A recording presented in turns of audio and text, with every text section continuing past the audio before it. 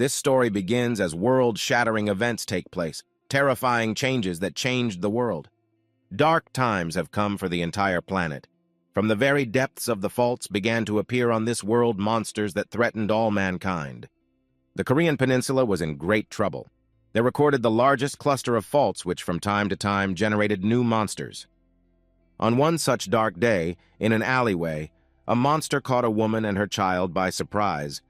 The mother was cradling the child in her arms, trying to keep it safe from the monster.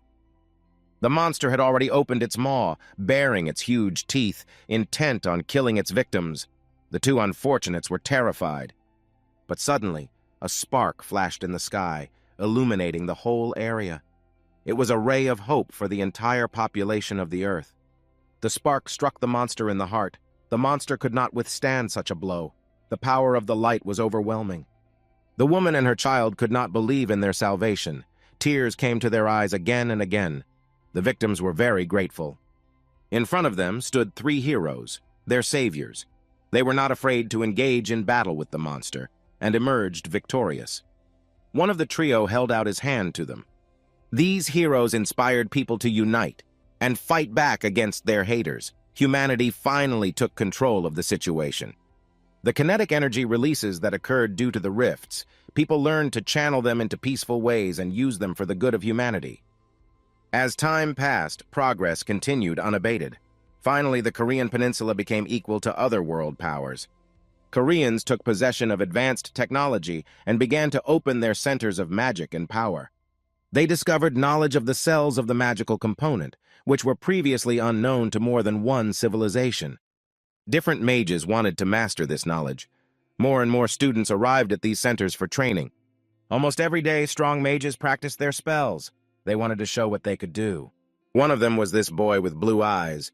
He wanted to change the world for the better. Not far from his training spot, the mage saw bright bursts of magic. They seemed suspicious to him. They were created by another powerful mage who was practicing his strikes nearby. Everything around him was permeated with these bright bursts. In front of the first mage stood a tall guy, weapon in hand. The bursts of his magic enveloped everything around him in a bright red light. It looked terrifying. It was a short story about how things are in this world. The reader might be wondering where this information came from. The history of this world was not invented by God. The creator of this unpredictable world was the author himself. But there was one small complication to the whole situation. All the cadets had to gather for the announcement of the results in the building of the Center of Magic. There was a ceremony of admission to the training centers. One of the cadets had won first place. He was the first to be called to the podium to announce the results. The guy with blue eyes was called Kim Soo-ho, and he was one of the magicians already mentioned. He took the award in his hands and looked at it. Everything that was described in the story was happening in front of the guy's eyes, and even how Kim Soo-ho was a little embarrassed and discouraged at the ceremony. This guy saw it all with his own eyes as the ceremony took place. He was able to observe all the cadets, and even Kim Soo-ho was shown in front of him. The cube was broadcasting the face of that student with blue eyes. He was listed as a freshman. Kim Soo-ho was ranked first among all of them. At this moment, everyone was only talking about Kim Soo-ho. There were opinions that he was just lucky. Some discussed his looks, pointing out his attractiveness. There was one more issue on the agenda. Everyone was discussing the second place in the ranking table. The students couldn't stop talking. There was a guy sitting alone nearby. The boy could hear the whole community discussing this year's freshman. There was a particular debate at the top podium. There were several people there. These people from the upper podium were closely watching what was going on below. Among them was a red-haired girl who spoke the loudest.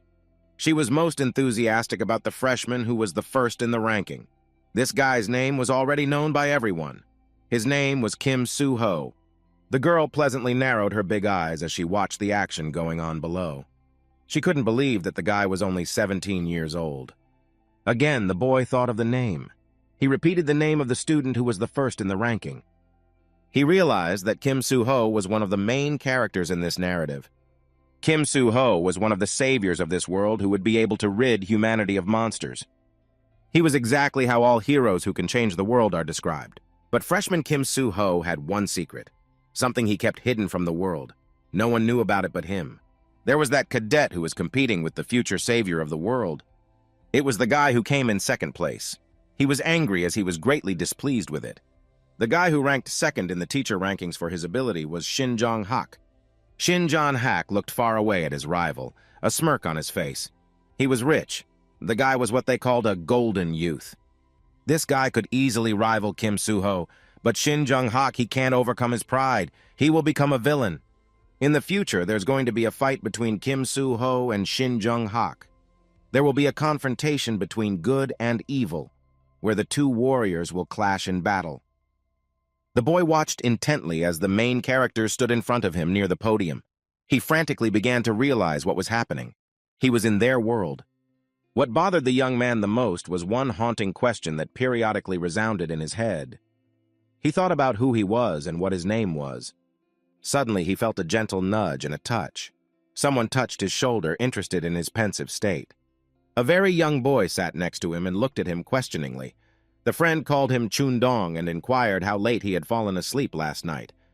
At first, there was a long silence, and then there was complete bewilderment. The first guy looked at his interlocutor in amazement. He questioned the second guy once more. He still did not understand to whom the other had just addressed. His interlocutor at first cringed furiously.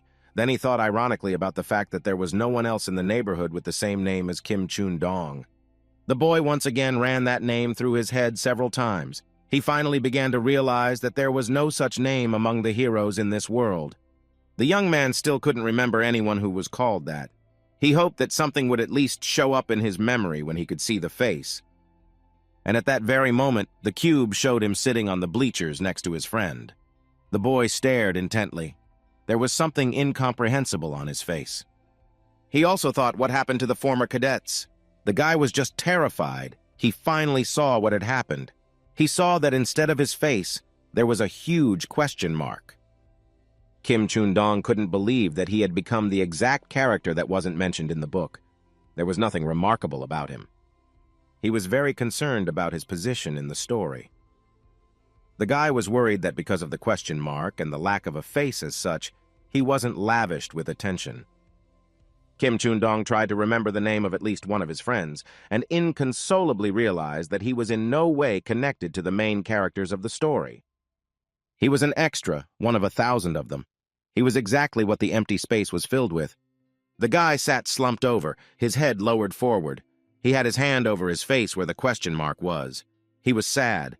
Kim Chun-dong sat like that for a long time. He couldn't accept the fact that he was a character who wasn't really affected by the story. He lamented his unfortunate fate. He didn't understand how this could have happened. Compared himself to something as insignificant as dust inside a book. It all started when a guy got a strange message on his laptop. The guy was very surprised. He couldn't even guess who texted him.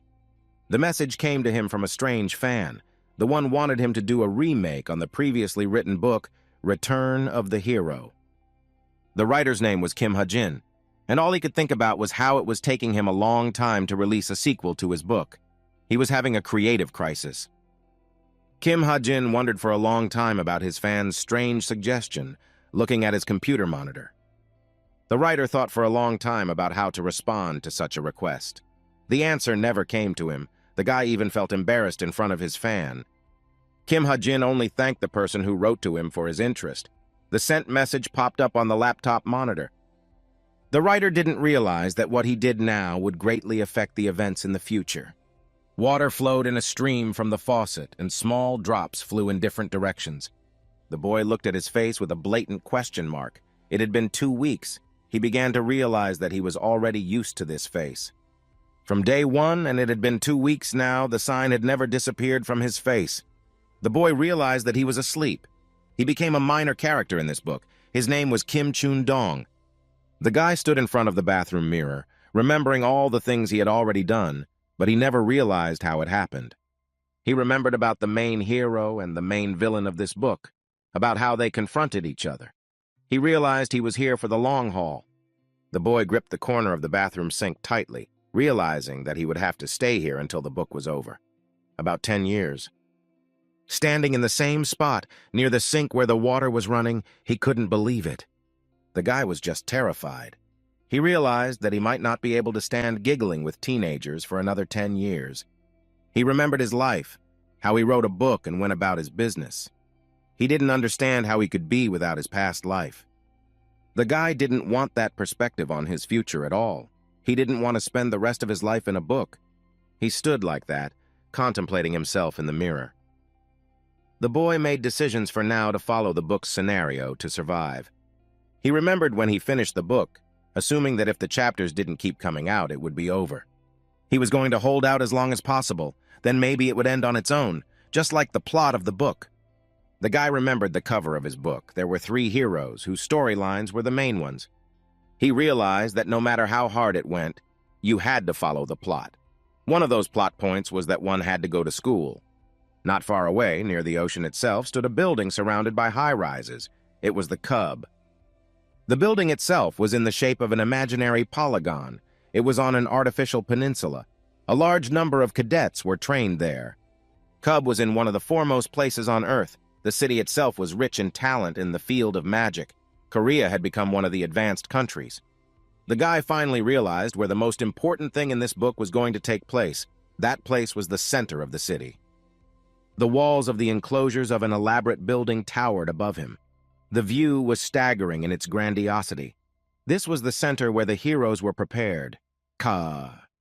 Unfortunately, not all worthy mages could be trained in this legendary place. Mostly such a privilege went to the elites. He was surprised to find that he was in the body of Kim Chun-dong, who also had this privilege, even though he was a minor character. The guy didn't realize what kind of magic was available to his character, Kim Chun-dong. He hoped that it was something special since he had studied here. He hoped that it was something special since he was still a student here. And so he was already standing in front of the door of the classroom he was supposed to enter. On the door was written the word, Truth. The boy carefully opened the heavy door, taking the first step into the unknown. He found himself in a huge and bright auditorium where the cadets were already there. His class was listed as Truth in all the bulletins. One could call this class a center in a cube. In this center, there was no one else, a motley crew of villains and heroes. There were many personalities. Some competed with each other, but there were also allies. This very place was also home to the most important character in this story, the guy with the blue eyes who was supposed to save their world. The plot was getting to the point where the characters were going to be gathered into certain companies, and because of that, something would happen in the future. The boy still continued to lament his fate. He didn't understand how he would be able to endure 10 years in such an environment. The lack of a face was even more depressing. Already on order, the guy followed to his dormitory. Thoughts of loneliness were in his mind. He felt the feeling completely enveloping him.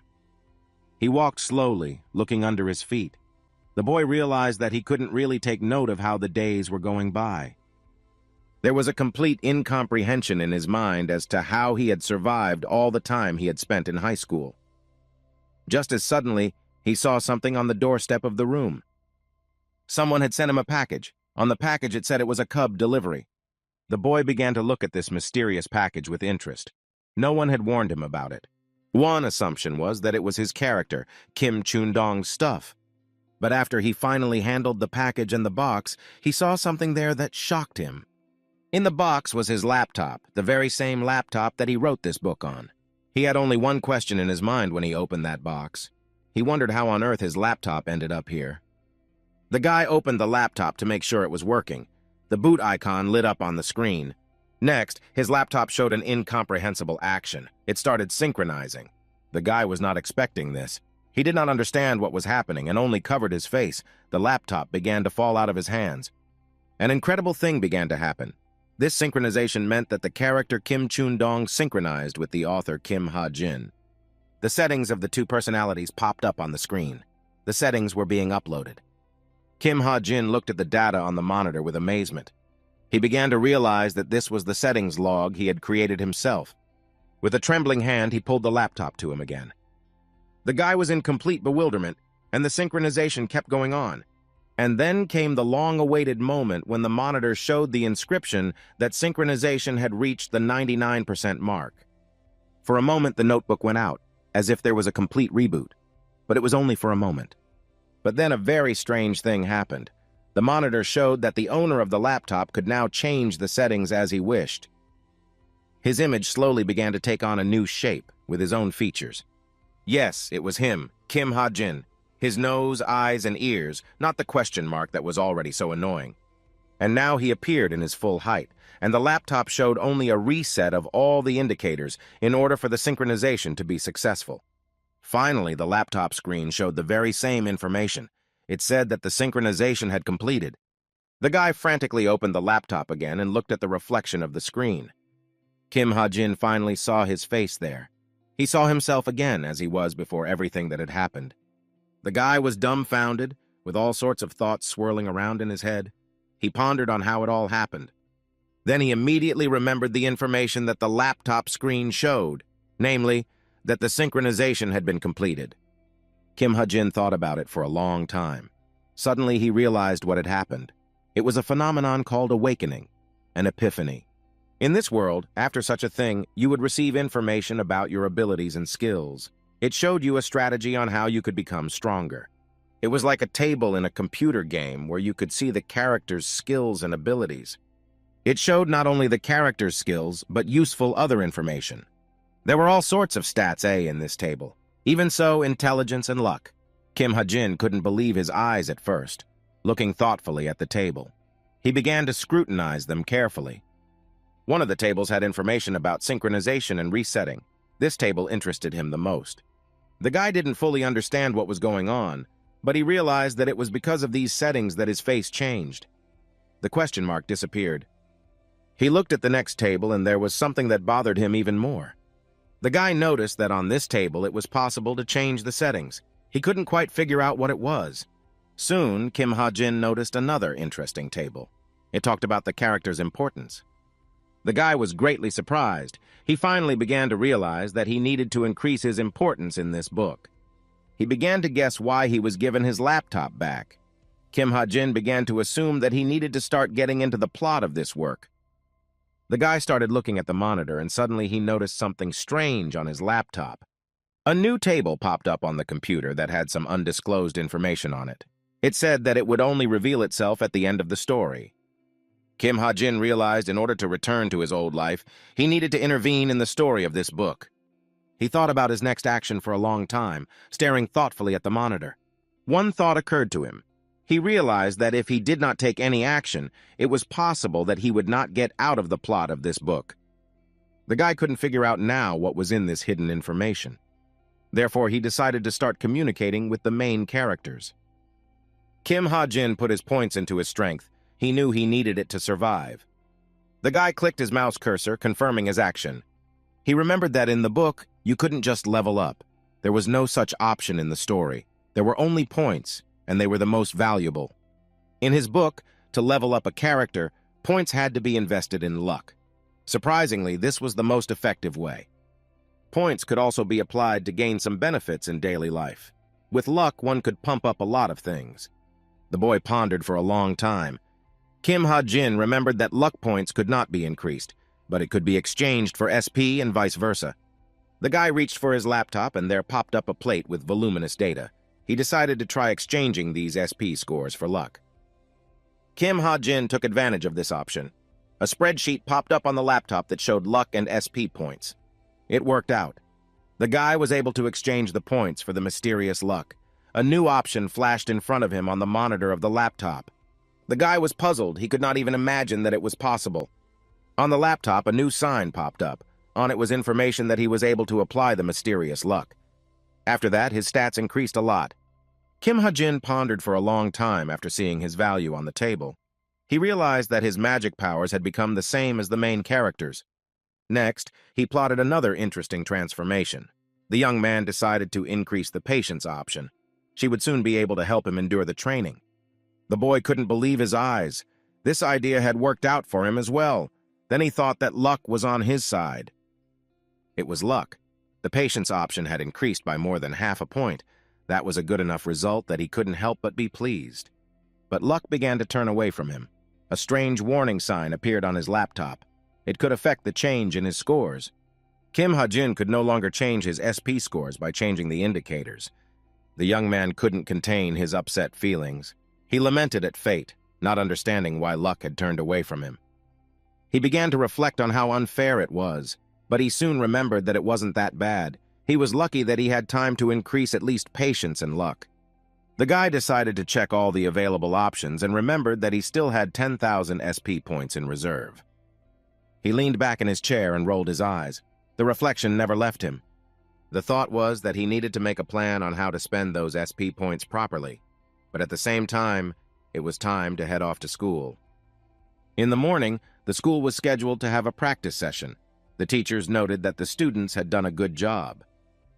And afterward, there were other activities going on in the auditorium. One of the main characters sat and looked thoughtfully at what was going on in the classroom. It was Kim Soo-ho. In front of the entire audience, some person was brooding. Turns out it was the new instructor, Kim Soo-hyuk. Everyone was talking about the new instructor. He was ranked well among the others. The instructor finally stopped these meaningless discussions among the students. Kim Soo-hyuk wanted the students to get down to business, calling for discipline. The instructor was praising the academy. He told the students that they shouldn't fall behind because they might be forced to repeat a year. That happened a lot. One of the girls looked thoughtfully at the instructor's explanations, but he did not stop and said that they should become real heroes. And then the instructor ordered everyone to stand up and led them somewhere behind him. He wanted to show them something. The instructor put his hand on the ID monitor. A new door began to open in front of him. Everyone had to identify with their weapons. All the students stood in bewilderment. They were waiting to see what they would see when this huge, mysterious door opened. They all began to squeeze through the small opening of the door. The students found themselves in a huge compartment. There were many racks of weapons. There were weapons for all tastes. But first they saw swords with golden hilt with sharp, thin blades. Further down the rack with a glance, the boys saw a variety of spears and gleaming labries. The cadet's breath cut off with admiration.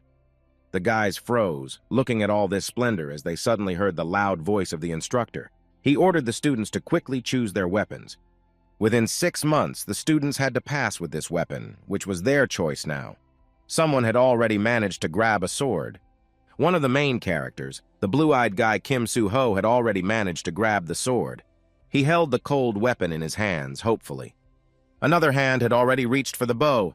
Someone wanted to examine him up close. One of the girls with red hair took the bow and had already drawn the bowstring. She was aiming somewhere with one eye covered. The girl had her eye on a weapon like this. The other girl, with long blonde hair, took in her hands a sword with a sharp, thin blade. She looked at the weapons with an enthusiastic gaze. The line went up to the third girl with brown eyes as well. She held something like a boa constrictor in her hands, pulling it taut. All the students were busy doing their business. Kim Ha-jin watched them and realized that the main characters had very quickly chosen weapons they were comfortable with. He walked over to the rack and looked thoughtfully at what was there. It was his turn to choose a weapon. He realized that he would need more time to make such a difficult choice. He was going to give it a lot of thought. He looked at the spears and swords and realized that such weapons were not suitable for him, as such weapons were not suited to him by his performance. He looked at the weapons on the walls for a long time. Kim Ha-jin realized that even if he achieved an increase in stats, the effectiveness of the points might decrease. The guy realized that he needed to take a weapon that he already had experience using in normal life. Still, he stopped his gaze on one of the weapons. Kim Ha-jin pulled his hand towards it. Suddenly, all the students stopped and looked in his direction in astonishment. There was a questioning expression on their faces. He couldn't tell if he was joking. Not far away from Kim Ha-jin, the instructor was standing there, studying what was in his clipboard, and even the instructor broke away from what he was doing and looked at the guy. The instructor couldn't tell if Kim Ha-jin was joking. His choice was completely incomprehensible to him. The guy stopped at his choice. He was holding a gun. The instructor was shocked. He once again questioned the cadet if he was sure. All the students were looking at them the same way and began to wonder what would happen next. The guy was also standing with this gun in his hands. Suddenly, the instructor called out to him, reminding Kim Ha-jin that he had used a sword in cadet school. The guy looked at his instructor carefully, going over the gun in his hand. He was firm in his decision. The instructor didn't argue with him for long, though the choice was unclear to him, but he didn't try to persuade the student to do otherwise. The instructor folded his arms and shouted, if something happened, the students would be responsible for their own choices. But Kim Ha-jin didn't even raise an eyebrow. He was firm in his choice. Everyone around him murmured and looked askew at the boy. His classmates began to think he was crazy. They wondered why someone who had entered the cube would want to fight with such a weapon. Some even thought he just wanted to draw attention to himself. The guy stood by his opinion. It seemed to him that even in the world of the book, a gun would be best. Especially him, since he didn't know how to use magic. The whole point of this gun was that it contained magic bullets. That was the peculiarity of these bullets, why they were so destructive. Even though this gun had special bullets, in the world of this book, such weapons were not very popular because they had limitations. One of the students with red hair walked by. His name was Kim Ho-rak. The gun also didn't have such popularity because it had a certain destructive power. That was also one of the reasons. There was also a second reason. The gun was a modern weapon, and it had no historical significance. There was also history in the plot of this world, many different myths and legends. Different interesting stories were told, and some of them had certain significant artifacts. These stories greatly influenced the rank of the weapons. These were the main reasons why the students of this academy chose such weapons that were artifacts. The students chose such weapons because they already knew how to use their magic. But Kim Ha-jin was just an ordinary person before, completely inexperienced. The guy was walking down the long corridor of the academy with a gun case in his hands and realized that he was not one of the main characters. Kim Ha-jin realized that he could at least fight with a pistol now, and other weapons he had never even held in his hands. He was hoping to earn points. Now the guy realized that he needed to customize an option like ability. It was quite an interesting skill in the overall list. An ability could be called a supernatural skill. There was such a rule in this book that only one ability each was given, but sometimes there were exceptions. Kim So-ho was on his way to the training room.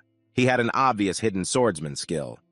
But there was already one young person there, that girl with the bow. Her name was Chena-yoon. They happened to meet Kim So-ho there.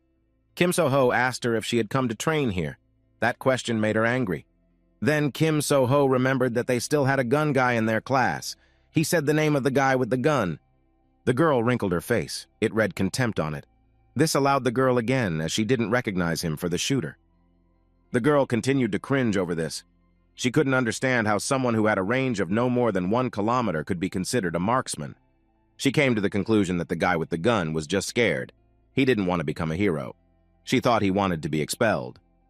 Kim So-ho contradicted the girl. The guy thought differently after all. The young man with the sword added that she was throwing too many loud words. The girl became angry again. Out of bewilderment, she even questioned him again. She couldn't understand how he couldn't agree with her. Kim So-ho stood in front of the girl and didn't understand how to get out of this situation now. The girl was furious. She told him not to tell her what to do. She asked him to leave if he didn't practice. Kim Ha-jin heard something from far away. He touched his ear. It seemed to him that someone might be talking about him. Then he wondered if it would add to his score.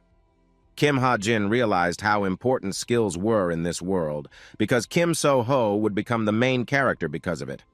He was serious about it. He knew that he needed to improve his skills. Now was the perfect time to do it. He opened the computer and began to study different skills. Then he realized that he needed to start with the sniper skill. Just as he thought about it, his laptop immediately acquired this skill, using up 10,000 of his points. After a second, the monitor displayed information about which skill as a sniper. It indicated bullet timing, foresight, and the skill of the shooter himself. This skill was good in that it applied to any ranged weapon. Kim Ha-jin studied the plaque of the new skill. Another good thing about this skill was that it could grow, so it could be developed. He finally decided on this skill and pressed the confirm button. The guy sat in front of his laptop, rocking in his chair and contemplating his current state. He thought that he was now ready for further action.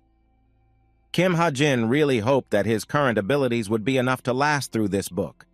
It was a beautiful morning, and the boys and girls of the academy were hurrying through the streets of the city to their classes. In one of the classrooms, a class was already in progress. The teacher was just starting to talk about examples of tower and dungeon sweeps. Kim Ha-jin listened attentively. He thought that a few unintelligible lines made an entire textbook. He was very happy that he had such skills that allowed him to listen to this lesson in its entirety. The guy was still also glad that he had such skills with which he could watch over everyone in his field of vision. There was also a smartwatch. And also he could open any customization table at any time, and for that, he didn't need to enlist anyone's help. Che Na-yun sat in the classroom and thought about the fact that there was still a lot of material that needed to be repeated. She realized that the exams were coming up. She didn't understand why she needed to study so much theory. The girl thought it was all nonsense, but she wanted to demonstrate her knowledge in battle. As soon as she thought about it, the door to the classroom opened sharply. A guy came running in who was urging everyone to gather in the square in about 20 minutes. The girl with red hair perked up abruptly. This was exactly what she had been waiting for. There was a look of joy on her face. She pushed her textbook aside. The other cadets who were sitting in the classroom also looked towards this guy. Their faces didn't express much emotion. Kim Ha-jin began to realize that everyone was being invited to the real combat training. He knew that this time would come soon. All the cadets slowly began to gather at the square where the real combat training was to take place. There was already a small crowd gathered in the square. In this training session, everyone would break into teams. Each team would have 4 people. There was to be 2 warriors, a gunner, and a helper. Once the teams were decided on a lineup, they would remain in that lineup until the midterm exam. Different cadets could be on the same team. The instructor stood in front of the class with the lists. He announced who was on which team. Kim Ha-jin stood and listened attentively. He thought he had misheard when the instructor called his name.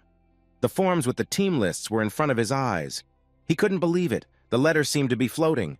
The boy with blue eyes reread over and over again. Kim Ha-jin found his name. The guy couldn't believe who he was on the same team with. He was on the same team with that girl. Yes, he was on the same team with that girl. He stood stunned. The guy couldn't believe how lucky he was. He was on the same team as Yoo Yun-ha. This was a common occurrence in books like this. The heroes were often surrounded by different characters who then created the same story. And out of all the many characters in the book, some characters were special. This girl was one such character. Her name was Yoo Yeon-ha. She was an elite, an heiress of a significant clan. She was a member of the best Korean guild, Essence Straight. At first, this girl didn't get along with Kim Soo-ho, but then they decided to become allies rather than rivals. She was an ally of one of the main characters, so Yoo Yun-ha was one of the main characters. Kim Ha-jin realized that he needed to get this girl's attention in training, since it could help him get out of the book in the future. She was standing in the distance thinking about her own thoughts, when suddenly someone called out to her.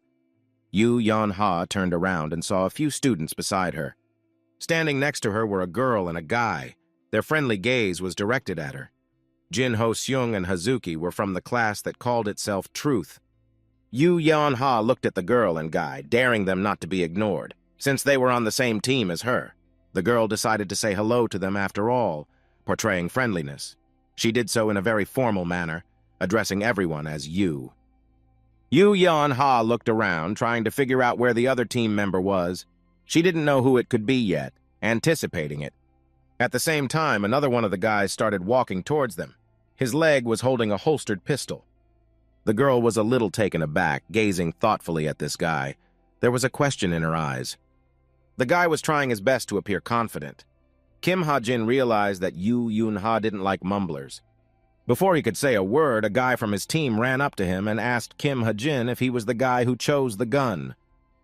They had just started a dialogue, but never had time to really talk because they were interrupted by the instructor. He admonished this team.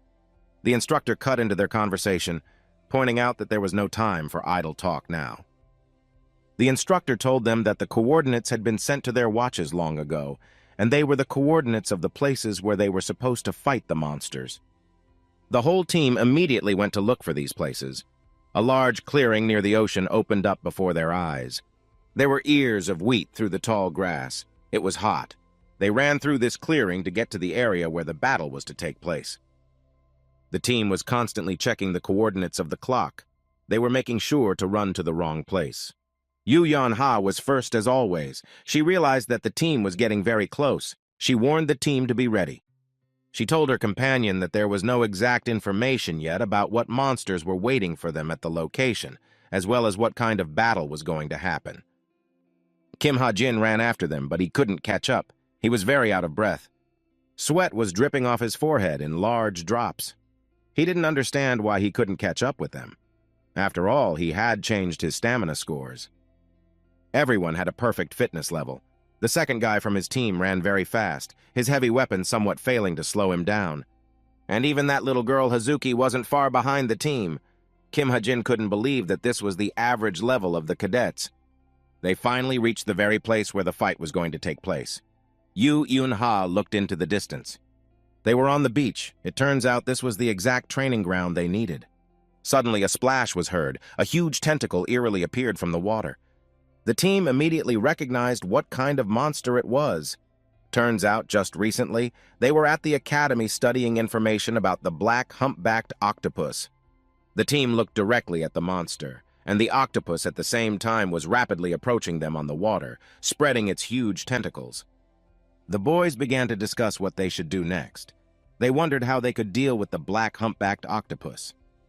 They began to make up different tactics to defeat the monster. They knew that this octopus was of low rank, which meant that it was easier to defeat.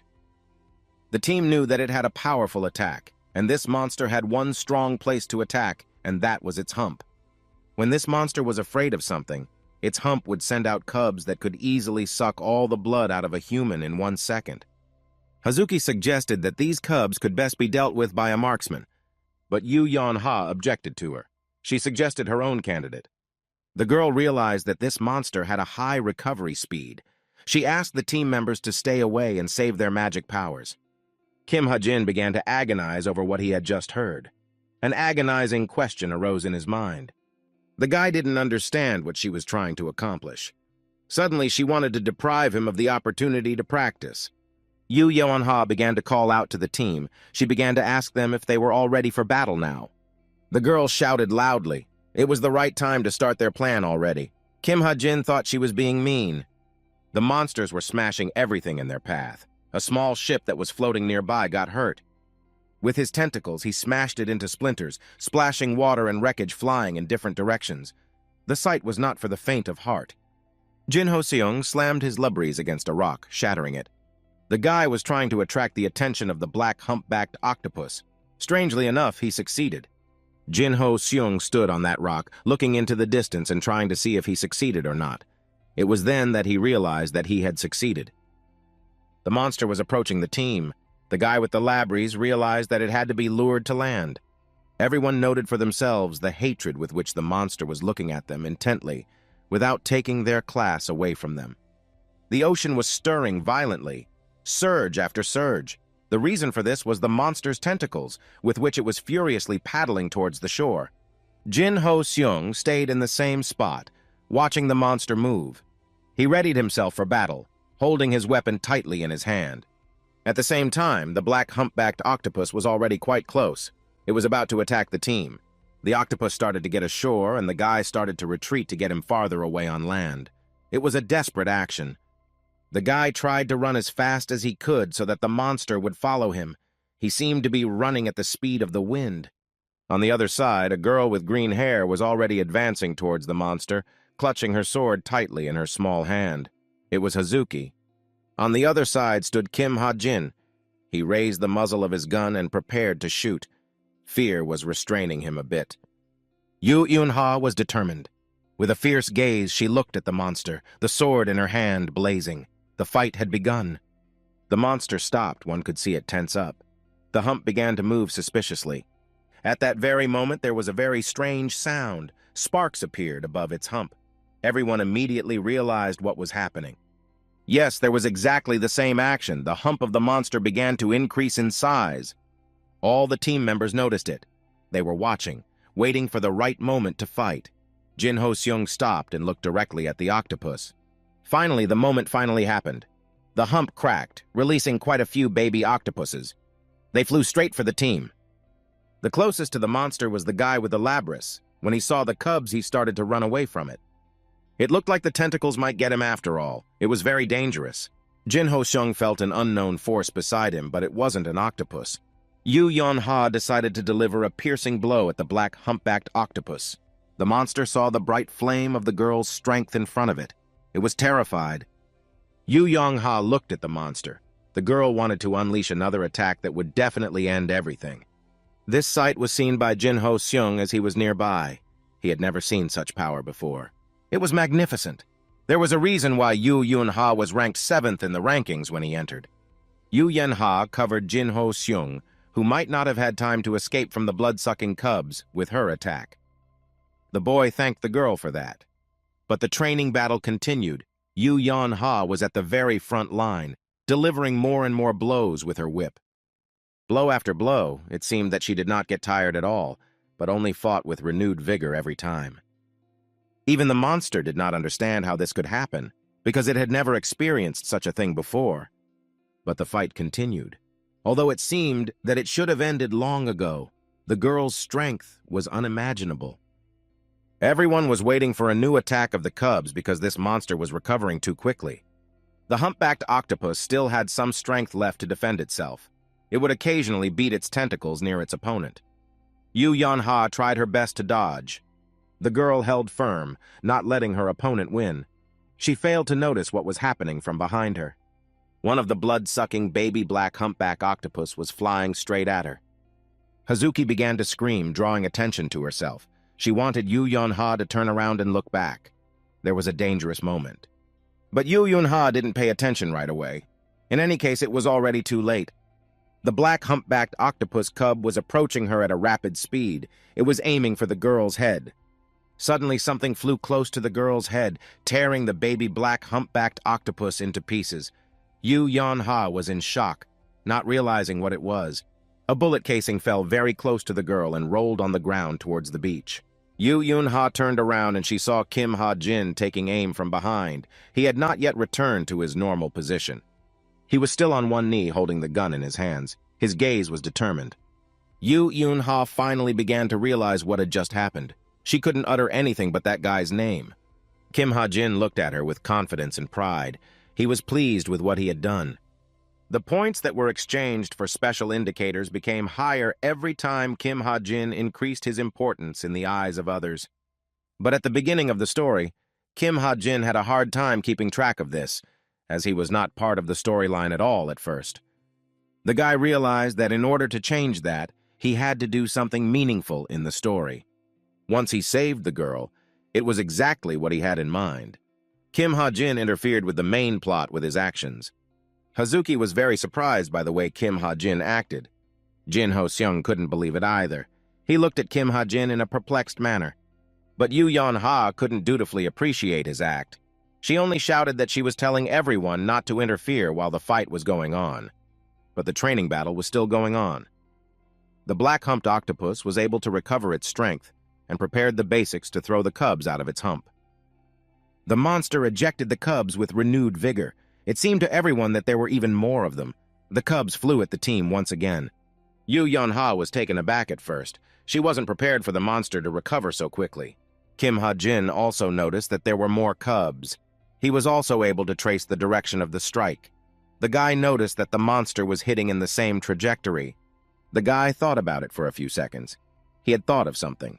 He thought of putting his plan into action.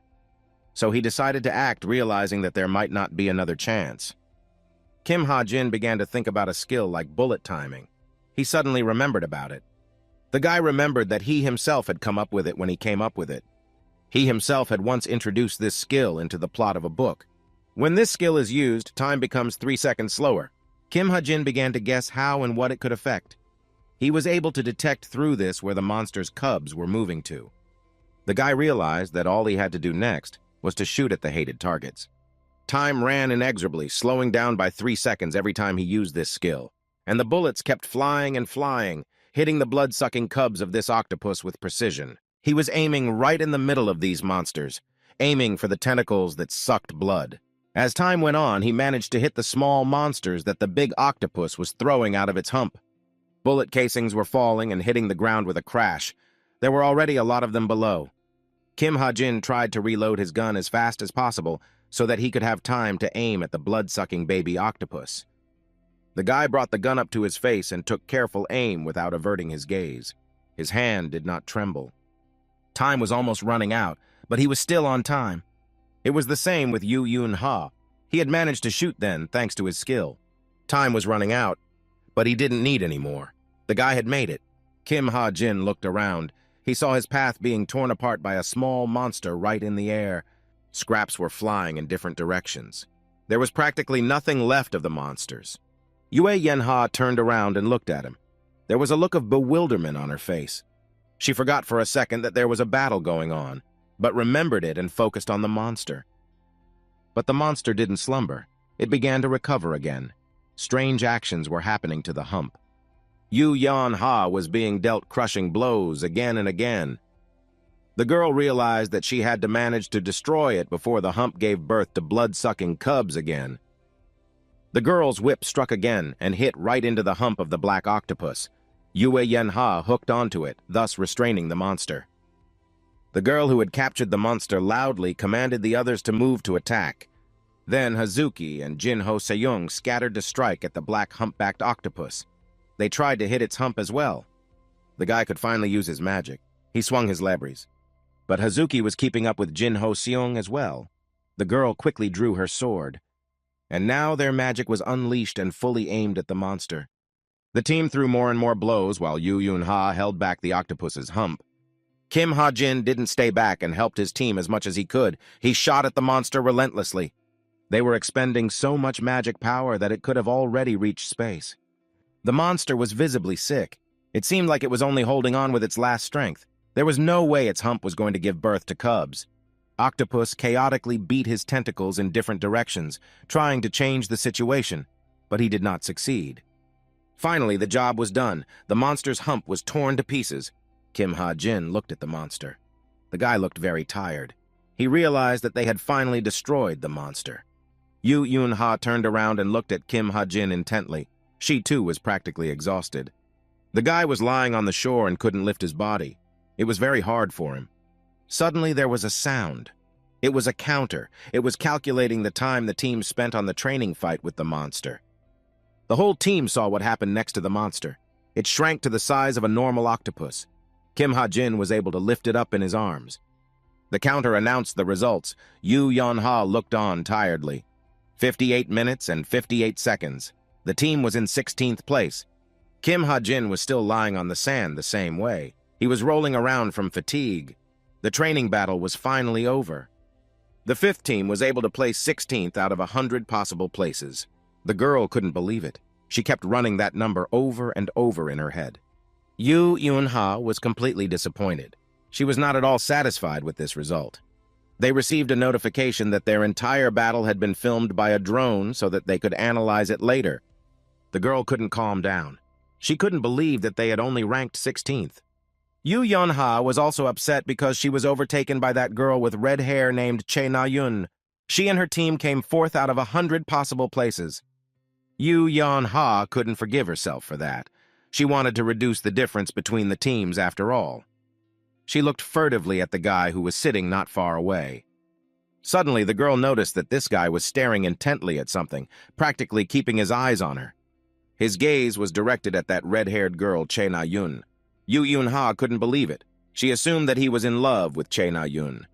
That was when Yu Yunha finally lost her temper. She couldn't contain her emotions. She angrily placed her hand on the table, trying to lean on it to stand up. A rumbling sound echoed throughout the entire auditorium. Yu Yanha took quick steps towards Che Na-yun, who was sitting on the front desk. Yu Yanha was standing very close to the red-haired girl. Everyone thought that there would be a fight, but the girl addressed Che Na-yun very nicely, calling her by her name. She started to ask how her training fight went. Che Na-yun turned out to be unhappy with her team's 4th place too. She was regretting it. Then Che Na-yun inquired about their fight. Che Na-yun was furious about the 16th place. Che Na-yun said that they were still good. She thought that the shooter could drag their team even lower in the standings. She asked if he was dragging them down. She was told that he was. Kim Ha-jin was too slow. Because he ran slowly, it took them too long to get to the battle site. But on further reflection, he did contribute to this training fight. Kim Ha-jin's ears began to burn. Then the girl said that he was able to quickly destroy the blood-sucking cubs that didn't even have time to reach the ground. Almost the entire team was grateful to Kim Ha-jin. They understood his contribution to the cause. But Yu Yanha was still on the fence about it. She wanted to know more about Kim Ha-jin no matter what. Kim Ha-jin was lying on the floor after training. He was so tired that he couldn't even catch his breath. Because of the workout, he forgot about what was coming on his laptop. Kim Ha-jin couldn't keep track of the notifications. Different notifications came to his laptop. Some of them said that he had increased luck and sensitivity. Other messages said that his SP had increased. Kim Ha-jin remembered the moment when he had ruined one of the cubs that he wanted to jump into Yoo Yoon-ha. She realized that it was the right decision.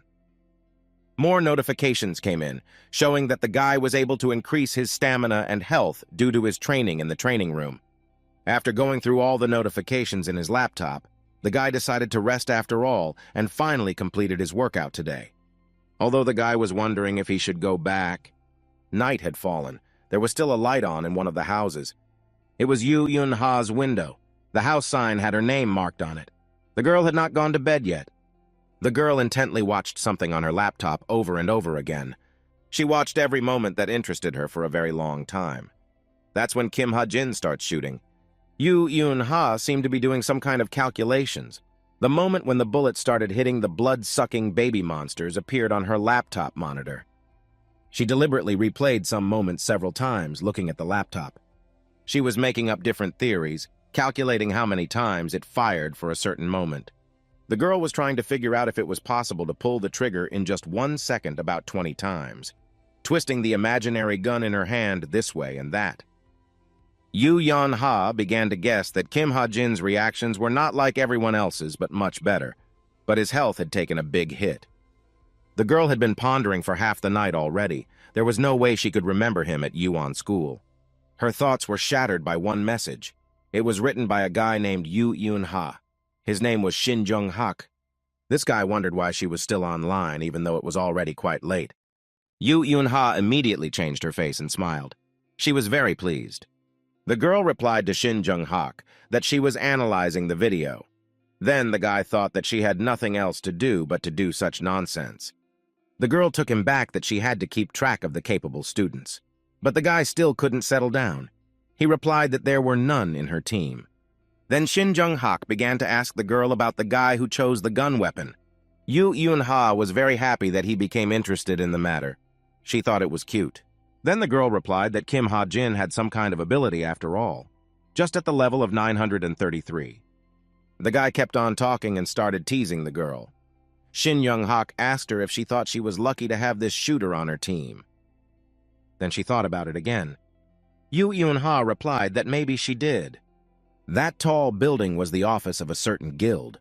That guild was called Creator's Favor. On the desk was a name tag with an employee's name on it. The name tag said Yoon Seung-ah. An employee from the guild office had just walked into this girl's office. She was looking at something on the monitor and showed it to her employee. The monitor showed a close-up of Kim Soo-ho, the guy with the blue eyes. It was a training fight. Yoon Seung-ah was the deputy chief of this guild. Her ranking was 307th place out of all possible rankings. She was watching Kim Soo-ho. Yoon Seung-ah admired the guy. She compared his movements in battle to a dance. It was as if he was dancing with a ball in his hands. The deputy chief didn't stop. Yoon Seung-ah was admiring Kim Soo-ho's punches. Now the girl understood why all the guilds wanted him to be a member of them. Then she said out loud that she would really like Kim Soo-ho to join their guild. Yoon Seung-ah noticed this cadet who was wielding a sword. She began to look at the others. She was chaotically scrolling through the information about the different cadets when she suddenly came across this video. Kim Ha-jin was there. She was greatly surprised that the cadet had chosen a weapon such as a gun. Then Yoon Seung-ah's assistant, Yoon Seung-ah, started talking about this guy. He said that Kim Ha-jin had gained some fame because of that video of him shooting. She couldn't understand how it happened that in 3 seconds he could shoot 60 times at the targets. The deputy director began to realize that a simple gun wouldn't have been able to last. Yoon Seung-ah was surprised at this guy's behavior. He was quite eccentric. He had a nickname in the academy. They called him Heretic. The vice principal kept looking at her screen and finally realized that there was an insight here. It was the same insight that Kim Ha-jin was talking about when he was analyzing his character. Yoon Seung-ah finally figured it out. She realized that was why he changed his weapon from a sword to a gun. The school he taught at before the academy gave advice to students to use a variety of weapons. The guild's deputy headmaster had remarked that he was a capable enough student for 17 years old, especially since the insight came to him so early. Yoon Seung-ah then asked her assistant about the available scouters, but he replied that there were none. Everyone was busy. The guild deputy director then decided to keep Kim Ha-jin for now. She realized that if he was a good scout, he would declare his actions soon.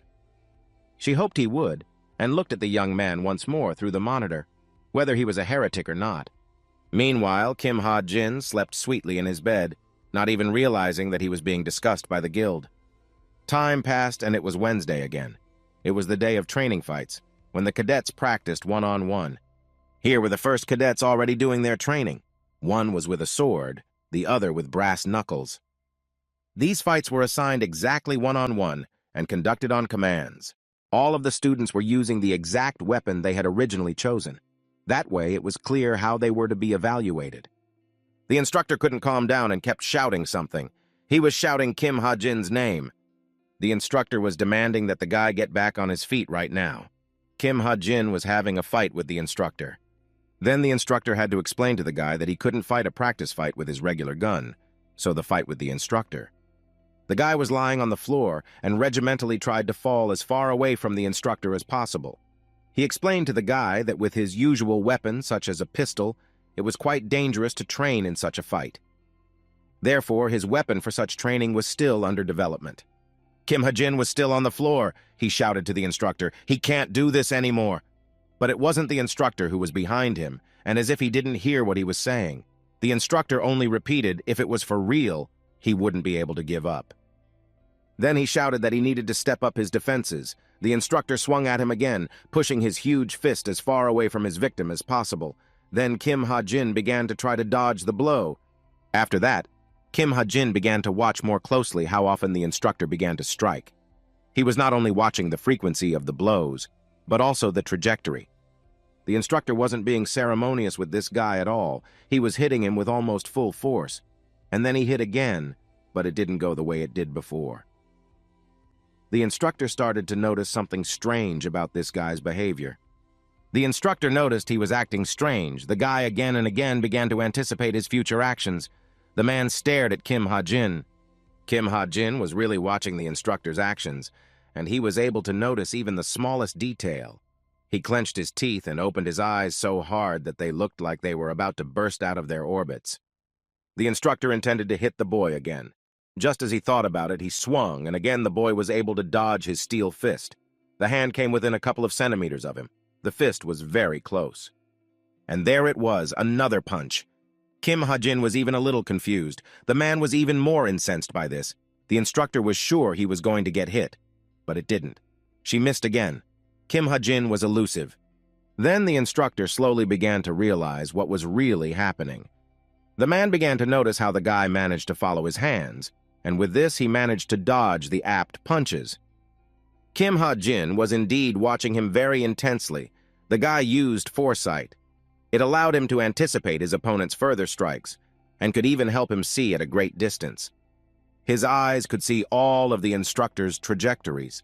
It was as if arrows were coming from the man in different directions, showing the direction, and the floor was divided into sectors for the convenience of calculating further actions and blows. Such a skill as foresight helped Kim Ha-jin perfectly, but not in everything. It turned out that he himself had to try to prevent the instructor's steel fists from reaching his body. He had to dodge them himself. Not far from them, two other cadets were competing with each other in a training fight. They immediately noticed Kim Ha-jin's fight with the instructor. One of them noticed that the guy was dodging the punches that the man was throwing. The very moment the two guys noticed Kim Ha-jin, he immediately received a notification on his smartwatch that his SP score had increased by 40 points. The guy realized that getting attention only plays to his advantage. Kim Ha-jin was so out of breath at the skid fight with the instructor that he was really thirsty. He walked out of the gym and wandered over to the drink machine. He thought for a long time what to choose. He chose a Coca-Cola. He stuck a coin in the machine. The guy thought only about how tired he was as he squatted down to get his drink from the machine. The practice fight with the instructor had completely worn him out. The boy bowed his head, a look of intense fatigue on his face. He took his Coke in his hand and was about to open it when he heard slow and measured footsteps. Kim Ha-jin looked up to see who was approaching him. Kim Ha-jin turned his head and saw Yu Yan-ha slowly walking down the hallway. She was walking with a confident gait, her hair fluttering in the wind as usual. She was carrying a large bag in her hands. The girl looked disdainfully at the guy who was sitting near the drink machine. She wasn't interested in this character at all. You could read it in the expression on her face. She turned away from Kim Ha-jin again. The guy immediately realized what was going on. He realized that she didn't want to talk to him because she didn't even say hello to him. He was one of her teammates. That was not the way cadets usually treated each other. The girl slowly moved away from him, walking straight down the hallway. She glimpsed at him without holding her gaze and walked on. Kim Ha-jin then thought to himself that how could he have written her with such a strange character? The guy still hadn't gotten up from his squatting position, thinking about a character like Yu Yun-ha. Suddenly, an interesting idea came to his mind. He reached out his hand to the drink machine and pressed the button, which was to get another Coke. The girl walked forward, getting farther and farther away down the corridor of the academy without changing her direction. She hadn't gotten very far yet. That's when Kim Ha-jin called out to her. She couldn't believe her ears, but she stopped. The girl turned around and looked at him. It was a good thing that Yu Yun-ha turned around early and looked at Kim Ha-jin. She didn't notice right away as something was already flying towards the girl's direction. Yu Yun-ha put her hand out in front of her face as if defending herself, about to catch it. The girl was lucky. She had a good reaction, and what was flying at her could easily hit her head. It was just a cold can of Coke that Kim Ha-jin threw in the girl's direction. The girl was a bit taken aback by this. She didn't realize what kind of prank it was on his part. She asked Kim Ha-jin if he was bullying her on purpose. The guy was very surprised at this. His answer was no. He asked what she meant by that. Yu Yun-ha came closer and looked at her interlocutor carefully. She didn't understand what was going on. The drink was pleasantly cold on her hand. The guy spoke up saying that she helped him that time in the training fight, so he wanted to be friends with her. Turns out Kim Ha-jin had thought this through. The guy decided to experiment with his position. He remembered how he got good SP scores for the attention of others. Yu Yun-ha was the main character, so he decided to pull it off again. The girl lowered her eyes, taking herself by her neck with one hand. A slight irritation could be felt on her face. Then, Yu Yun-ha entered into a dialogue with him again. She told him that she wouldn't drink that cola, and wanted to add something else. The guy stood up from his squat, looking at her and waiting to see what else she wanted to tell him. Yu Yun-ha took the cold drink she had just gotten from Kim Ha-jin and threw it back to the guy, aiming for his hand. To caught his Coke. The girl had a big change in her face, put her hand out in front of her, and started threatening him with her finger. She warned him that she didn't want him to address her as you anymore. In a menacing voice, she added that this would be the first warning.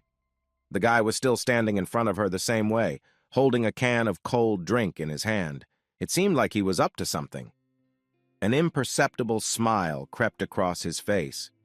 As the girl was about to leave, she turned away from him and walked in the same direction. Yue Yong-ha was still going about her business. She had already passed the walls of the academy and had managed to go outside. With a brisk step, she went about her business. But she began to notice something that she hadn't noticed before. She walked away from the place where she was talking to Kim Ha-jin. She stood up and thought something was wrong. She didn't fully understand what it was. Different thoughts were going through her head. She stood and thought some more, shifting from foot to foot. She was still holding her bag in her hands. Suddenly, Yu Yan-ha began to realize that there was something wrong with her bag. She picked it up with her other hand and realized that the bag was all different. The girl didn't understand what was going on. She shook the bag in her hands again, making sure it was the same. Then she decided to look inside the bag, slowly unzipping the wide zipper at the top. The bag popped open. Yu Yan-ha ran her hand inside, trying to feel what was in there. How come the weight of the bag had changed? The girl felt something cold with her hand and pulled it into the light. She held the same can of Coke in her hand. Instantly, the girl became furious. She realized that Kim Ha-jin had slipped that can into her bag somehow unnoticed. She thought in anger that he was just crazy. The girl raised her hand with the Coke up, going to throw it into the trash can. She stood by that trash can like that, not realizing what she should do. She looked at the cola can she was holding carefully and thought about Kim Ha-jin. All kinds of thoughts were going through her head. She stood by the trash can for a while longer, but decided to keep the cola for herself. Yoo Yun-ha thought that the cola can was not guilty of anything. Kim Ha-jin was watching from the balcony of the academy. He came out to get some air.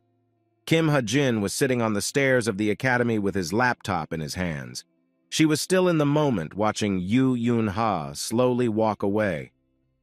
It was then that he realized what kind of simple food she liked and that she liked a drink like cola. The guy was looking at his laptop. He received a notification that his scores had increased by 4 points.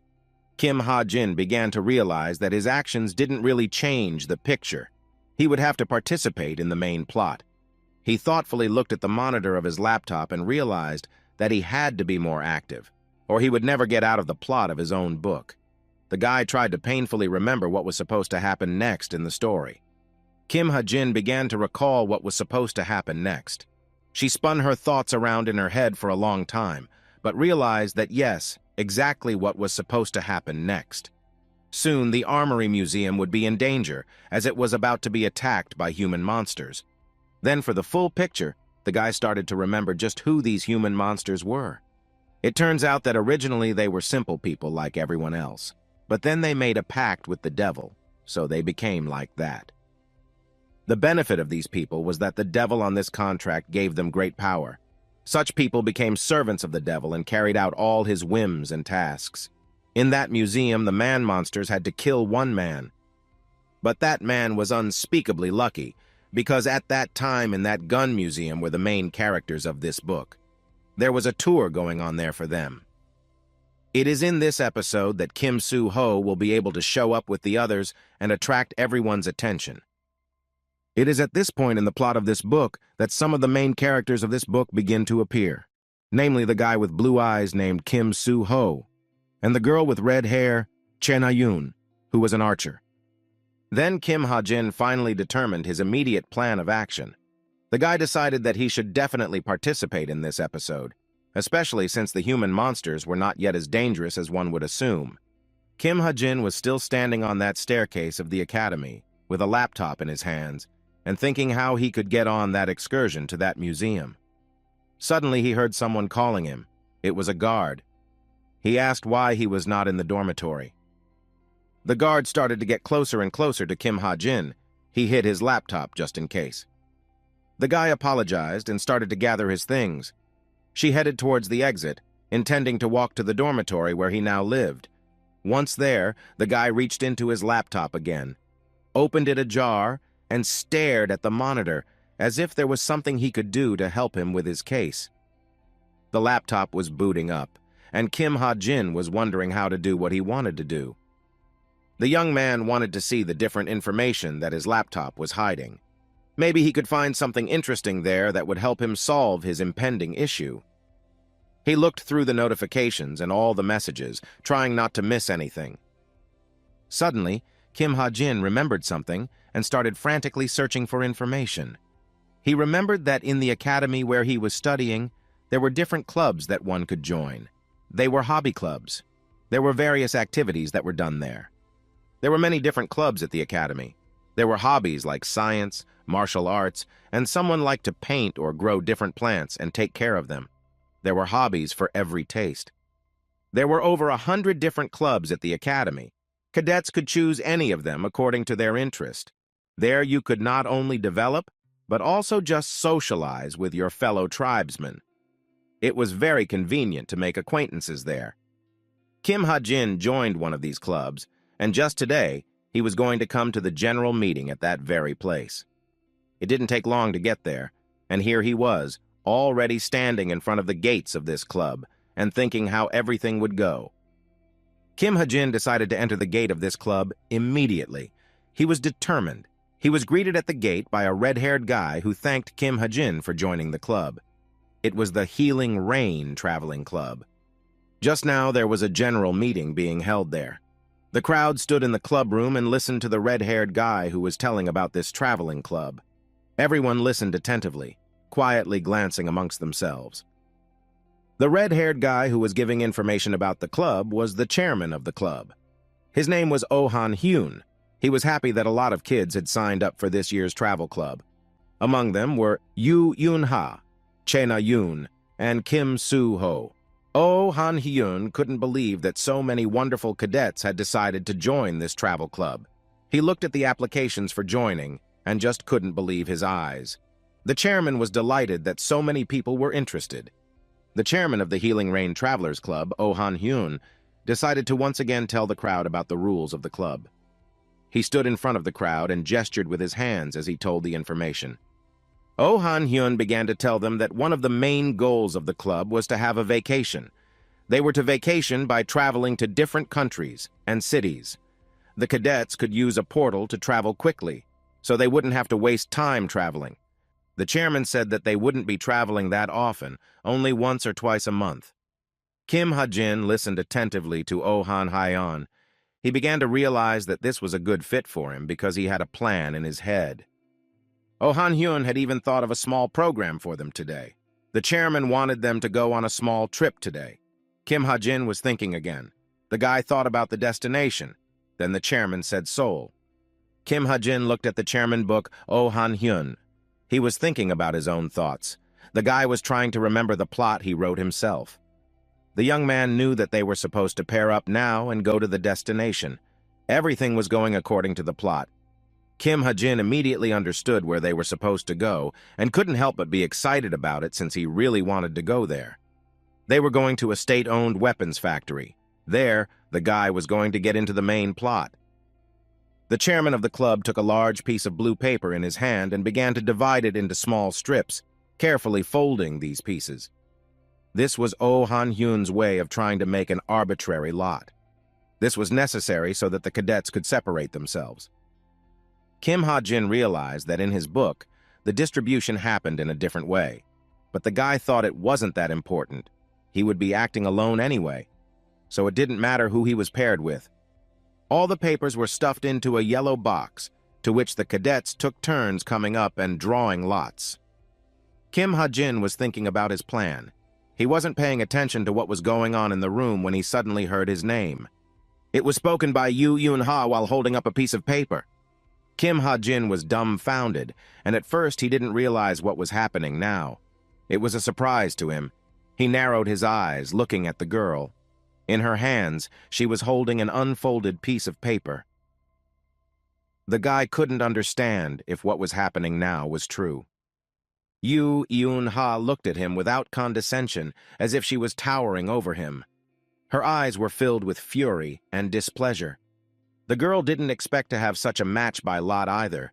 She got into a posture of rejection. She wanted to go separately. Then a conversation took place. The girl suggested to Kim Ha-jin to do as she wanted. The guy did not oppose her, but only agreed to it. The young man was a little annoyed, but he had expected such a turn. Yoo Yoon-ha defiantly turned around and started to go on her way, but suddenly stopped and stood like a stumbling block. She was about to say something else to Kim Ha-jin before she left. She stood motionless while the guy looked at the girl. Then she turned around at him with an effort, the girl's eyes burning. After all, the guy was addressing her as you again. Yoo Yoon-ha then warned him that she wouldn't tolerate such a thing again, and added that she had warned him for the second time and there might not be a third time. Then the guy realized the reason for her displeasure. He stood dumbfounded, not expecting her to talk to him again. Kim Ha-jin only had to agree and agree with him, so as not to cause more rage on her part. It was time for the mini-trip. All the guys were finally paired up by lot, and they were on their way. It wasn't too far to get to the State Armory Museum because the cadets could easily use the teleporter. Kim Ha-jin alone had already gone there. The State Armory Museum was already crowded. Different people and even families came to see the given exhibits. A crowd of people were wandering around the large room of the museum. Kim Ha-jin was also looking through all the halls of the large room. There was a huge exhibition at the State Armory Museum. There were a large number of different weapons. It was one of the biggest exhibitions in Korea. The boy wandered around the halls of the gun museum for a long time. He was trying to figure out where exactly the battle would take place when suddenly he saw Che Na-yun. The girl was standing nestled against one of the large exhibits. It was a huge bow. Kim Ha-jin realized that if the red-haired girl Che Na-yun was here, and she was one of the main characters in the book, the action would start soon. The guy looked around the room carefully. He was curious about who was around. Kim Ha-jin turned to the left and right, even turning on his axis to get a good look around. And finally, he saw what he wanted. Standing next to one of the exhibits was Kim Soo-ho. It was the guy with the blue eyes who was ranked #1 out of all the possible places. That popular guy that everyone was constantly discussing. Many guilds wanted to get him into their ranks. That guy's name was Kim Soo-ho, and he was one of the main characters in the piece. Even on the cover of the piece, he was at the very center of the piece, surrounding himself with 2 other characters. Kim Ha-jin wondered what to do next, how to start a conversation with him. The young man followed to the side where Kim Soo-ho was standing. He was scrutinizing the exhibit in front of him and didn't even notice him at first. But then he turned around. Kim Ha-jin was coming closer and closer. The guy decided to turn to Kim Soo-ho. He firmly asked the guy if he was looking at the exhibit because there were 7 knives. Kim Soo-ho looked at him questioningly. Kim Soo-ho couldn't find anything to say. It seemed like he didn't even know who he was talking to or what this guy wanted from him. Then Kim Ha-jin introduced himself. Kim Soo-ho apologized and said that he remembered him. The guy remembered that Kim Ha-jin was the exact cadet who chose a gun as his primary weapon. Kim Soo-ho was surprised that he was also a member of this traveling club since he hadn't seen him there before. Kim Soo-ho kept on talking, but Kim Ha-jin didn't really listen to him. He looked at him carefully and remembered many interesting things about him. After all, he had created him like that and included a lot of positive qualities in the character. Then Kim Soo-ho started to tell him something again, but suddenly he remembered that there was one more room in the State Armory Museum which could interest his interlocutor. It was the firearms hall. But Kim Ha-jin decided to decline. Kim Ha-jin was just about to say that he thought there wasn't enough time for that anymore when some sounds came out. Something began to fall from the ceiling of the gun museum. The whole place crackled. People looked up chaotically, not knowing what was going on. Something incomprehensible was happening. The sounds from the ceiling began to intensify. People were getting scared. Some were looking up, trying to figure out what was going on. Something was going on in this state gun museum. You could feel the tension in the air. People didn't know what to do next. Suddenly, the security alert system went off. The staff of the State Armory Museum began to warn people in the building. From the gramophone, they heard the same thing. The security system of the State Armory Museum was rushing to alert people. It said that security had to be observed as monsters had appeared outside the building. Panic gripped the halls of the State Gun Museum. People who were in the museum could not understand what awaited them and how to act in such a situation. And from the gramophone, all repeated and repeated the same information. Crowds of people were standing in the building of the State Armory Museum as if they were stumped.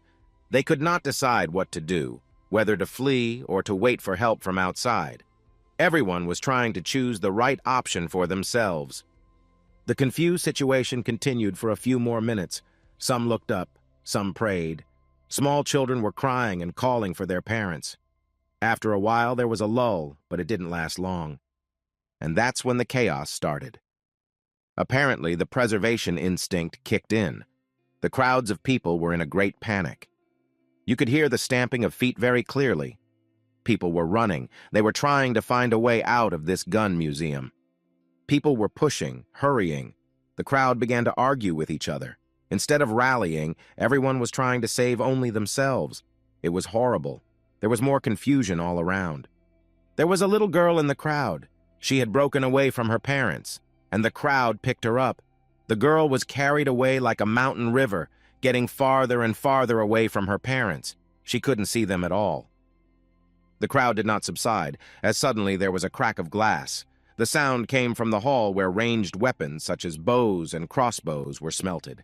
Someone hit a rack of exhibits, shards of glass falling to the floor with a clatter. It was Che Na-yun. She was the one who had been on the glass of the rack over and over again. Behind that glass was that huge bow that she had so carefully examined when she first came to the State Armory Museum. But the chaos in the museum room kept going on. A huge crowd was trying to find a way out of the building itself. Only two parents stood and looked in horror for their child, the girl who had been carried away by the crowd. It was a good thing that a hero was nearby. Kim Soo-ho followed where the crowd had taken the little girl. The guy was able to rescue her. After a couple minutes, the child was already in Kim Soo-ho's arms. The girl was crying, wanting her parents. Chaos was growing in the room. Crowds of people ran in different directions, not knowing what to do. Suddenly, a voice was heard. It was Chae Na-yoon. She urged people to calm down, saying that everything would soon be normalized, and a hero would soon arrive to save everyone. The girl was reminding the crowd of distraught people that they shouldn't run outside, as it was dangerous. At that moment, Chae Na-yoon finally managed to break through the glass that was protecting the exhibit from being stolen. She was already holding the bow in her hand. The security system of the State Armory Museum reacted to the theft.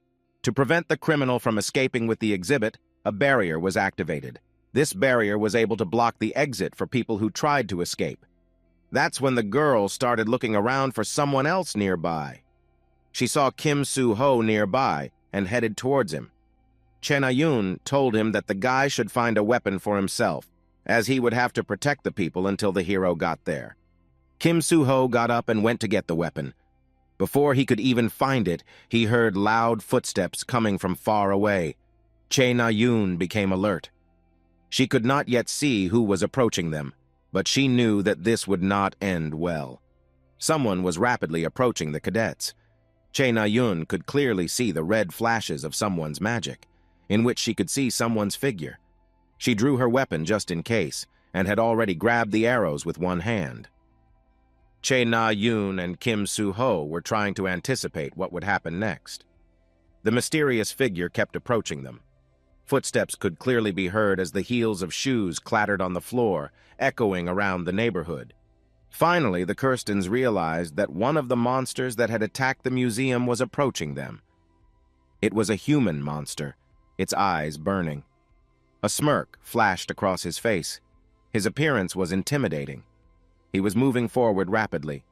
Kim Ha-jin was nearby, and he immediately recognized what kind of monster was approaching them because he had invented the character himself. It was a human monster with the nickname Lucius's dog. The guy realized, thanks to this fight, there will be a development of the main character. Lucius's hound was still approaching the cadets just as swiftly. On his hand could be seen huge claws that resembled animal claws. The boys noticed that the human monster was plotting something. Perhaps it was preparing to attack. Chae Na-yoon prepared to attack.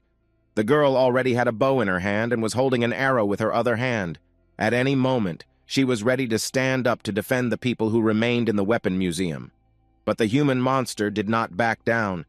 Lucius's hound came closer and closer to the girl. He swung one of his arms. It looked like he was going to attack. At that time, Kim Soo-ho recovered his weapon. The guy ran up behind the human monster and swung his mighty sword. Kim Ha-jin was standing not far from the battle, and he saw Kim Soo-ho leaping at the villain, trying to pierce him with his spear. Lucius's dog still found the guy attacking him, in time to see him. Kim Ha-jin didn't take any action. He remembered that according to the story, the main character, Kim Soo-ho, would quickly win. The guy only watched as this battle between good and evil began. Suddenly, something went wrong with the story. The human monster Lucius's hound managed to use his magic. The monster swung around and delivered a devastating blow. The flashes of his magic were still in the air. There was a terrible rumble, the sound spreading throughout the State Armory Museum. The magic strike hit Kim Soo-hyuk directly. The guy staggered. He could barely stand on his feet, but he started to fall, his weapon falling out of his hands. Kim Ha-jin was about to leave, but he waited for the fight to start. He heard a great rumble and turned around. Kim Soo-ho was lying on the floor. This fact surprised him, because it should have been different. Kim Ha-jin couldn't believe his eyes. He thought he was imagining it, but it couldn't have happened. The story should have been different. He stood there with his eyes fixed on Kim Soo-ho lying on the floor. That's how it happened. Kim Soo-ho was lying on the floor without moving. Next to him lay his weapon, which was an exhibit. Kim Ha-jin was standing next to him. He was as if in a daze. The guy froze with fear. Kim Ha-jin had some mixed feelings at that moment. The plot changed because, according to the story, Kim Soo-ho first had to be a little inferior in strength to the enemy, and then still had to defeat the villain. Also watching the fight was their classmate, Chae-na-yoon. She stood there dumbfounded, not knowing what to do next. She called out to Kim Soo-ho, but at first she didn't hear a response. The girl repeated his name once more. At first, the guy was lying absolutely still. The cadets were afraid that he might have died. But then Kim Soo-ho began to make faint sounds. He had survived, which made Kim Ha-jin and Chae-na-yoon happy. Kim Ha-jin ran up to Kim Soo-ho. The guy got worried and started asking about his well-being. Kim Soo-ho tried to stand up, leaning on one of his knees. He was trying to answer his classmate's question. Then someone rushed to their aid. That person realized that Kim Soo-ho was not feeling well. The battle was still going on, and there was no time for the defeated classmate to recover. There was a need for action.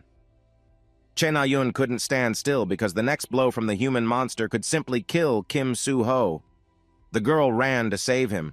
She never parted with the bow that made her break the security glass. When Chae-na-yoon ran closer and saw the condition Kim Soo-ho was in, she couldn't contain her rage anymore. She ran her hand behind her back, fumbled for the arrows there, and shot straight at the human monster. The arrows flew straight at that monster, but it didn't even move. Lucius's dog stood in one place, waiting for those arrows to catch up with him. He was completely unafraid of this attack. It was as if he didn't care at all.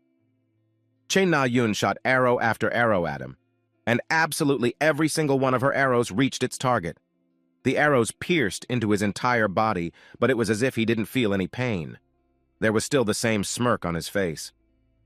Chae-na-yoon couldn't understand why this was happening. After all, the girl was doing her best to defeat the enemy.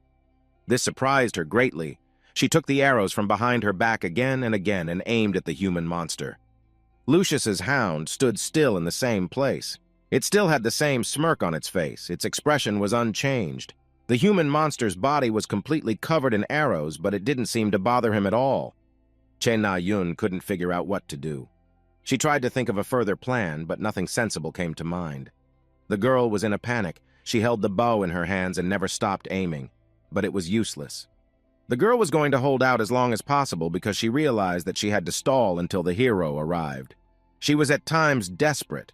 Then she started to get angry again, clutching her bow tightly in her hand. Chae-na-yoon was trying to figure out the enemy's secret, why her arrows didn't hit the human monster.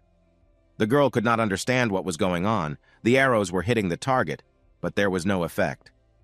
The girl realized that the human monster didn't have such skills, and it wasn't regeneration. Chae-na-yoon had been looking at it for a long time, but the cadet couldn't understand how this was happening. It was something that alarmed her. It was probably agility. Something strange began to happen again. Suddenly, arrows began to fall from the body of Lucius the dog by themselves. They kept falling and falling, hitting the floor. The cadets had never seen this before. It was throwing them into a shiver. Kim Ha-jin was watching this since he was nearby. Even he couldn't understand how this was happening. The arrows didn't do any damage, and then they just fell out of the monster's body by themselves. It was a mystery to the guy. The human monster rushed into battle, heading straight for Chae-na-yoon. The monster was already gathering its forces again. The girl didn't retreat. She stood at the front line and aimed her arrows straight at him. She wanted to finally become the winner. Kim Ha-jin tried to shout for her to retreat, but the girl just couldn't hear him. Chae-na-yoon was completely absorbed in her goal. She kept her eyes on the human monster, trying not to miss the right moment. Suddenly, Kim Soo-ho jumped and managed to make a strike. He hit the monster in the head, throwing it back a little. The guy covered his classmate Chae-na-yoon. The girl didn't expect that. Kim Soo-ho intervened just in time because if he had hesitated, the monster could have attacked the girl. The guy was worried about her, so he decided to ask how she was feeling right now, if she was okay. He hoped for the best. Chae-na-yoon was heading straight towards him, not noticing what was going on around her. The girl was also beginning to wonder how he was doing, if he had hurt himself. She held the bow tightly in her hand, and with her other hand, she tried to feel for the arrows that were behind her back. But the battle went on, and the cadets were a little distracted. They were engrossed in chatting amongst themselves, and didn't even notice the monster about to attack again. Lucius's dog flew exactly towards Kim Soo-ho, gathering his magic powers again. At the very last moment, Kim Soo-ho saw the human monster approaching him. The guy managed to gather himself, stood up, and tried to repel the monster's strike. But something went wrong. Bursts of the monster's magical power dissipated and reassembled, as if there was some special meaning to it. They would encompass Kim Soo-ho's sword and then let go again. Something incomprehensible was happening. And then the picture began to clear up. Lucius's dog was able to create a fearsome dragon with his magic, and it clung tightly to the sword that Kim Soo-ho was wielding with its teeth. The dragon's eyes were burning with terror. The fight continued, and now it was even more dangerous. The boy could not understand what was happening. How could the monster create such a dragon from his body? Kim Soo-ho had never encountered this before in battle. The dragon was clutching his opponent's sword with its huge jaws. It was very strong. Kim Soo-ho was afraid that he wouldn't be able to withstand this fight. He held the sword tightly with one hand, and with the other he tried to press the blade so that the dragon wouldn't break it. The monster kept pushing the fighter down, but the cadet tried to resist, leaning on the sword with his whole body. His strength was slowly leaving him. And then the turning point came. Lucius's hound was stronger and put the boy on his shoulder blades. The human monster was pushing Kim Soo-ho with such force that it seemed his body would not be able to withstand the pressure. Kim Soo-ho held on with all his might, while his opponent kept on striking. It seemed that this fight would never end. Reinforcements came to the rescue in the form of archer Chae Na-yun. The girl's aim was very accurate. The monster's back was pierced by arrows, some went through. Then, the human monster began to feel pain as it spent a lot of energy fighting. The girl wanted to protect Kim Soo-ho, who was once again in a pitiful state. She stood behind the monster's back and fired her bow, hitting directly at the intended target. She hoped that this would help prevent her classmate from being hit. Yes, the monster was definitely feeling those hits and arrows in its back. The smirk slowly began to slide off his face. He wondered for a second what he should do next. Lucius Hound decided to shift his powers. The human monster didn't think for long, turned straight towards Chae Na-yun, and struck out with his magic flashes. The blow was of unimaginable power. The girl didn't even have time to cover herself with her hands. The dragon was aimed at her. Chae Na-yun wasn't prepared for this. She was discouraged as it happened too suddenly. The Shiki girl's eyes widened as she looked directly at her opponent. Chae Na-yun did not yet realize what was in store for her. The monster reached her with his magic matter from a far distance, grabbed her head and began to lift her higher and higher. Chae Na-yun didn't expect this. Her weapon fell out of her hands as he lifted her up. Kim Ha-jin stood nearby and watched the fight play out. The guy didn't expect such a twist. The monster held Chae Na-yun high above the floor with his magical matter, just like an arm. The girl tried to disentangle herself, but she was unable to do so. The picture was terrifying. The human monster still continued to hold on at such a height. Kim Ha-jin looked at it all and realized that at this rate, it would do no good. After all, someone could be killed. It was necessary to act, since Chae Na-yun couldn't help herself. She was hanging on high, the magical matter pressing her against the wall. The girl could only chaotically flail her arms and legs, trying to fend off the enemy somehow. Kim Ha-jin remembered Kim Soo-ho, who had also suffered at the hands of a human monster recently. The guy thought, after all, one of the main characters should have just won this fight. He didn't understand why the plot changed so much. It was very good that Kim Ha-jin carried his laptop with him in a backpack behind his back. The guy took it out of the backpack. His hands were shaking. He tried to calm himself down, so he had to act fast. He tried to help his classmates somehow. He already had a plan in his head. He remembered that he had his weapon with him. He held the clip from his gun, trying to see what kind of bullets he had with him. He eyed them warily. Kim Ha-jin was looking at the bullets. He was twirling the bullet in his hand, going over it over and over again. He was very frustrated as he realized that the properties of that bullet would not even be enough to give that human monster a scratch. The guy got into his laptop and started looking for information in the settings. On the laptop, he could see the properties of these bullets. They had almost no properties. and the destructive power was only 2.5 out of a possible 10. The guy didn't know what he should do. He realized that even if he managed to increase the destructive power of the bullet, it was not certain that it would be able to hit the enemy. Then he remembered that there are properties of darkness and light. Kim Ha-jin already had a new plan in his head. The guy got into his laptop again, but he was typing something quickly on his keyboard. He was in a big hurry as the battle was still going on in the museum. He changed the settings. A new sign appeared on his laptop monitor. It said that he could change the settings of these bullets he had with him today. The guy realized that he was on the right track. Kim Ha-jin immediately set about it. It was a great plan that could significantly help them in the battle against the human monster.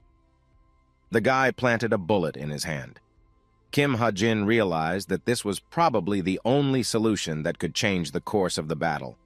This plan could really work. The guy had managed to change the properties of the magic bullets that were with him today. He also changed the destructive power, and it increased to 6 points. He had to give up a lot of his SP points, but there was no way out. Kim Ha-jin stored the new properties in his notebook, tucked the bullets into the clip. When he put the clip back into the gun, began to check if he had done everything right. Everything was fine. The guy hadn't made a mistake. The guy put the clip back in the gun, frantically gripping it with his hands. His hands were shaking. He felt like he had been fiddling with these settings for ages. Kim Ha-jin was afraid he wouldn't make it in time as the fight was still going on. He walked with his gun in his hands into the thick of things and pondered about his book. He thought about the fact that there were so many heroes in this book, because the properties and compatibility helped to overcome the difference in levels, and therefore helped to show even more strength. Kim Ha-jin was getting closer and closer to the battle scene. He tried to aim at his opponent. One arm of the monster that had turned into a dragon was fighting Kim Soo-ho, and with his other arm, he pinned Chae Na-yun to the wall. She was still hanging at a great height like this. The guy was still aiming at the monster the same way. His finger was already on the trigger. The guy kept pondering about the theory he had put as the basis of his plan. He assumed that since the human monster had dark properties, the devil's power would be defeated by the light. Kim Ha-jin came close enough, he called out to Kim Soo-ho and told him to step aside. Kim Soo-ho noticed a classmate with the corner of his eye. The guy was holding the same sword that was used to break the glass. The guy fired his gun. The new bullet lit up the surroundings. Kim Ha-jin had changed the settings of the old bullet. It was now a white light bullet. It possessed the properties of light. It also had another ability. Once it hit, it would explode. The guy didn't have much mercy on the enemy. He pointed the trigger right at him. The bullet flew out of the gun, illuminating everything around him. The human monster, Lucius's dog, couldn't have predicted such a turn. His eyes rounded violently. It was the bullet that caught the human monster by surprise. The light from it was very strong. Lucius's dog didn't expect that mere cadets were capable of such a thing. Its legs went under, and it began to slowly fall backwards. He couldn't control his powers. The monster steadied himself, though he was wobbling in different directions. He couldn't understand how an ordinary bullet could have such power. This bullet was draining him, causing significant damage.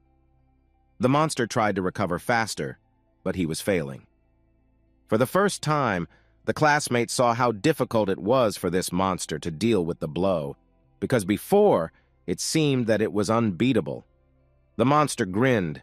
His face no longer had its usual smirk. You could see the pain on his face. The human monster's strength had decreased, as the white light bullet had caused him considerable damage. He could no longer fight the guy with the sword, and the girl with the arrows at the same time, but his hand was still holding Chae Na-yun up high by his head. With the help that Kim Ha-jin was able to transform the bullet, making it from an ordinary bullet to a stronger bullet, the human monster, Lucius Dog, could no longer hold Chae Na-yun aloft as his strength began to run out. He let go of the girl, and she flew to the ground. The monster tried to recover his strength. It looked a little shabby.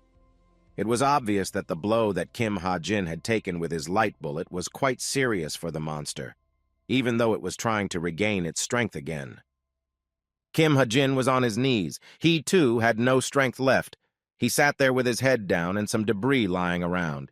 The guy realized that he was able to significantly exhaust the enemy for a long time with his actions. The guy looked at the monster with his tired eyes. He hoped that he was able to give him a good beating. Kim Ha-jin intentionally wanted to stall for time, so that Kim Soo-ho could also gather his strength to try to defeat the human monster again. And the guy was right. Kim Soo-ho finally freed from the dragon that was holding his sword, preventing him from striking the monster, and began to gather his strength. Kim Soo-ho was thinking about how he could more effectively fight again. The cadet looked at his sword that he had to borrow for the duration of the battle, breaking the glass of the guard racks. Kim Soo-ho was calculating the strike. He imagined the trajectory his arm with the weapon would take. The human monster, Lucius Dog, looked at Kim Soo-ho. He tried to compose a fearful grimace on his face, but his eyes gave him away. There were echoes of fear in them. The monster realized that further fighting could destroy him. Kim Soo-ho came closer and closer, carrying his weapon in his hand. With the help of his power, the sword glowed in his hand. This sword was no ordinary sword, an old relic that many people dreamed of. It was exactly the kind of sword that could crush everything in its path. Cadet Kim Soo-ho swung with all his might and hit the monster directly. The magic of the sword was noticeable from afar. It answered the entire room of the weapon museum. It was very rare for a weapon to have such destructive power. The blow came on its back. The human monster, Lucius Hound, felt the full force of this powerful weapon. The villain screamed, not fully realizing what had happened to him. The sword stung very painfully, leaving wounds on his body. The villain was completely crushed. He had no strength left to deal with such a blow. He lay motionless. His arms were spread out to his sides. Not far away from him, Kim Soo-ho stood down on one knee, leaning on his sword. The attacker was completely out of his strength.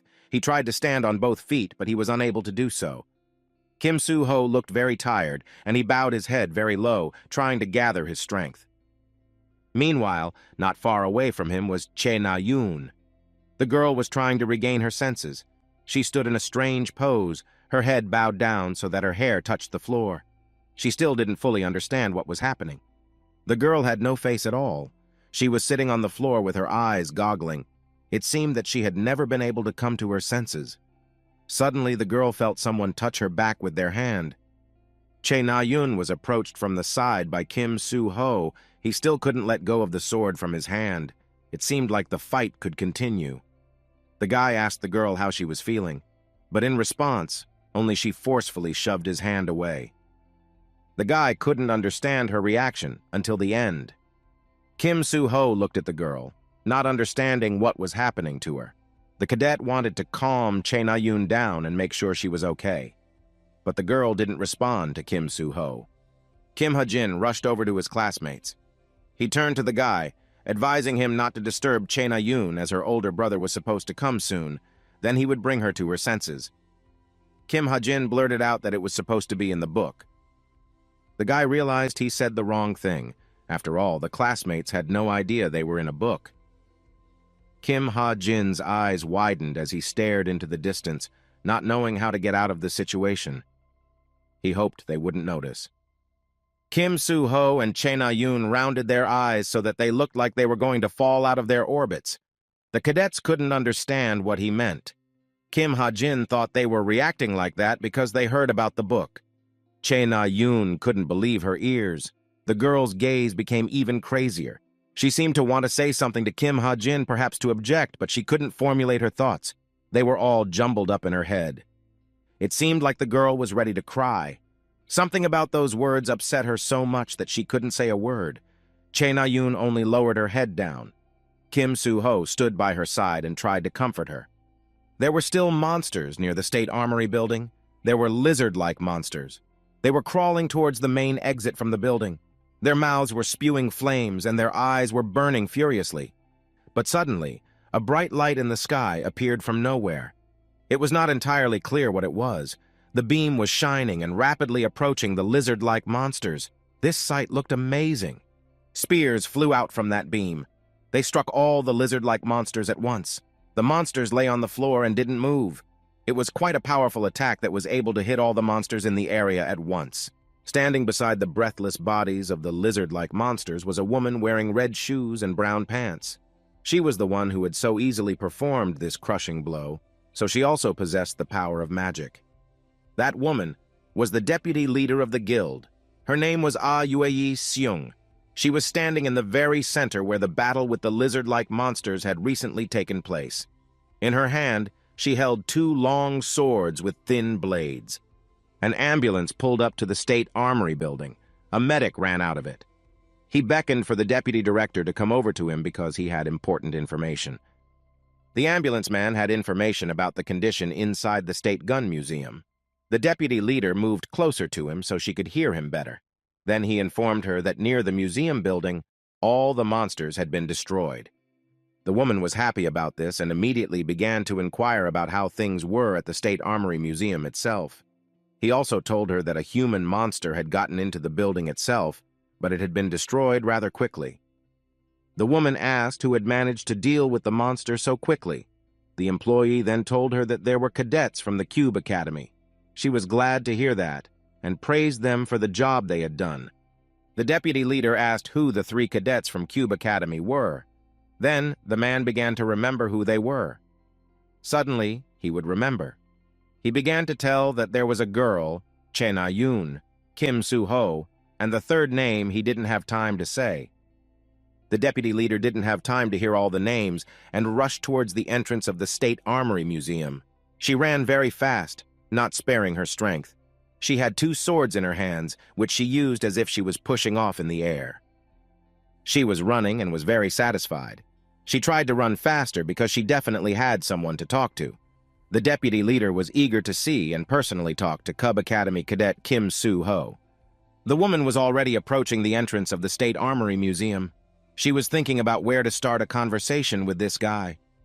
Just then, she saw one of the Cub Academy students leaving the building. The guy was slowly walking out of the building, barely dragging his feet. You could tell by him how tired he was from this fight. He walked with his head down, not noticing anyone around him. The woman thought that luck was on her side today. The guy raised his eyes. He had already seen the deputy leader heading exactly towards him. He couldn't understand what was going on. He only stopped and stared at her with his rounded eyes. The deputy leader swiftly ran towards him with her swords. This woman rose in front of him so suddenly that his eyes rounded even more. She came quite close to the guy. He didn't expect such a thing. The deputy leader said hello to him and began to question him. The woman asked if he was a freshman at the academy called Cube.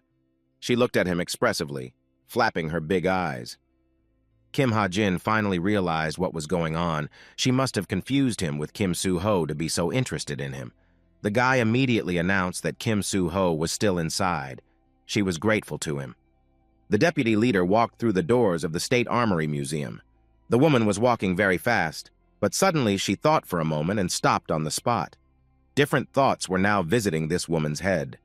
Suddenly the deputy leader stopped on the spot. At that moment, one thought visited her head.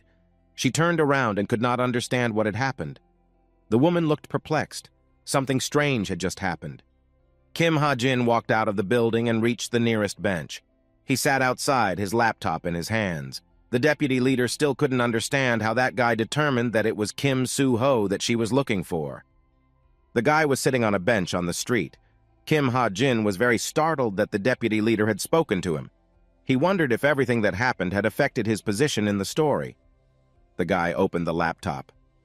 Kim Ha-jin intervened in the situation that happened at the State Gun Museum. But what happened didn't change his position in the plot of this book. It was a little strange. Apparently the guy's theory was not correct. Up until this point, the narrative of the piece had been going the way it was supposed to. There were no problems with it. The lectures at school, the practice fight, everything was happening exactly as it was intended. The boy sat on the bench, staring thoughtfully at his laptop. He wondered if he had been able to change the plot of this book with his latest actions. He couldn't believe his eyes. There was no change at all. Kim Ha-jin didn't understand why this was the case. After all, according to his theory, since he had interfered with the main plot, the storyline should have changed. He was looking for something in his notebook when suddenly he saw that the story had a co-writer.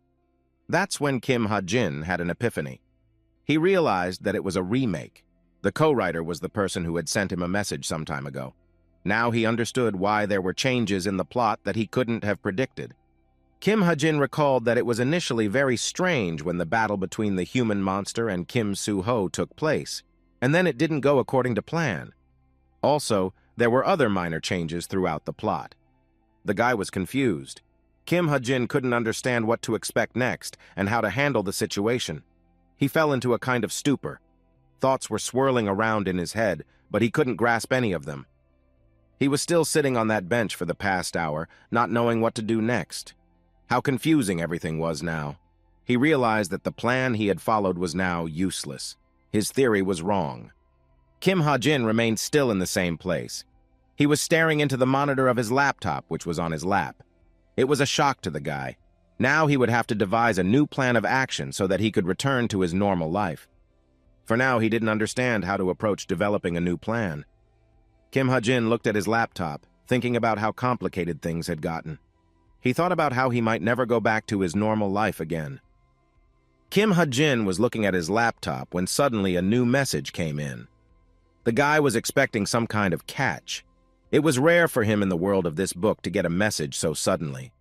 He stared at the monitor, not realizing whether to open this message or not. The guy opened the message. It would only say a couple words. This was the way the co-author of the remake of this book would talk to him. NN wanted to add one observation to the plot of this book. Kim Ha-jin became very wary. Then a second message came by message. The co-author wanted to tell Kim Ha-jin what he would like to change in this book. The co-author started talking about the main characters in this book. He was hinting to the guy that the main character is not subject to any threat. The co-author was hinting to Kim Ha-jin that readers will not be satisfied with this situation in the book. Since there is no threat to the protagonist, he will always win victories. This could undermine the reader's trust. Kim Ha-jin frantically pressed the buttons on the computer. He didn't understand what was going on. It couldn't have been the co-author himself who put him into this book. And now he had remade it and was changing the settings on his own at his discretion. The guy looked at the monitor. He was overcome with different feelings. He couldn't quite believe it all. He thought that maybe he was just dreaming. It couldn't have happened to him. And now he had a co-author, and he didn't know what to expect from him. Kim Ha-jin was pondering and didn't notice another message at first. It came out of the blue. It said that the co-author wanted the book to have more negative characters temporarily. An instructor arrived on the scene. He called the cadets to him. The instructor already knew what had happened at the State Gun Museum. He waved his hand for the boys to come over to him. It was already evening outside. Kim Ha-jin approached the instructor. The man was standing near the bench where Kim Soo-ho was sitting. The guy was covered by a warm plaid. The man told the boys to go to the dormitory and added that he would ask them what happened later. Kim Soo-ho went to the instructor. He was worried about his classmate who was also in the fight. The man told him that she took a medical leave and her parents took her. He added that they should leave quickly for the dormitory and not be delayed. The instructor advised them to go back to the dormitory, then left them alone. Kim Soo-ho sat on the bench thinking about what had just happened to them. Kim Ha-jin stood beside him and watched the instructor leave. Kim Soo-ho sat silent for a while, but then he broke the silence. The boy addressed his classmate by name. Kim Ha-jin looked at him questioningly, wondering what he wanted to ask him. He hoped the question wouldn't be about the book. Kim Soo-ho looked at his classmate. He looked tired and had a huge band-aid on his face that covered the aftermath of the fight. The boy talked about Che Na-yoon. He didn't understand why Kim Ha-jin would say such a thing to a girl. Kim Ha-jin didn't understand what he was talking about until the end. In the beginning, he thought that Kim Soo-ho was interested because he mentioned some book. Kim Soo-ho raised his head, dispelling his doubts. He said that he was referring to the statement about the girl's brother. Kim Ha-jin knew that according to the story of the book, Che Na-yoon's brother was supposed to come to the gun museum and pick her up. He wanted to reply this to his classmate already, but he remembered from the co-author's remarks. He began to realize that there might have been a change in the story, too. Kim Ha-jin decided not to jump to conclusions, so he asked Kim Soo-ho about their classmate's brother. Kim Soo-ho seemed as if he was angry. The guy asked Kim Ha-jin if it was true, and he didn't know what was going on with Chae Na-yoon's brother. Kim Soo-ho lowered his head. It was as if he had a look of disappointment on his face. Perhaps he was just very tired. He didn't fully understand whether Kim Ha-jin was really telling him the truth. Perhaps he really didn't know Chae Na-yoon's brother's story, so that was why he said that. It had already been quite some time. The guys needed to head to the dormitory. The sun was already starting to set behind the horizon. It was going to get dark soon. Chae Na-yoon then told his classmate that they'd better talk about it later. When Kim Ha-jin got to the dormitory, he went straight to his laptop. He decided to look up information about his classmate Chae Na-yoon. It turns out that she was the 4th-ranked student at Iwon High School. From her family, she only had a father, Jae Shin-hyuk, and a brother, Jae Jin-yoon. Kim Ha-jin looked up information about his classmate Chae Na-yoon. Everything could be found on the internet. He realized that it was just like he wrote in his book. The guy couldn't understand why Kim Soo-ho reacted to his phrase at the gun museum. In the back of his mind, he knew that there was something wrong. He continued to look for information about his classmate's brother. He looked through different articles, realizing that there might be something interesting there. Suddenly, he stared at the monitor, puzzled. Kim Ha-jin continued to look for information on the internet. Suddenly, the guy saw several different articles with rather strange content. They talked about Chae Jin-yoon, the brother of a classmate. He was dumbfounded. One of these articles that Kim Ha-jin searched for on the internet described an operation called arson. It was the one in which his classmate's brother Chae Na-yoon participated. It turns out that after this operation, he fell into a coma. Kim Ha-jin couldn't believe his eyes. He realized that there was no such plot in the book as the human monster crushing Operation Arson. Even more so, he realized that his classmate's brother was not involved in this operation. According to the development of this plot, Chae Jin-yoon, Chae Na-yoon's brother, was the hero. Participating in the human monster crushing Operation Arson was a turning point for him.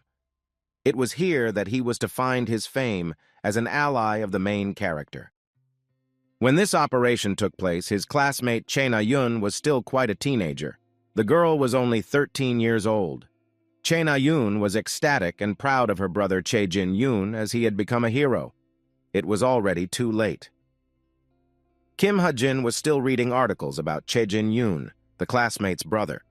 The guy didn't understand how the plot could have changed so much, and more importantly, what could have contributed to it so much.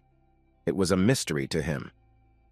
The guy sat at his laptop and pondered what could have happened, that the plot became completely different. As suddenly his reflections were interrupted by a strange sound. It was a notification. Someone had sent him a new message. It was quite strange. The new message was still on his notifications. Kim Ha-jin didn't dare to open the message and look at it. It was about the changes in the plot of the book, which he had to confirm with his own hand. He opened the message and clicked on it. He was curious to see what was in it. He realized that it was most likely a message from the co-writer of the remake. There was information about changes to the plot involving Chae Na-yoon's brother. The co-writer sent a new note.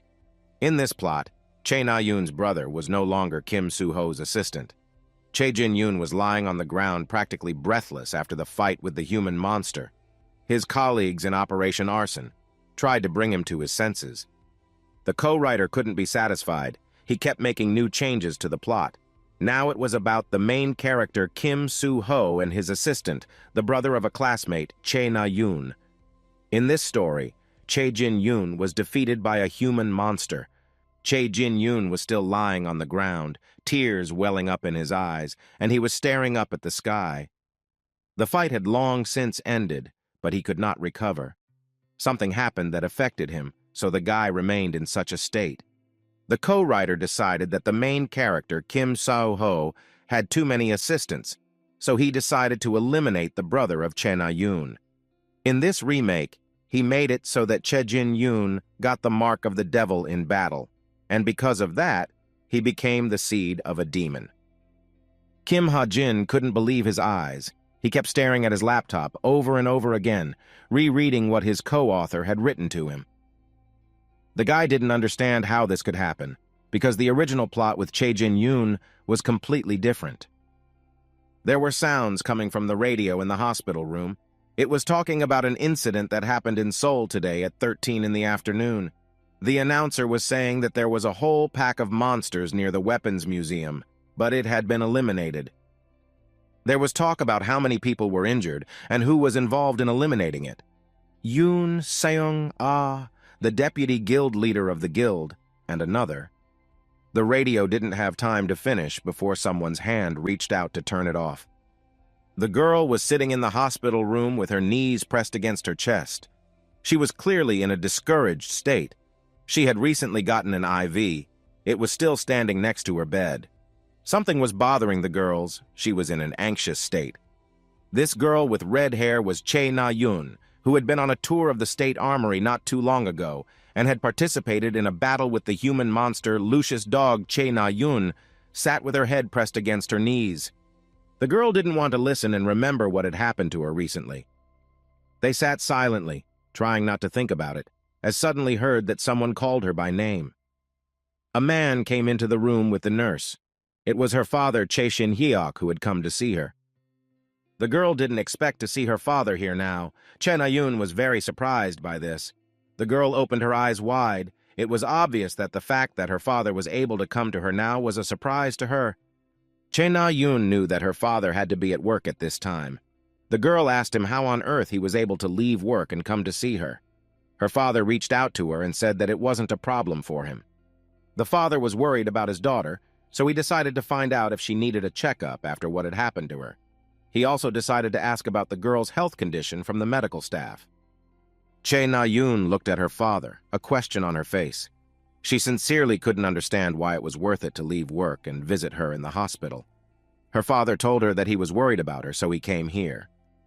The girl was happy to hear this, even though she realized that her father was a busy man. Chae Na-yoon looked at her father questioningly. He stood not far from her hospital bed and looked at her. She was only able to say the words, "Dad." Chae Na-yoon turned to her father, but then fell silent. She seemed to be contemplating something, dropping her head back into her lap. She was silent for a couple minutes, but then she still asked if he could come see her again before she was discharged. The girl's father, hearing this, almost cried. He understood that his daughter didn't want to make him uncomfortable, but since she asked, she needed her family now more than ever. He couldn't even guess what she had recently gone through. Chae Shin-hyuk felt very sorry for his daughter. Then he walked over to her bedside. Her father took Chae Na-yoon's hand and said that he would definitely visit her in the hospital one more time. What is a demon seed? There are monsters such as human monsters, and there are those who are above them, higher in rank. They are called demons.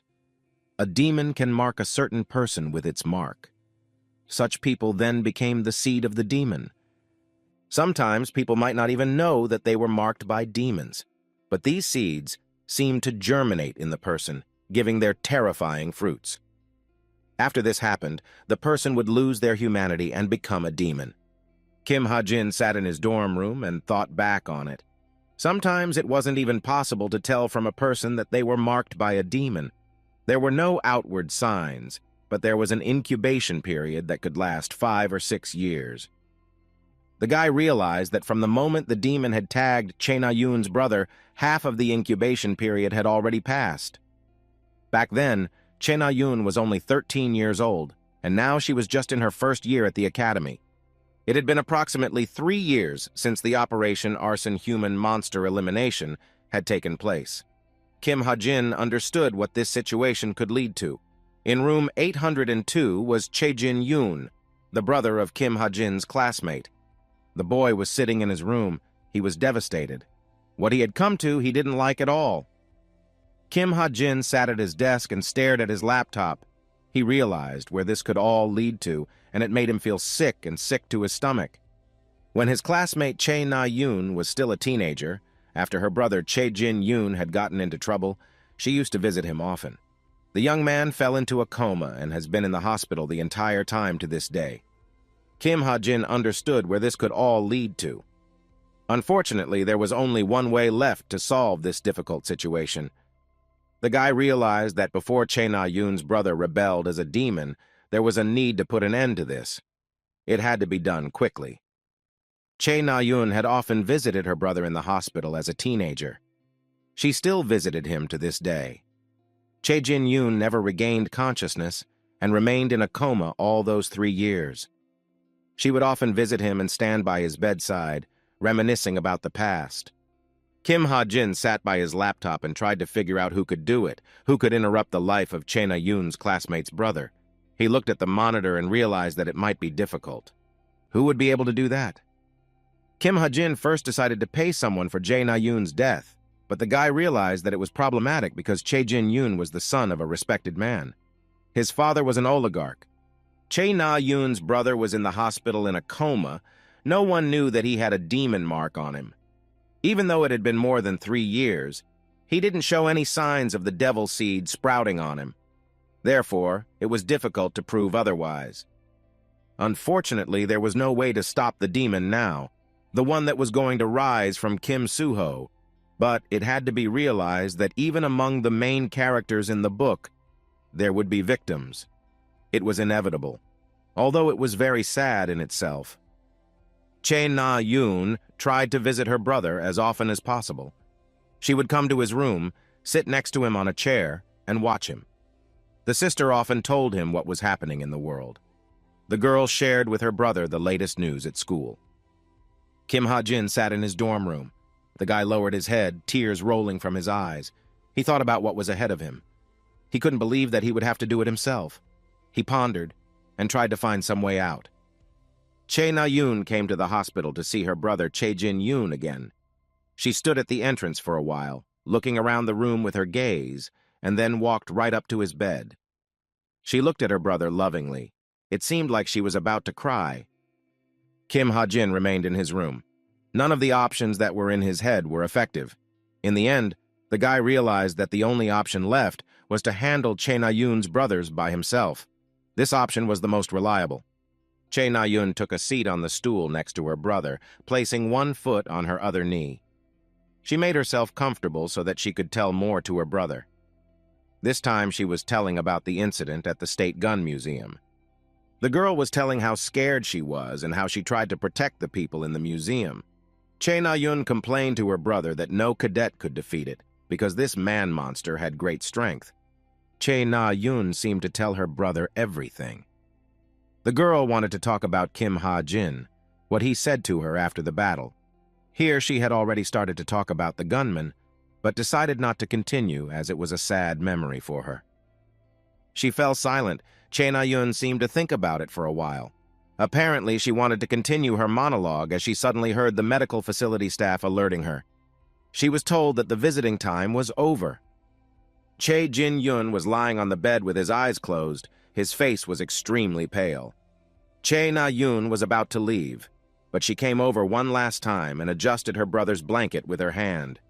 The girl told him that she would come to check on him again soon. Che Na-yoon stayed in the hospital room for a while looking at her brother. Afterward, she walked out of it into the hospital corridor. She looked around as if she didn't realize where she needed to go now. Her thoughts were still on her brother. The girl stood in the corridor with her head down. She could not understand why fate had prepared such a fate for her. The girl's eyes were red, as if she was about to cry, so she tried to hide them under her thick red bangs. Che Na-yoon didn't understand how she should live her life. She wanted very much to fix the situation. She stood in the hospital corridor for a while and started to move towards the exit. But she didn't go far. Her thoughts were too heavy. Che Na-yoon stood up again, saddened. Her hands were down. She stood with her head tilted. It was as if the girl had become a bit drained. She was having a hard time with it all. She thought back to Kim Ha-jin. The girl saw him now as if he were real. He was standing after the battle at the State Armory Museum with one hand behind his head. Then this guy said those hurtful words that shocked her. Kim Ha-jin told Kim Soo-ho to leave Che Na-yoon alone, didn't try to calm her down as her brother was supposed to come and get her soon, and then looked at them so nonchalantly as if it was some kind of wicked joke or mockery of the girl. Che Na-yoon kept replaying his phrases in her head over and over again. It was as if she wanted to be hurt. The girl didn't understand how such a thing could be said considering what was happening to her brother. Her resentment was replaced by anger and vice versa. Che Na-yoon thought about that gunman, about Kim Ha-jin. The girlfriend raised her head, her eyes burning. It seemed like she was up to something, for she had a look of determination. This huge and glittering skyscraper was the Tower of Heroes. It looked both ominous and beautiful at the same time. The skyscraper towered majestically above everything around it. The starry sky seemed to echo with it, and the two together created a beautiful tandem. In this building was the archives, where the deputy leader was rushing to.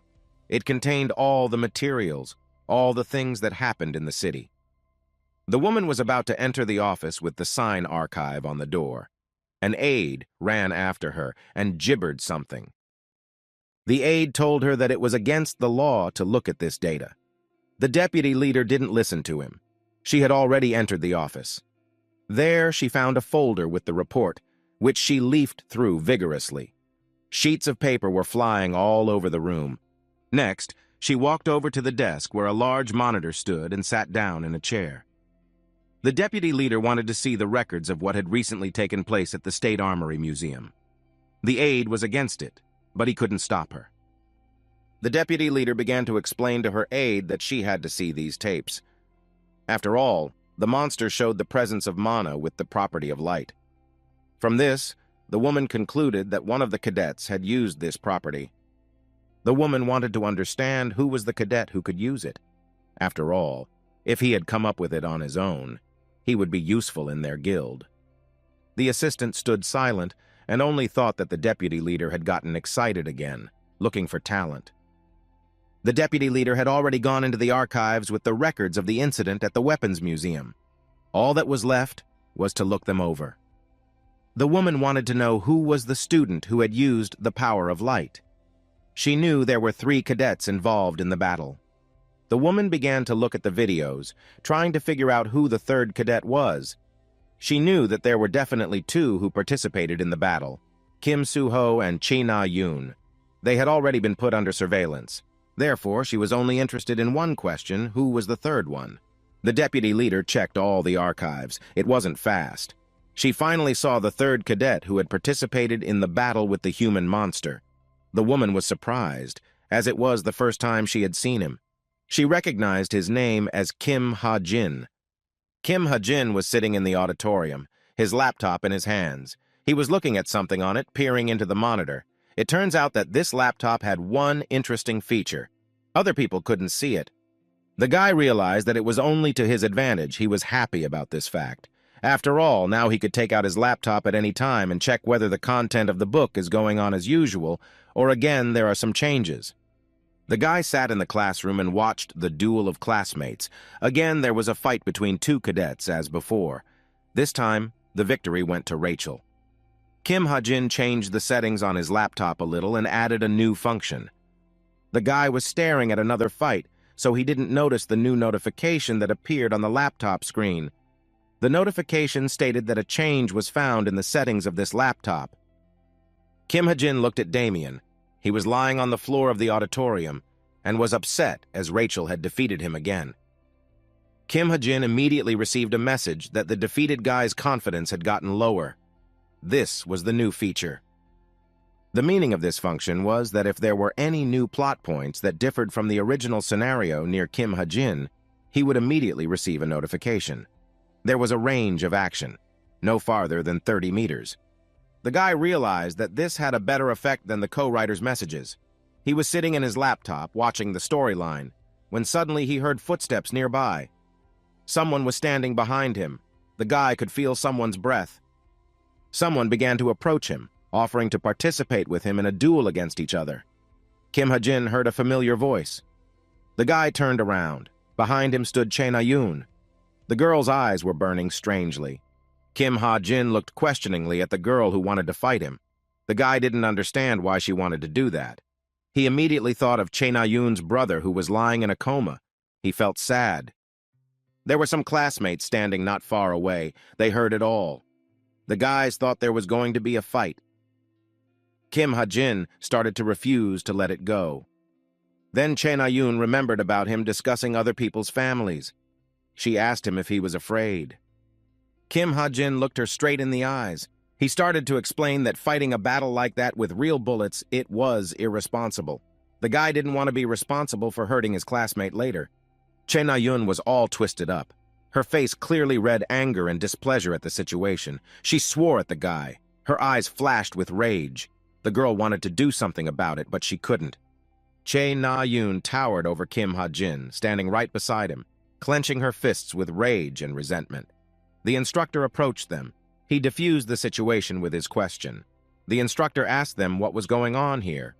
He explained to the girl that Kim Ha-jin couldn't be in a fight with her, since his bullets were real and too dangerous for such a fight, and they hadn't made a safe weapon for him to practice with yet. He sent the girl back to her seat. Kim Ha-jin remained seated in his seat, his laptop still in his hands. Che Na-yun couldn't stand this conversation. She didn't say anything back to the instructor. She just got angry and went to her seat. Kim Ha-jin turned around to look at her. He stared after her. Again, he thought of her brother, who was in a coma in the hospital. The guy thought about the fact that he wouldn't apologize to her now, as his main goal was something else. The guy realized that he would have to do it. He couldn't deny his decision because it was impossible to do otherwise. He stretched his hand forward as if he was trying to grab air. Kim Ha-jin realized that his main goal was to become stronger as he had a difficult mission. Then he thought of Che Na-yun. He imagined her standing in front of his brother. The guy had to ruin Che Jin-yoon. Kim Ha-jin watched Che Na-yun walk away. Guy realized that he just couldn't make a relationship with her right now. He thought that there would still be no understanding between them since he would have to do such an unfair thing to her soon. A new day came. The weather was beautiful. The cadets rather hurried to the academy building where they were studying, passing next to the intricate architectural designs of the buildings. The lectures were about to begin soon. The Cube Academy itself was crowded today. The cadets were each rushing about their own business, some waiting for an invitation to the auditorium where a new lecture was to be held, and some chatting amiably with their classmates as they gathered in a circle. Today, many cadets were gathered in the assembly hall. The spotlight was blinding. All the lights on the ceiling were turned on. The cadets realized that today, someone would speak in front of them. Holding their breath, the guys were waiting for it. And finally, a guy who was older than them appeared in front of them. He had a microphone in his hand. It turned out that Yoon Hyun, the leader of the Truth Class Club, was standing in front of them. He had a rather pleasant appearance. The guy was standing on a stage in front of a huge audience with a microphone in his hand. Yoon Hyun was talking about the goals of his club. One of those goals was to analyze monsters and research strategies. His voice was firm, but quite pleasant. All the girls were staring at the speaker, and the guys had a kind of envy. He was very handsome. The leader of the Truth Club handed out brochures to the cadets. Yoon Hyeon asked his trainees to familiarize themselves with them as soon as possible. The club leader stood with a microphone in his hands and looked out into the distance of the hall. He squinted his eyes, making his face look even more attractive. The cadets in the hall watched his every move and tried to catch his every word. It was quite strange. Kim Ha-jin looked at him with his arms folded across his chest. The guy understood why this was happening. After all, he had written the plot of this book himself. Yoon Hyun could keep people's attention on him, and he had an attractive appearance. These were all signs of a demon's abilities. It turns out that all this time, strange things were happening at the academy. Students of the academy were disappearing. Others were often attacked by different monsters. The leader of the club, Yoon Hyun, will be the negative character who will be responsible for these incidents. The speaker, who was now standing in front of the audience, had once made a contract with the demon Lilith. After that, he had new abilities such as charm. The leader of the club, Yoon Hyeon, became a human monster. It turns out that this guy wasn't just here now for nothing and was giving this introductory lecture in this hall. This human monster was on the hunt. Yoon Hyun was standing and looking at the hall, searching for his prey with his eyes. Kim Ha-jin looked at the hall. He understood who this human monster was looking out for. The guy himself was trying to find her with his eyes. This was why he joined this club, so that he could change the situation that was about to happen. Kim Ha-jin swiveled his head around, trying to see who was nearby. The guy finally saw the back of her head. He recognized her by her styled bangs and her long, flowing hair. That girl who was being hunted by the human monster who had signed a contract with Lilith was Yu Yon-ha. She folded her hands on her stomach in a closed posture and stared ahead nonchalantly. She seemed to be completely indifferent to what was happening around her. Club leader Yun Hyeon turned on a small presentation with his remote control. He smiled pleasantly, tilting his head to the side. The guy told her that today would just be an introductory lecture to introduce the cadets closer to the club. On the huge screen that was in the back, a large image and some information popped up. There was a picture of a monster, Mountain Tyrant, which appeared during the beginning of the rifts and the formation of dungeons. It turns out that it was already around 50 years old. Club leader Yun Hyeon continued to deliver information to the cadets who joined the club. Since this monster was of high rank, information about it could be worth a lot of money. It had a high value in the society. Then the guy started asking clarifying questions to the audience. She began to ask what was the important information about this monster. Club leader Yun Hyeon looked into the hall. His gaze stopped on Cadet Yu Yong-ha. Then he addressed this question to her specifically. The girl looked at Yun Heng questioningly. She slightly didn't understand the meaning of this question. After all, he knew the answer to it. After thinking for a bit, Yu Yong-ha immediately replied that this information was still unknown to date. He agreed with her. The club leader then told the cadets that this was the main purpose of this club, to discuss other cases. He also added that anyone who wanted to give their thoughts on the matter could stay here after the orientation lecture. The lecture was over. The students began to pack up and leave the auditorium. Kim Ha-jin approached Yu Yun-ha. The guy asked her if she was going to stay after this orientation lecture. She was surprised. Kim Ha-jin addressed her as Yu again. To her, such familiarity was unacceptable, so the girl didn't even turn her head in his direction. Yu Yun-ha silently left the assembly hall after gathering all her things. It was then that the guy realized what the matter was. Kim Ha-jin made an effort to respectfully address her once more. He asked her the same question, but when posing the question, addressed her in you and called her Miss Yu Yun-ha. The girl then decided to answer his question. Yu Yun-ha said that she was going to go and meet with club leader Yoon Hyun and other students. She started to say that she could use this information. The guy realized how this could end up, so he decided to stop her from making such a rash move. Kim Ha-jin asked her if she wanted to share this knowledge with the team in the guild she was a member of. The girl was taken aback by the question Kim Ha-jin had just asked her. Yu Yun-ha was a member of an ancient guild called Essence Strait. It was a rather old guild that had been formed around 50 years ago. Back then, everything was still in its infancy. It was exactly the time when the world was in chaos. Towers and dungeons began to form, and monsters came out of them. It was a terrible time for all of humanity, and it was called Outkala.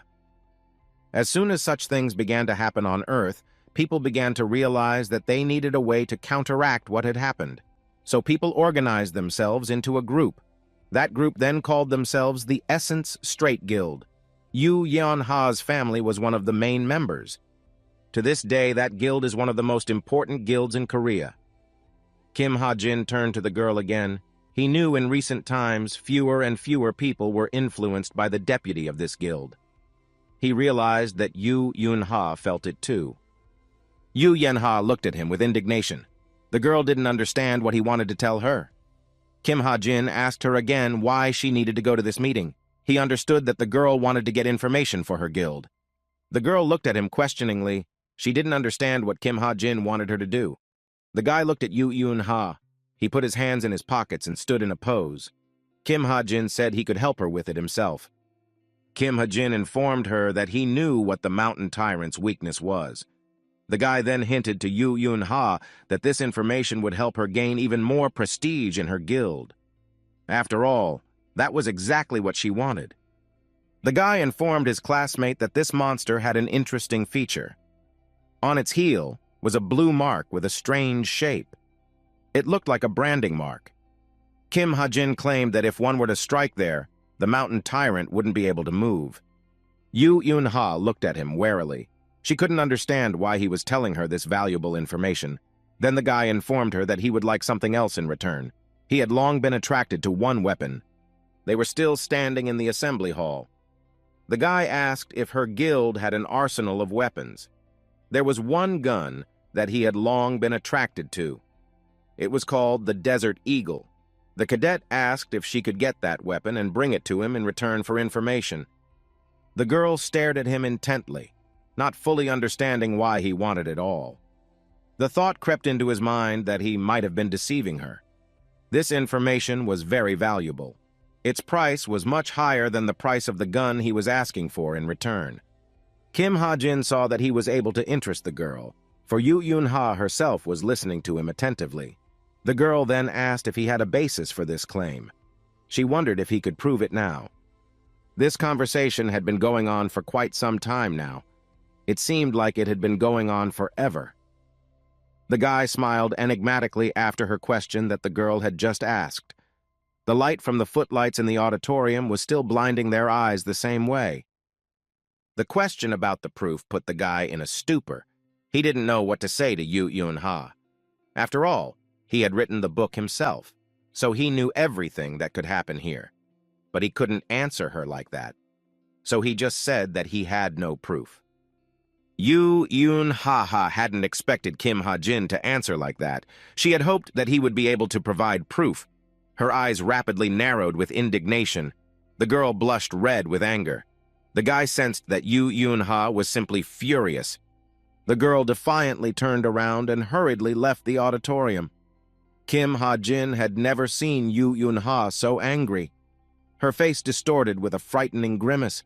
She thought that she had wasted an hour's worth of lightning on this conversation. The guy looked at her. He realized that if Yu Yun-ha didn't confide in him now and didn't report this to his guild, such valuable information would no longer be worth anything. More importantly, Kim Ha-jin had wasted his time. The guy realized that if Yu Yun-ha reported this to his guild, he would have a large community of allies. A few minutes later, the girl dialed the contact of her guild secretary. She wanted to report information that would help them in the raid. Yu Yun-ha got through to Jin's secretary. She gave the information that Kim Ha-jin had given her. The girl wanted her guild to be able to verify this information. The army that was about to be formed would be called Kings of Seoul. Kim Ha-jin wondered what his secondary character was doing before him. She began to study his documents, and suddenly, out of nowhere, the guy noticed a contract with a bank in his own name. This contract stated that his character before him had borrowed a very huge amount of money from the bank. The guy looked at the document and couldn't believe his eyes. He didn't understand why he needed such a huge amount of money. Kim Ha-jin's eyes darted as he realized the full amount he would now need to pay for his character. 300 million won was a very large sum at that moment. This information threw him into shock. That's when the guy remembered that this was the maximum amount a student could request from the bank. 300 million won. He wondered why his character Kim Chun-dong would need such an amount. Kim Ha-jin stood like that for a long time, studying the contract from the bank. This information made him pretty much out of it. He wondered what his character was doing before him, if he was borrowing such sums from the bank.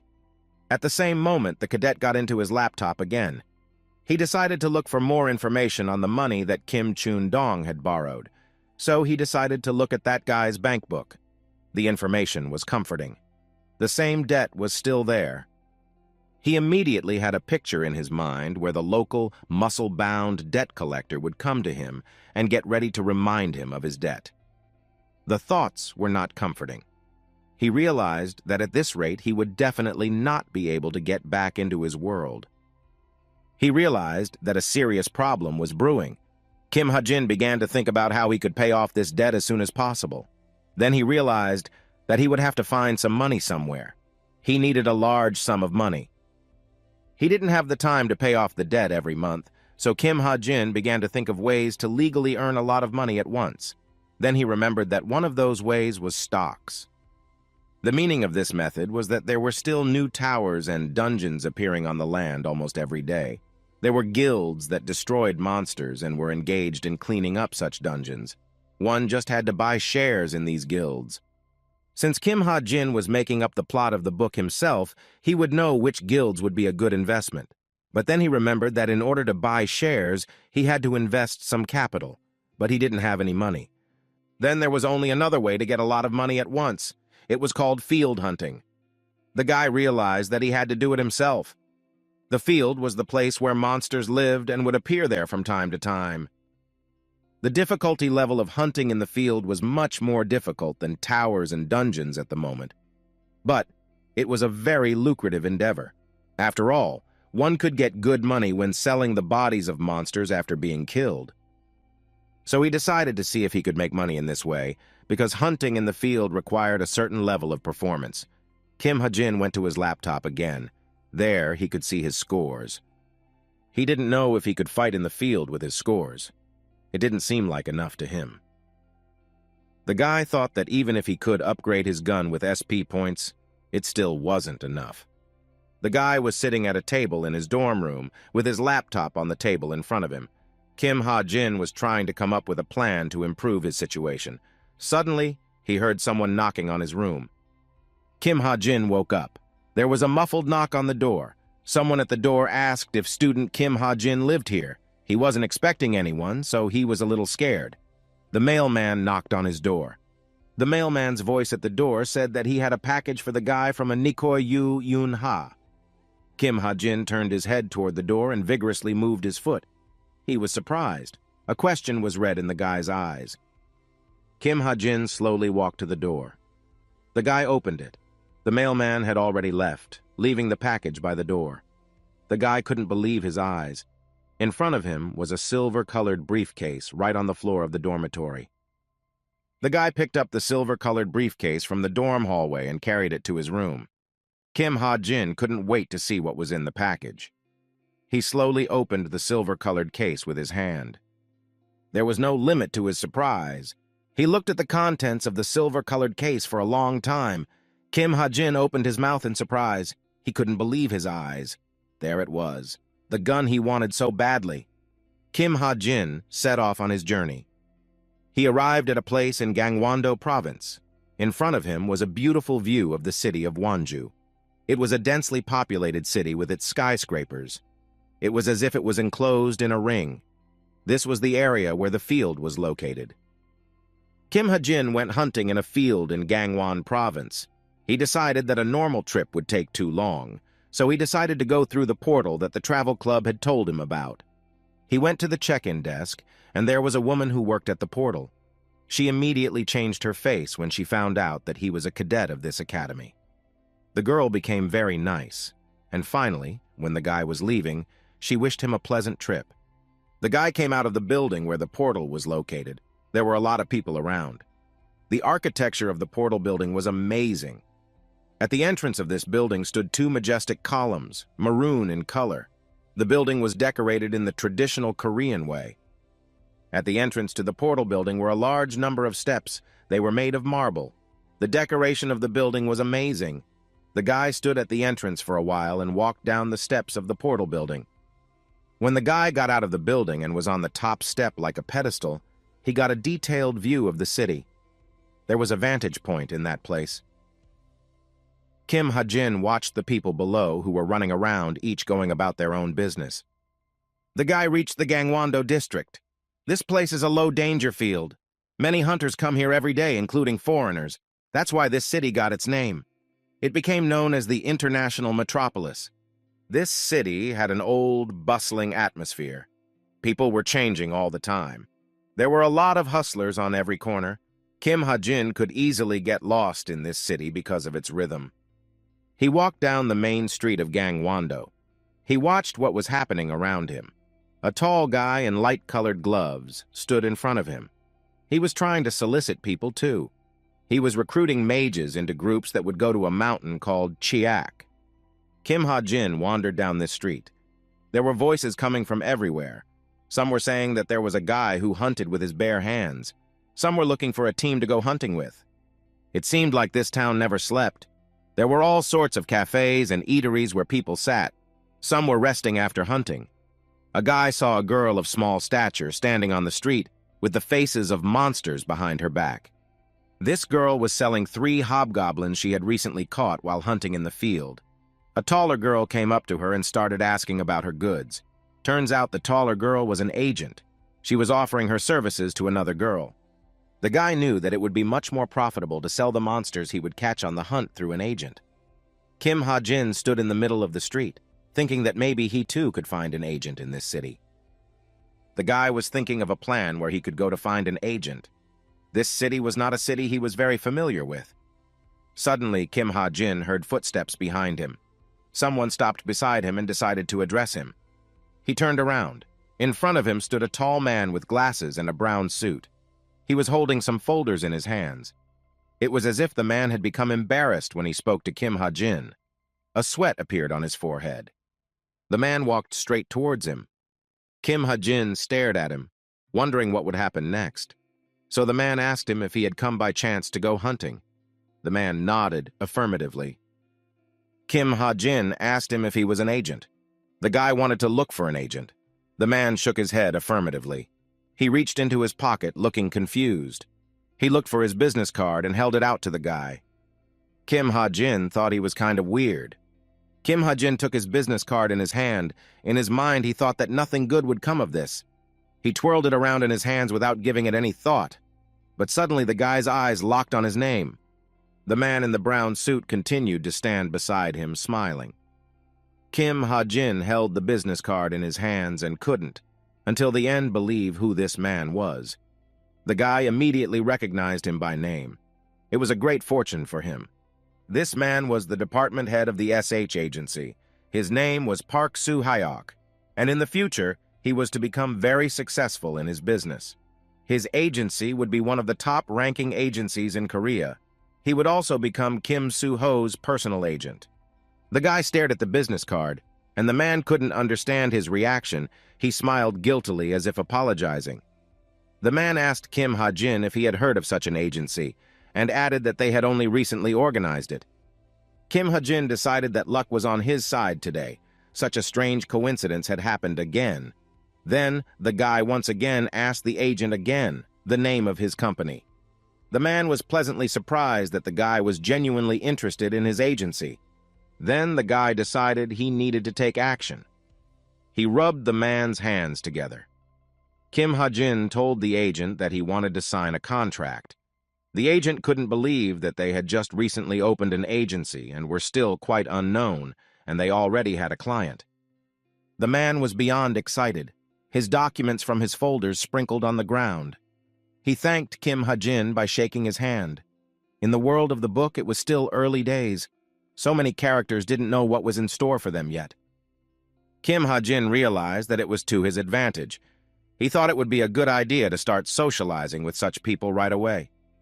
Suddenly, he remembered that this agent was supposed to be Kim Soo-ho's agent, so it was probably no big deal. The cadet decided to get right down to business. From Gangwon-do City, he decided to go to the nearest field. Thankfully, it wasn't far away at all. He made his way through the branches of the trees, heading deep into the dense forest. He noticed that the agent was following him and he wasn't going to stop. Kim Ha-jin was very surprised by this. Usually, agents didn't act like this. Kirsten asked him if he was really going to go with him.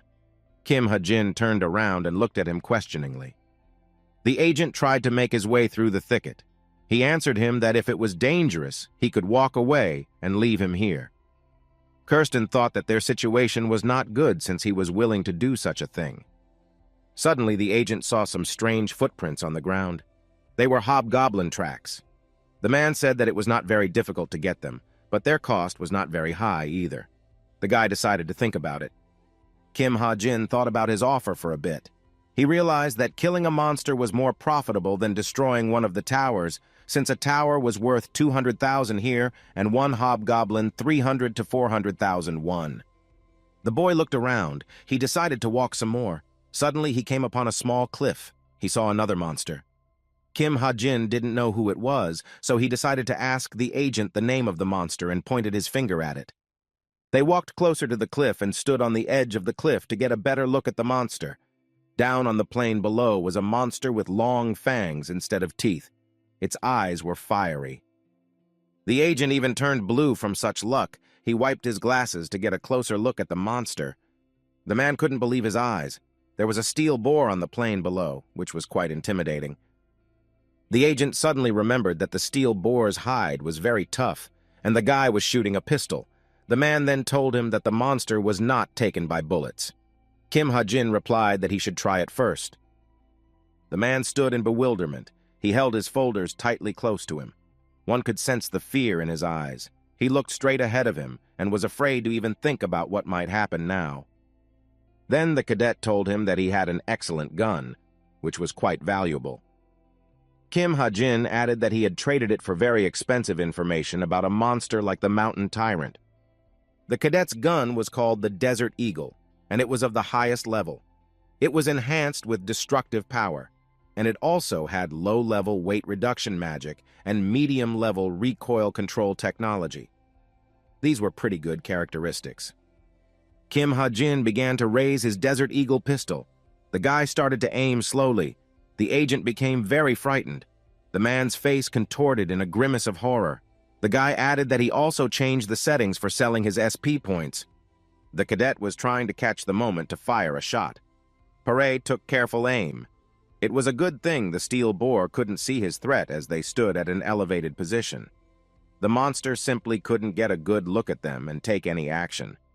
The boy stretched his arm forward and looked through the scope. He seemed to have found the right angle for the shot. The main thing now was to keep his arm from twitching. The agent wanted to talk him out of it, as he wasn't sure the guy could do it. And then the moment came. Kim Ha-jin pulled the trigger. The sound of the gunshot echoed throughout the neighborhood. The bullet emitted a turquoise-white glow when it was fired. It must have been because the cadet had added some more settings to his weapon. At first, the turquoise-white glow made it unclear what was happening down on the plain. But after a while, the light dissipated. The boar could be seen cowering to the left.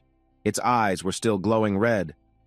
Kim Ha-jin really hoped that he was able to defeat this monster, since he really needed money to pay off the debt his character had borrowed from the bank before the guy became him. Agent Park Soo-hyuk goggled his eyes. The man was very scared. He shouted out because he was afraid that the guy would miss. After all, then the steel boar might just get angry and chase right after them. The man didn't want that outcome. Kim Ha-jin's hand didn't waver at the right moment, and he hit the target. She was standing on the cliff and had not yet had time to lower the gun. At the moment of the shot, Park Soo-hyuk was very frightened and fell to the ground. The steel boar was defeated. The guy stomped his foot on the ground with joy. He was wearing long gray shoes with high lacing. They were comfortable enough shoes for such a hunt. The guy was pleased with himself because he had succeeded in defeating the steel boar. Kim Ha-jin stood on the cliff with his gun in his hand. He was pleased with himself, as he realized that now he would be able to cover his debts. Agent Park Soo-hyuk was still lying on the ground. The man still hadn't fully recovered from what had just happened. The Desert Eagle gun was actually a great weapon. The gun itself was steel in color. The grip was made of black metal, and there were gold inlays on the muzzle and all over the weapon. Kim Ha-jin wondered if the gun could be modernized to have an even better level of defeat. At that moment, the agent finally came out of shock. The man praised his weapon. He added that the guy was a good shot. The cadet thanked the agent for such nice words. Kim Ha-jin looked into the distance. It seemed as if he had spotted something and was looking for a trajectory. The guy shook his head back and forth. There was something in the distance, something the guy was watching so intently. He reached his hand forward again and instantly took aim. The shot rang out again. Agent Park Soo-hyuk didn't expect it. He covered his ears with his hands in a hurry. The man was scared again and fell to the ground. Then already he turned to the guy asking why he shot again. There in the distance, between the rocks, something was falling rapidly downward. It was another monster, a black pelican. The agent sat on the ground and almost cried, holding his glasses with his hand. It was obvious from him that he didn't often accompany his clients on hunts. Perhaps this was one of the first times. After all, it was obvious that he wasn't used to this kind of thing. Park Soo-hyuk was shocked that the guy could see the black pelican so far away. After all, he himself couldn't even see the cliffs that were only slightly visible on the horizon. Then the boy said that he had very good eyesight. As soon as they finished talking on the edge of the cliff, the cadet put down his belongings and wandered towards the descent.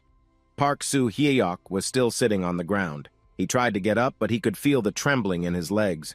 The agent called out to the guy and asked him to wait for him. Kim Ha-jin and the agent walked for a very long time, but they still reached the Black Pelican. She took it with her even though it was quite heavy. Now they still had a long way to go to get back to the steel boar.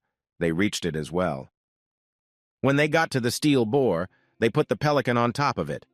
They started to figure out roughly how much it might weigh together. Then the guy and the agent realized that it would be difficult for the two of them to get them out of the field area.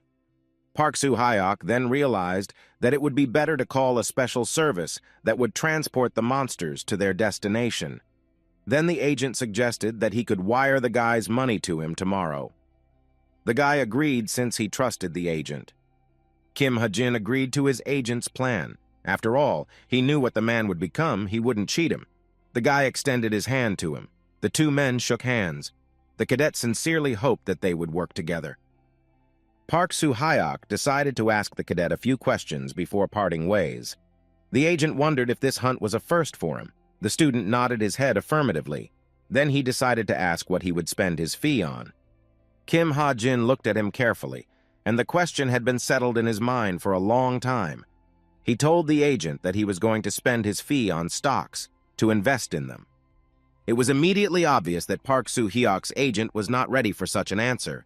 The man thought he was a very smart guy who would go far, since usually people spent the money from the first hunt on other things. And the plot of the book was still developing. Just now, it became known about the formation of a new guild, which was called Packhorse Master. It was created by human monsters. This guild was soon to play an important role in this book. The guy sat in his dorm room at his laptop. Of course, he realized that he should have been focusing on other things right now, like on settings, but he knew it had to be done right now. The Packhorse Master Guild in the book somehow protected one dungeon. It was a famous dungeon called Swan Devil's Nest. After this sweep happened, the stock of this guild would rise by 1,000%. This was a great chance to make a large amount of money legally. Kim Ha-jin realized that this was a win-win scenario. The guy reached his hand to his laptop. There was a button to buy shares on the screen. Without thinking for long, he clicked on it exactly. After the guy clicked the buy button on the screen, another sign popped up. It said that the purchase was complete. He had bought 3 million won worth of stock. The cadet hoped it would be enough to make money. Kim Ha-jin sat at the table, leaning back in his chair. He was thinking about the fact that he still had to invest somewhere else. There were no official communities that talked about stocks, so he had to go to a shady website. It was called Purple Banquet. The cadet pondered for a long time, thinking of different options. He realized that the money could come in handy for him later in this world. Suddenly, he remembered something. Information about an organization. This memory was brought to his mind by the name of the website Purple Banquet. Kim Ha-jin started thinking about colors, so he remembered a criminal organization called the Chameleon Group. This group in the story until the second half of the book were a gang of villains. They could disguise colors. Information about this criminal organization was classified for public access. In all likelihood, only the writer of this book himself knew of their activities. The Chameleon Group avoided the human monsters, even though they were also outlaws. The boy hoped that he could reach the leader of this guild. He wanted to find out the details of what happened to Che Jin-yoon from him. Kim Ha-jin knew that they would soon start looking for another person since they had recently had one spot in their group become vacant. The cadet wanted to find information about this topic on the internet. He scrolled through different pages in the search engine, but found nothing, probably because there was no information about them in the public domain. Suddenly, something happened to his laptop. The guy was very frightened. He looked at the screen of the laptop. The image on the screen slowly faded. Suddenly, the laptop went out completely. Kim Ha-jin took his laptop in his hands. He didn't know how he could fix this situation. There was a moment of silence. The laptop remained still in the same state. The screen didn't turn on, so the guy wouldn't do such a thing. Kim Ha-jin could feel the despair in his eyes. He realized that without him, he might not be able to return to normal life in his world. That time seemed like an eternity to the cadet. He was still staring at his laptop agonizingly. Suddenly, the screen lit up again. The guy didn't know what had happened. Maybe the laptop needed a reboot in this world, too. A smile reappeared on the guy's face. He took his laptop in his hands and looked hopefully at it. The laptop turned on again and was functional, which meant it was possible to continue searching for the information the guy needed. Turns out, there was a laptop upgrade. It was a beautiful sunny day.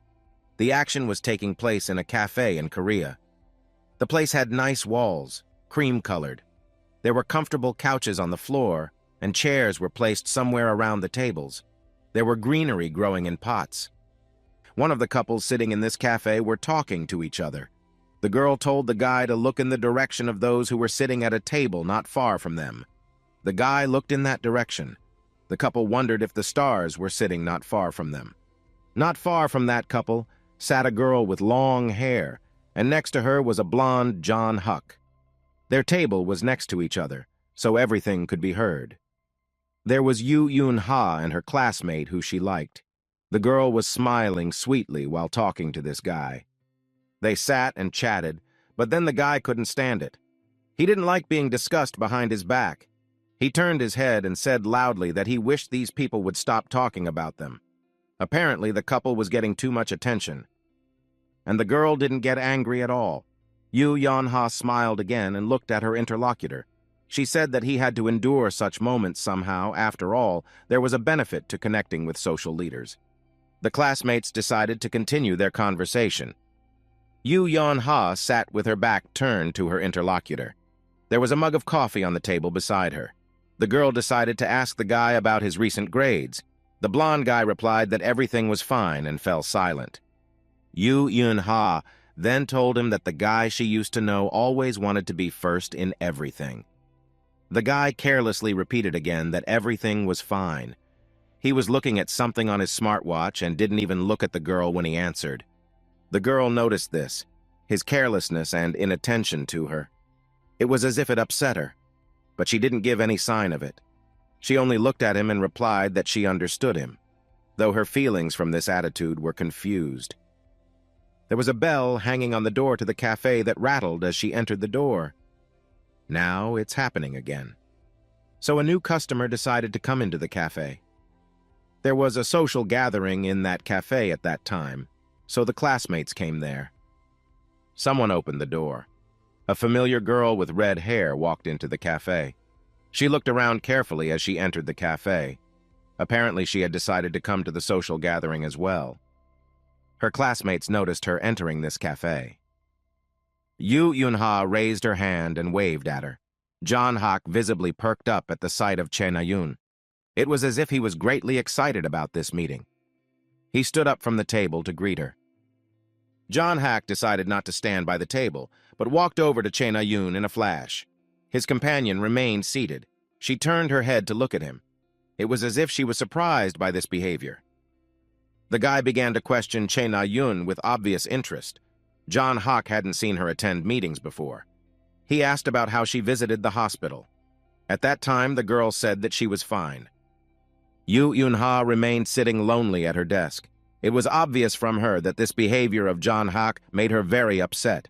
She held herself back, but it was already obvious, even though her bangs were covering the girl's eyes. The girl ordered herself an iced tea with lemon. She held it in her hand. Che Na-yoon thought for a long time about whether or not they should say anything. Thoughts swirled around in her head. She still said that she wanted to tell them something. Che Na-yoon sat down at their table. The girl had just recently been released from the hospital after the incident at the State Armory Museum where she tried to confront the human monster. Che Na-yoon asked them if they knew about a student like Kim Ha-jin. Yoo Yoon-ha's face changed drastically. Different thoughts immediately popped into her head. Of course, she knew Kim Ha-jin. He had been present in her life many times before. Yoo Yoon-ha asked Che Na-yoon if something had happened to him. Che Na-yoon rolled her eyes. She sat with her arms folded. The girl said that she was referring to that incident at the gun museum. Then she said that 3 people had confronted the human monster that day. One of those 3 was Kim Ha-jin. Che Na-yoon continued with her story. The girl complained that that human monster was much stronger than she could have guessed. He had caught her off guard by pinning her then against the wall at altitude. And then, right during the fight, something strange happened. When the fight was going on right at that time, the girl started to narrate, but stopped and swore at Kim Ha-jin. Che Na-yoon continued her story. The girl told her interlocutors that Kim Ha-jin fired a shot. Strange things happened during the fight at the State Gun Museum. Che Na-yoon couldn't believe what happened then on that day. There was a moment when Kim Ha-jin shot and hit the human monster with his bullet. That bullet had lit up the whole place when it was fired. There was a very strange, glowing halo coming from it. Then, in the girl's head came the thought that such a thing is simply impossible. After all, the guy had injured the human monster's hands in the shooting. Che Na-yoon remembered Kim Ha-jin's face back then. This whole situation didn't fit in her head. It seemed very suspicious to the girl, after all. He couldn't have used an ordinary practice gun to inflict such a blow to the human monster. Che Na-yoon looked at Yoon Hui, who was thinking about something. And then Che Na-yoon remembered that the other girl was on the same team with him. Che Na-yoon then asked her interlocutor if that was true. She inquired what Yu Yeon-ha thought of him. The girl seemed as if she was startled by this question. Yu Yeon-ha looked at her interlocutor questioningly. There was a sense of confusion in her demeanor. The girl thought about what they should answer to such a question. Then Yu Yeon-ha remembered how she had already thought about it one day. She knew that Kim Ha-jin was from an orphanage and owed the bank 300 million won. She was alarmed that such a person somehow had information about the mountain tyrant. She asked him at a lecture how he had information about a monster of that rank, but Kim Ha-jin said that he couldn't answer such a question. Yu Yeon-ha realized that she would have to find out the information herself. They were sitting in a cafe. Yu Yeon-ha took the cup of coffee in her hand. She didn't hesitate long and told the people she was talking to that she thought Kim Ha-jin was just an ordinary guy.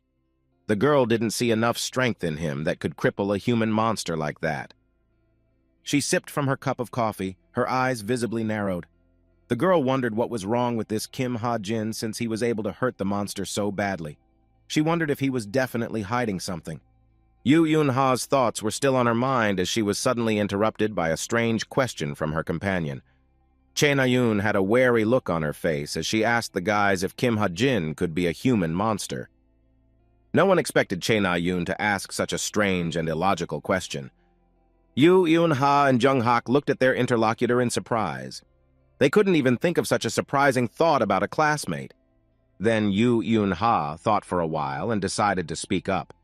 The girl told her companion that he wouldn't have attacked his tribesmen if Kim Ha-jin was also a human monster. Che Na-yoon thought about it for a moment, but agreed with her afterward. Kim Ha-jin was in the dormitory. He was sitting in front of his laptop and was looking for various information he needed to further his plan. Suddenly, something happened. He was illuminated by a strange flash of light. The guy couldn't understand what was going on. The guy looked at his laptop. Some sort of sign popped up on the screen. It said that there was some kind of update going on. The update was 99.9% out of 100. The screen of the laptop was still illuminating everything around it. The guy was looking at the screen and trying to figure out what was going on this time. Suddenly, a strange light began to emanate from his left wrist, not far from his smartwatch. Kim Ha-jin looked at his wrist and then at the laptop screen. He was trying to track any changes. Suddenly, his face changed in pain. His wrist began to tingle strangely, and then it began to ache all over. The pain began to increase. It became difficult to lift his left arm. The guy looked at his wrist. The sleeve of his sweatshirt was wet with blood. Something was wrong. What could it be? Droplets of blood began to drip onto the floor. Kim Ha-jin realized that he had to do something about it, but the pain in his wrist was so intense that he couldn't even make a judgment call. He stood up and started twitching in pain. He didn't even notice how the chair behind his back swayed violently. The guy stood in place, holding his wrist with his other hand, which was hurting badly. The chair fell backwards onto the floor with a clatter. Suddenly, a voice sounded in his head. The mysterious voice said that there was magic in this stigmata.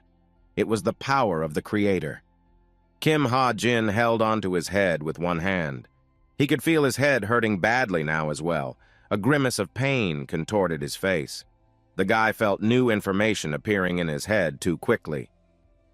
John Huck defiantly put his hand on the table with force. The classmates were still sitting in the cafe discussing Kim Ha-jin the same way. This had been going on for quite some time. Yoo Eun-ha's coffee that was next to her on the table had already gone cold. John Hack looked at his classmates. She stood up and leaned her hand on the table. His blonde bangs fell to his eyes. The guy realized that Che Na-yoon didn't like Kim Ha-jin. He directly decided to ask the girl this question. Yoo Eun-ha looked at him carefully. She felt some sort of uneasiness. Che Na-yoon crossed her arms on her chest. She looked to the side. It was as if the girl was remembering something. From the expression on Che Na-yoon's face, it was clear that her thoughts were not pleasant. Kim Ha-jin was still the same way in his dorm room. He crouched down on the floor. One hand he held onto his head, the other remained on the table in front of his laptop. The guy was in a lot of pain that was pressing down on his head. The room was dark. The monitor of the laptop remained on. Its screen showed some kind of sign, by which it could be traced that some kind of downloading was going on. The guy's hand was still resting on the table as if someone was holding it down. Che Na-yoon seemed very sad to the guys. She lowered her head down, her bangs covering her eyes. The girl's thoughts were heavy. Che Na-yoon remembered those words Kim Ha-jin had said to her after the battle at the weapons museum. It was about her brother. The girl sat like that for a couple more minutes, the thought of her brother never leaving her. Che Na-yoon then raised her head and looked at her interlocutors. The girl replied that this was actually the case. She didn't like Kim Ha-jin. Kim Ha-jin was lying on the floor of his room. It was as if he had lost consciousness. The wrist of his hand was aching badly. There was a strange pattern just above the bracelet, and it was a stigmata. It had recently formed there. The cadet was still lying on the floor. The room was illuminated by the laptop screen on. Strange flashes of light were flying in the air. When the update ended, an exclamation mark icon appeared on the screen. After the exclamation point, a new plaque of information appeared on the laptop screen. It said that there was an increase in the skill Observe and View. A new low-rank skill called Book of Truth was also added. One of the most famous towers in Seoul was the Association Tower. It looked majestic. It was built so that when the sun fell on it, it would illuminate everything around it with its light. The tower glittered a lot, so it could be seen from afar. On this day, a momentous event was taking place in the Association Tower. It was an award ceremony for exemplary citizens. It wasn't long after the battle in the Armory Museum. The cadets who participated in it received awards at the ceremony. Kim Ha-jin was at this ceremony. He was sitting and looking around. It was obvious that the guy was worried about something. He was holding his wrist. That's where the wound that had recently formed was located. The Model Citizen Award ceremony was not crowded. There were still many empty seats behind the cadets. Kim Ha-jin was waiting for the ceremony to start. He was holding onto his wrist, which was hampered by its pain. The boy scrutinized his hand. Kim Ha-jin pondered about the stigmata. He wondered what was the specialty of this skill that he had recently added. Someone sat down next to him and asked him to be quiet. The guy looked at the person who was sitting next to him. It was that girl with red hair, Che Na-yoon. She looked at him indignantly, crossing her arms across her chest. The girl told him to be quieter. An awkward situation had occurred. Kim Ha-jin looked at the girl. He replied to her that he didn't say anything. Che Na-yoon blushed out of anger. She replied to him that even if he didn't say anything, he was still being noisy. Che Na-yoon looked at him with anger. You could feel the disdain in her gaze. Kim Ha-jin then decided to ask her if she had forgotten something. The girl asked him what he meant. There was irritation in her voice. There was complete silence for a while. Kim Ha-jin turned to the girl. He told her not to forget that he was the one who saved her. Che Na-yoon bit her lip. The girl's face changed. She wanted to say something mean to him. After a while, the girl just burst into a rage. Che Na-yoon asked Kim Ha-jin what this was about. Kim Soo-ho was sitting next to them. She wanted to stop this verbal altercation. The guy ordered them to stop arguing. Kim Soo-ho told the girl to switch seats with him, but Chae Na-yoon wanted to stay where she was. The guy got his way and moved to the girl's seat next to Kim Ha-jin. Kim Soo-ho sat next to Kim Ha-jin. The atmosphere was tense. Kim Soo-ho closed his eyes. He was trying to gather his thoughts. Kim Ha-jin sat next to him. He turned his head the other way and didn't look at his classmate. Kim Soo-ho recovered his voice. He sat and held his hand in front of his chin. Chae Na-yoon was sitting right after him. She was still red with anger. The guy wanted to talk to Kim Ha-jin, but he didn't know where to start the communication. Kim Soo-ho gathered his thoughts. The guy finally turned to his neighbor. He decided to thank him. Kim Ha-jin thought that there might be a fight again. He made a face as if he was fed up with the whole thing. Kim Soo-ho started to tell him that if he hadn't stood up for them, they wouldn't have been able to defeat the human monster. The boy thanked his neighbor once again. Kim Ha-jin looked at him carefully. It was as if he wasn't surprised by this. The Model Citizen Award ceremony still hadn't started. Kim Ha-jin took his gaze to the side. It was as if he was thinking about something else. The boy replied to his interlocutor that they would have done fine without his intervention. The cadets remained silent. Kim Ha-jin thought that if he hadn't intervened and shot the human monster, they would still have been able to deal with it. Perhaps they could have awakened a higher level of strength. After all, Kim Soo-ho was one of the main characters, and in this book, the main character almost always became stronger when he was in a dangerous situation. But this time it didn't happen because Kim Ha-jin intervened. The award ceremony for exemplary citizens was about to begin. The final preparations were underway. There was a little chaos backstage. People were talking amongst themselves. A woman wearing headphones announced that someone they were waiting for had arrived. The ceremony organizers were trying to make sure everything went well. There was a little bit of running around on stage. Suddenly, someone's heavy footsteps were heard. Someone with his huge cleats stepped onto the stage. It was a tall, well-built guy with a fluffy head of hair. His hair was pulled back in a ponytail. He was wearing a satin kimono and pants. A snake embroidery was visible on the shirt. She walked with a disgruntled face, one hand holding his head. There was an earpiece in the guy's ear, because he didn't come to the ceremony as a guest. It was Yoo Si-hek. He was ranked 37th in the overall hero ranking. The guy was a high-ranking hero. He looked at the organizers with a sidelong glance. He wasn't satisfied with something. The tall guy approached the stage, trying to take the evening's program from the organizer, and the organizer staggered a bit. Yoo Si-hyuk was also called the Wolf of Valhalla. It was said that this guy had a strong magical power, one that was not often seen. Finally, the award ceremony for model citizens began. Various people were preparing to go on stage. Chae Na-yoon sat and looked at the stage. She wanted to receive her award faster. The girl also had an earpiece in her ear. People kept coming and coming to this ceremony. Kim Soo-ho sat sad. His head was down. He looked pensive, as if he had a troubling thought and couldn't find a place to sit. It was as if the guy was somewhere in another space. Kim Ha-jin was looking straight ahead. His gaze was clear. He was wondering what was happening on the stage. There was an earpiece in his ear as well. A voice came from the stage. One of the organizers asked all the laureates to head towards the stage. The cadets went up to the stage. The organizer told them that a distinguished hero would be presenting the awards to them. It was that tall guy who was called the Wolf of Valhalla. It was that guy who was ranked 37th in the hero rankings.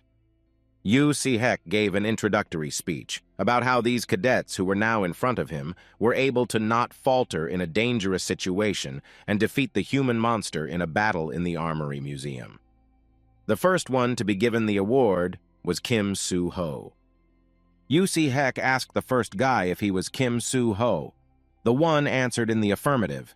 Then the Wolf of Valhalla hero told him that he wasn't surprised that all the guilds wanted him to join them.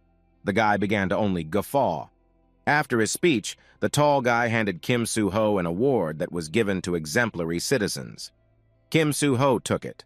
The cadet was happy that he was able to prove himself in battle, and most importantly, save a lot of people back then at the gun museum.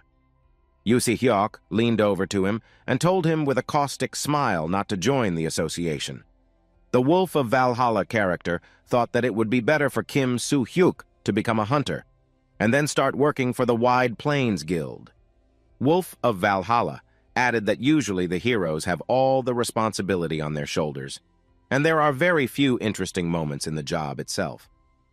Kim Soo-ho looked straight into Yoo Si-hyuk's face. The guy said that this kind of job suits him very well. Yoo Si-hyuk moved away from Kim Soo-ho. The tall guy made a strange grimace. It was as if he was disappointed about something. The Wolf of Valhalla looked at the guy once more. He told him that if he was happy with the job, then fine, and he added that Kim Soo-ho was boring. Next after Kim Soo-ho, they were supposed to present the award to Chae Na-yoon. Yoo Si-hyuk looked at her carefully. He turned to her and told the girl that he hadn't seen her in a long time. The girl instantly blushed red. She couldn't even say a word back to him. Chae Na-yoon stood there for a bit longer and thought about what to say back to him. The girl was still red in the face. As she suddenly called him teacher, she wanted to answer him the same thing, that they hadn't seen each other for a long time. But Yoo Si-hyuk interrupted her and added that he was not her teacher. The Wolf of Valhalla reminded her that he had once had a close relationship with her father. The father had asked him to take care of his daughter, but Yoo Si-hyuk had no intention of doing so. Chae Na-yoon was very upset by this. She lowered her head as low as possible. After finishing with the girl, Yoo Si-hyuk moved on to the next winner of this award ceremony.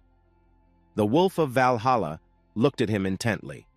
Kim Ha-jin felt as if he could feel that heavy gaze on him. The guy couldn't understand why the man had stopped. Yoo Si-hyuk approached the third winner of this ceremony. He couldn't realize who he was. The Wolf of Valhalla looked simply huge against him. Yoo Si-hyuk asked the cadet who he was. Then the guy said his name. Yoo Si-hyuk gave him an award as well. The person who presented the awards ended by saying that only indifference can be worse than hatred. Thus, the award ceremony for exemplary citizens came to an end.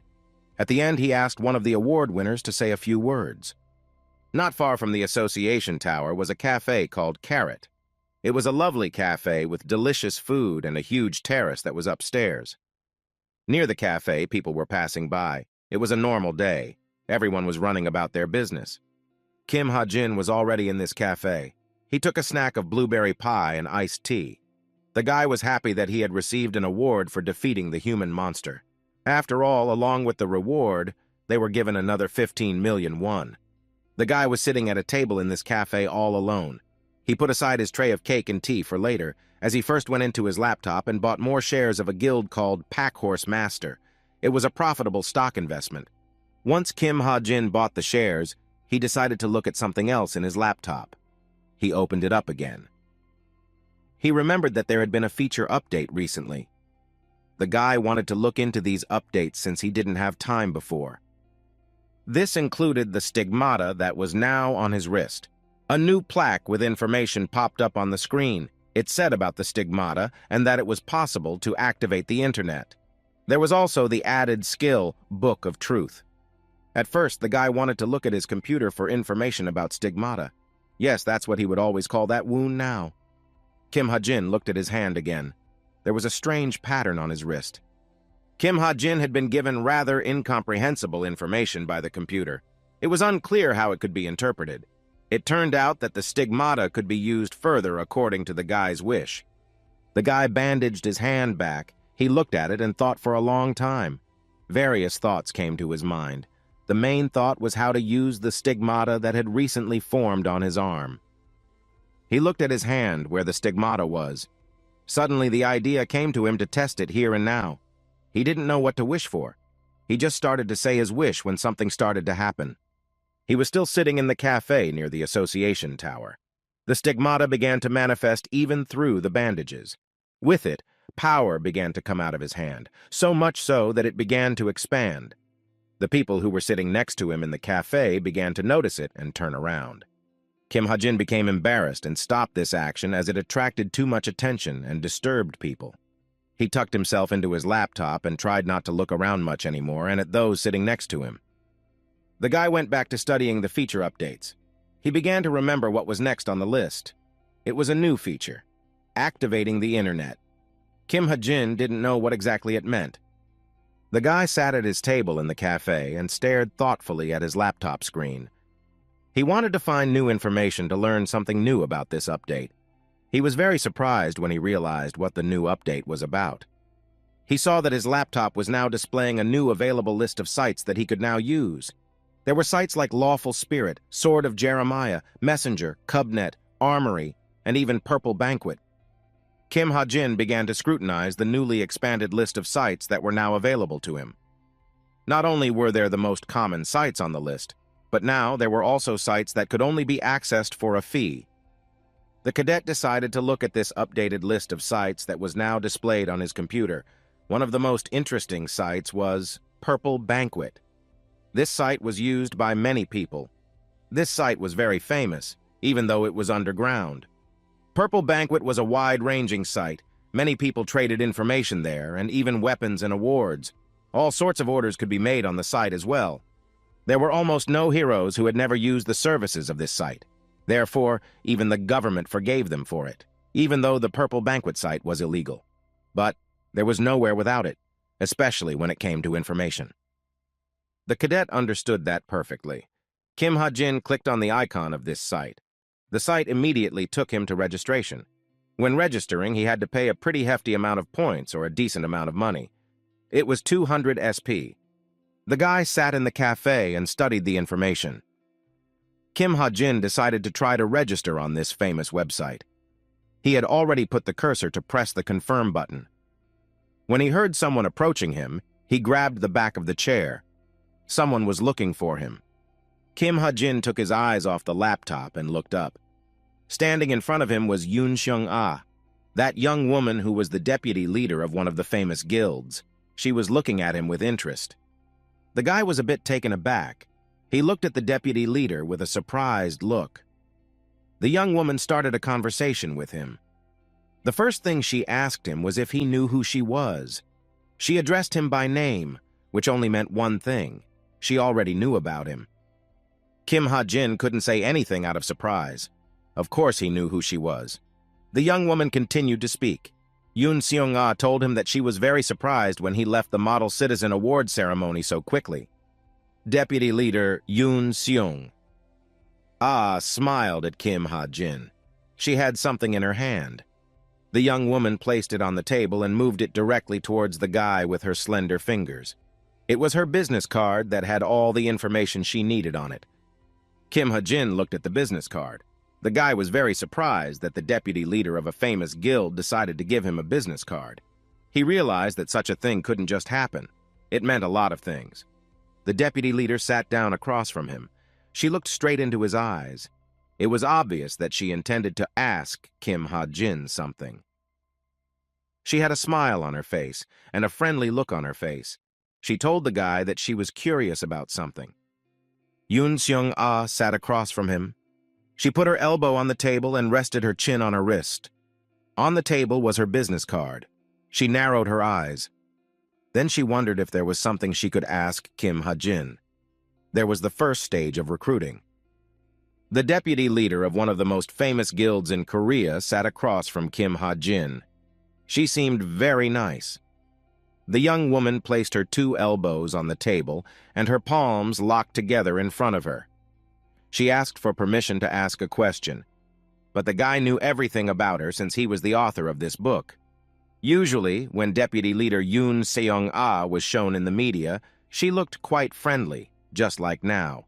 But in reality, she was a completely different person. There were times that if the person she brought into the guild didn't meet her expectations later on, Yoon Seung-ah could just get rid of them. She was the kind of person who would take whatever she wanted, and she could easily kick him out as well. In a way, it was a natural selection in the guild. Right now, Yoon Seung-ah was smiling sweetly and being friendly, but then she could become a completely different person. That was the kind of person she was, this deputy leader of a famous guild in Korea. The young woman still hadn't asked her question. Kim Ha-jin understood where this was going. The cadet knew that a connection with her would be very useful to him. She could help him further his development. The boy closed his laptop with the palm of his hand. Deputy Head Yoon Seung-ah was still smiling sweetly as she narrowed her eyes. The young woman started talking to him again. She only had time to tell him that she was curious before Kim Ha-jin interrupted her. He simply answered her no. The young woman was very surprised by this behavior of the cadet. The deputy leader was shocked that he could answer her like that, without even listening to her question. Kim Ha-jin added that he had nothing to say to her. Yoon Seong-ah told him that he must have misunderstood her and hinted to him that she was showing interest in him and was the #1 guild deputy leader in Korea. The young woman couldn't understand his reaction. Kim Ha-jin started to remove his laptop from the table and stuffed it into his backpack. The guy thanked her for showing interest, and added that he only thanked her if her interest in him was genuine. Deputy head Yoon Seong-ah was surprised by this behavior of the guy. The smile came off her face. Kim Ha-jin understood that she was showing interest because she realized that he used light bullets when he fought the human monster. Since the guy realized that it was now likely that the deputy leader was now feeling the usual curiosity towards him, he decided to get up and get out of there. This was Kim Ha-jin's plan, since he knew this way her curiosity could turn into something more. The guy gathered all his things and was about to get up from the table. Kim Ha-jin realized that this was the perfect moment to get out of there. Deputy head Yoon Seong-ah was very surprised by this behavior. She even opened her mouth in surprise. The cadet reached the dormitory. He couldn't wait to try out the stigmata. Kim Ha-jin decided to learn more about them than he already knew. It turned out that the stigmata contained magic. When the number of SPs increased to a certain value, a single stigmata would appear. He hesitated for a long time and couldn't think of anything he wanted to try with the stigmata. But still, an idea came to his mind. Kim Ha-jin said out loud that he wanted the magic of the wrist stigmata to transform into the form of a sword. The wrist stigmata began to emanate magic waves. It lit up and vibrated on his hand.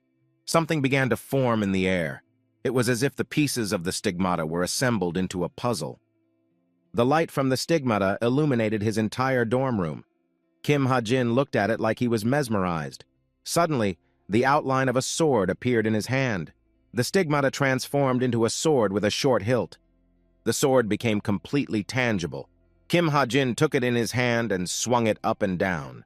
The boy now understood how the magic of the stigmata worked. He learned that if he thought of something he wanted to use, it would appear immediately. In the world of this book, the idea of the power of magic was a little different. Here, magic was an ability that was directly influenced by the magician's ability and training. Before this, Kim Ha-jin had no magic at all, and so the sword gradually disappeared from the guy's hands. Kim Ha-jin was happy that he could now use his magic. After all, once he entered the world of this book, the guy had no such ability at all. There was still one more skill that was waiting for the guy's turn to be tested. Everything else Kim Ha-jin had already checked.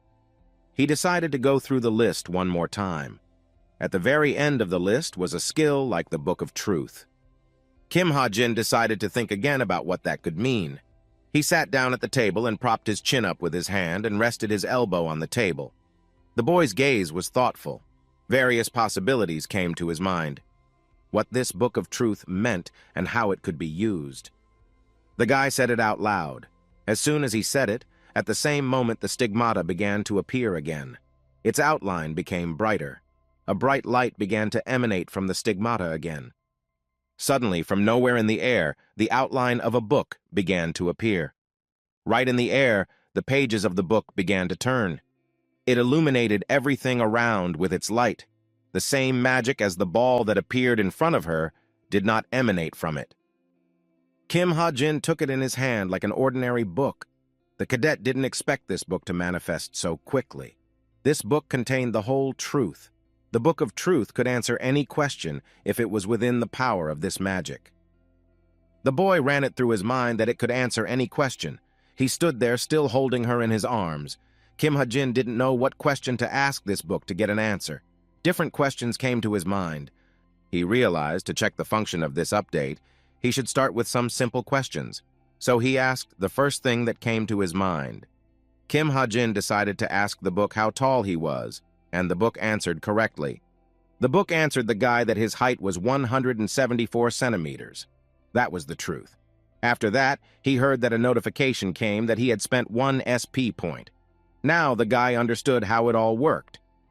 Kim Ha-jin was busy with the truth book when suddenly his smartwatch vibrated. The screen of the watch turned red. Some kind of notification came to the guy's smartwatch. He wondered what it could be. Kim Ha-jin stood and looked at his watch. It was getting more and more flared with some kind of strange red light.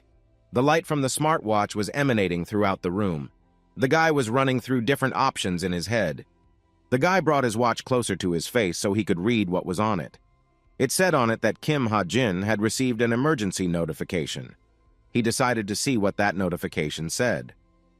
The guy clicked on the control panel of the smartwatch. The emergency notification popped up in the air. It said that a search was underway for someone who had information on the whereabouts of a student from the Nuri class. That guy's name was Jin Ha-jan. The guy was looking at this emergency notification on his smartwatch, and it was as if he started to recall something. From the expression on his face, one could tell that Kim Ha-jin knew what it was about. New thoughts crept into his mind. Kim Ha-jin realized that there was a second main story that began in this book. It was the kind of story where different people disappeared. He had mentioned it before. It was the disappearances of the cadets in the academy itself. From the title of this second main story, he could tell that the students of the academy would start disappearing. This meant that in about a month, this was what would happen. During this period, 6 cadets from different classes would disappear.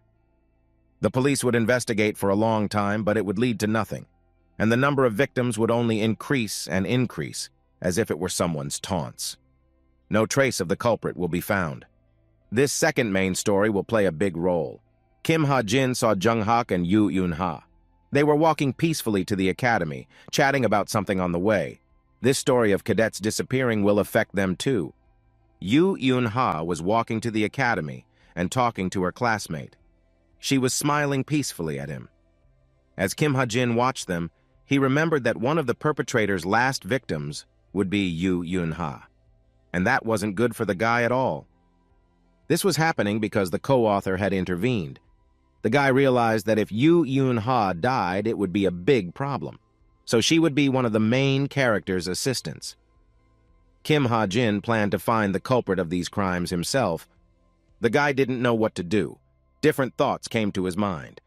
Kim Ha-jin realized that if he took any action now, the plot could be completely distorted. It wouldn't be clear until the end what that change would be. Kim Ha-jin ran through the different options of distorting events in his head. He realized that, unfortunately, he could not predict what would happen in the end.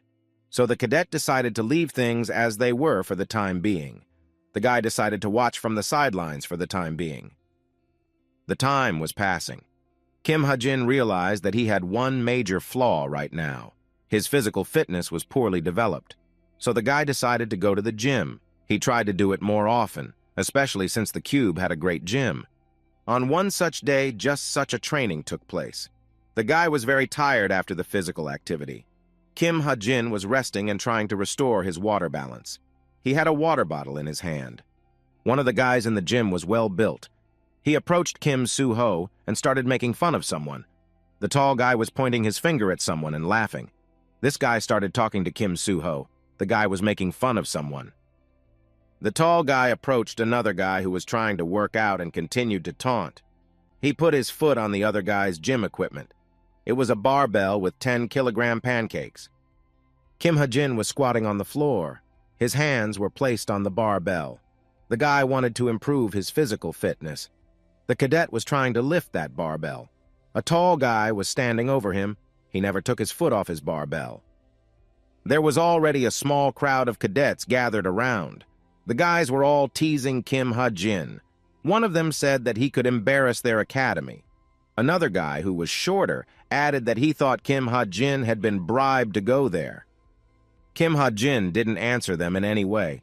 All of this was happening in front of Kim Soo-ho. He hoped that Kim Ha-jin would respond in some way. But then he realized that it wasn't going to happen. So he decided to stand up for the guy himself. The tall guy was holding Kim Soo-ho's shoulder.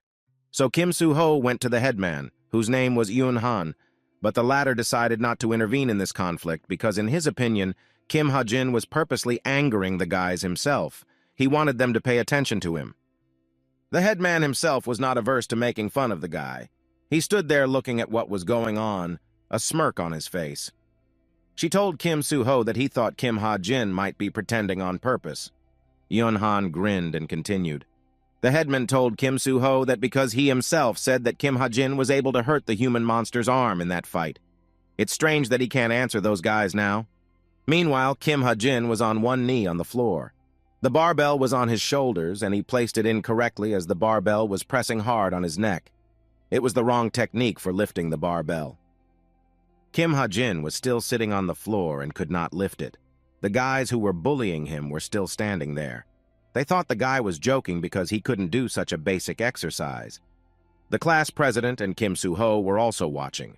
Then the class president added that maybe Kim Ha-jin was lucky that he was able to defeat the monster man back then. After all, he couldn't even lift a barbell now. Kim Soo-ho asked for it to stop. There were many cadets in the training hall. One could already hear someone swearing all over the hall. The guys turned around and looked around. One girl replied to another girl's question that Kim Soo-ho was arguing in the distance. The guys continued their argument, which attracted a lot of attention from everyone around them. The instructor noticed this. He approached them and started yelling. He asked the cadets what they were doing in the training room. The instructor had a poster in his hands, which was rolled up in a tube. The man asked everyone to gather around him. He stood in front of the cadets and told them that in his hands he was holding a poster with the results of the exams. Everyone immediately perked up. Kim Soo-ho and the head teacher stopped arguing with each other. Everyone wondered how they had passed the exams. The instructor told the students that he would put up a poster and they could come and see how they did this time. The cadets rushed to the poster to check their results. Everyone tried to come up one by one because the crowd could not see anything at once. One guy tried to track his performance. He realized that he had failed the exam this time. On the poster with the results of the exam, all the names of the cadets were written one by one. Each cadet was assigned a certain place. It depended on how that particular student did or did not do on the exam. Everyone came up one by one looking at their place on the poster. It was Kim Ha-jin's turn. He walked over and poked his finger on the poster. The boy saw himself in the first place. He wasn't surprised at all because he was cheating. Suddenly, he heard something fall behind him. It was someone's sword, strongly resembling a sword.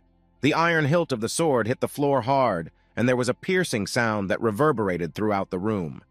From behind, a tall, slender girl walked up to the exam results poster. She had a long, blonde braid. She looked at the exam results as if mesmerized. She seemed to be surprised by something on the poster. This slender, tall girl's name was Rachel Elizabeth Louise. This girl was an English princess. She was ranked 3rd in the cube rankings. Turns out she's the one who dropped her sword. Rachel Elizabeth Louise stood in front of the poster and didn't move. The girl was still in a state of shock. Her thick blonde bangs fell over her eyes. Rachel could not yet realize what had just happened.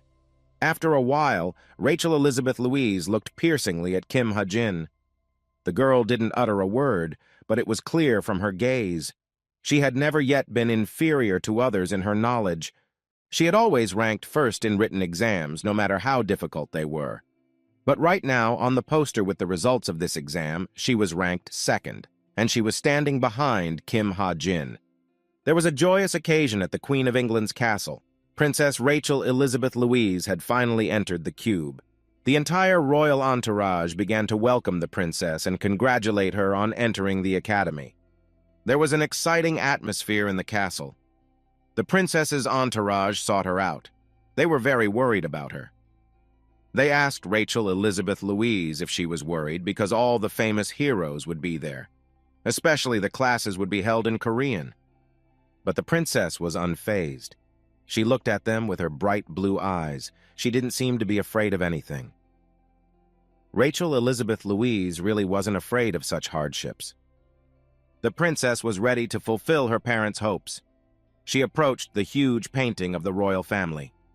There was a picture of her with her parents. The girl looked at the painting.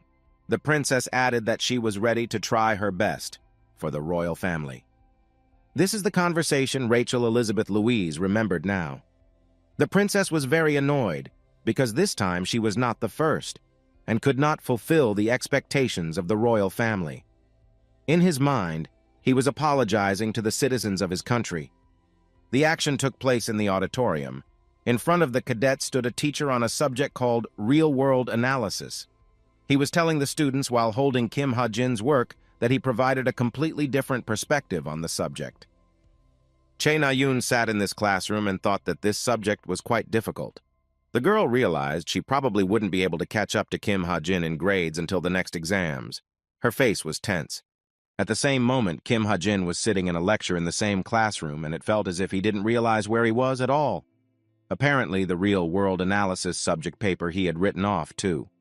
Chae Na-yoon was still thinking about Kim Ha-jin and his grades. Her eyes were burning and her face was concentrated. The girl was thinking about what methods this cadet was practicing. She was interested in such information. After a while, the guy had already reached his dormitory. A new website popped up on his computer screen in front of him. It was the information department, Truth. This department could answer any question he had. It was Kim Ha-jin's website. Kim Ha-jin sat at his desk. He realized that since he had the Book of Truth, he should use it properly. It could be used to earn money for pocket money, if you could figure out how. You could use it to find out almost any information in the world, but only if it wasn't more than your points. The guy realized that no one knew about his site yet and would need to get recommendations and positive feedback. Kim Ha-jin was still creating his website. The guy was now at the stage where he needed to register as a seller. He clicked on the registration button. He had nothing to lose anymore.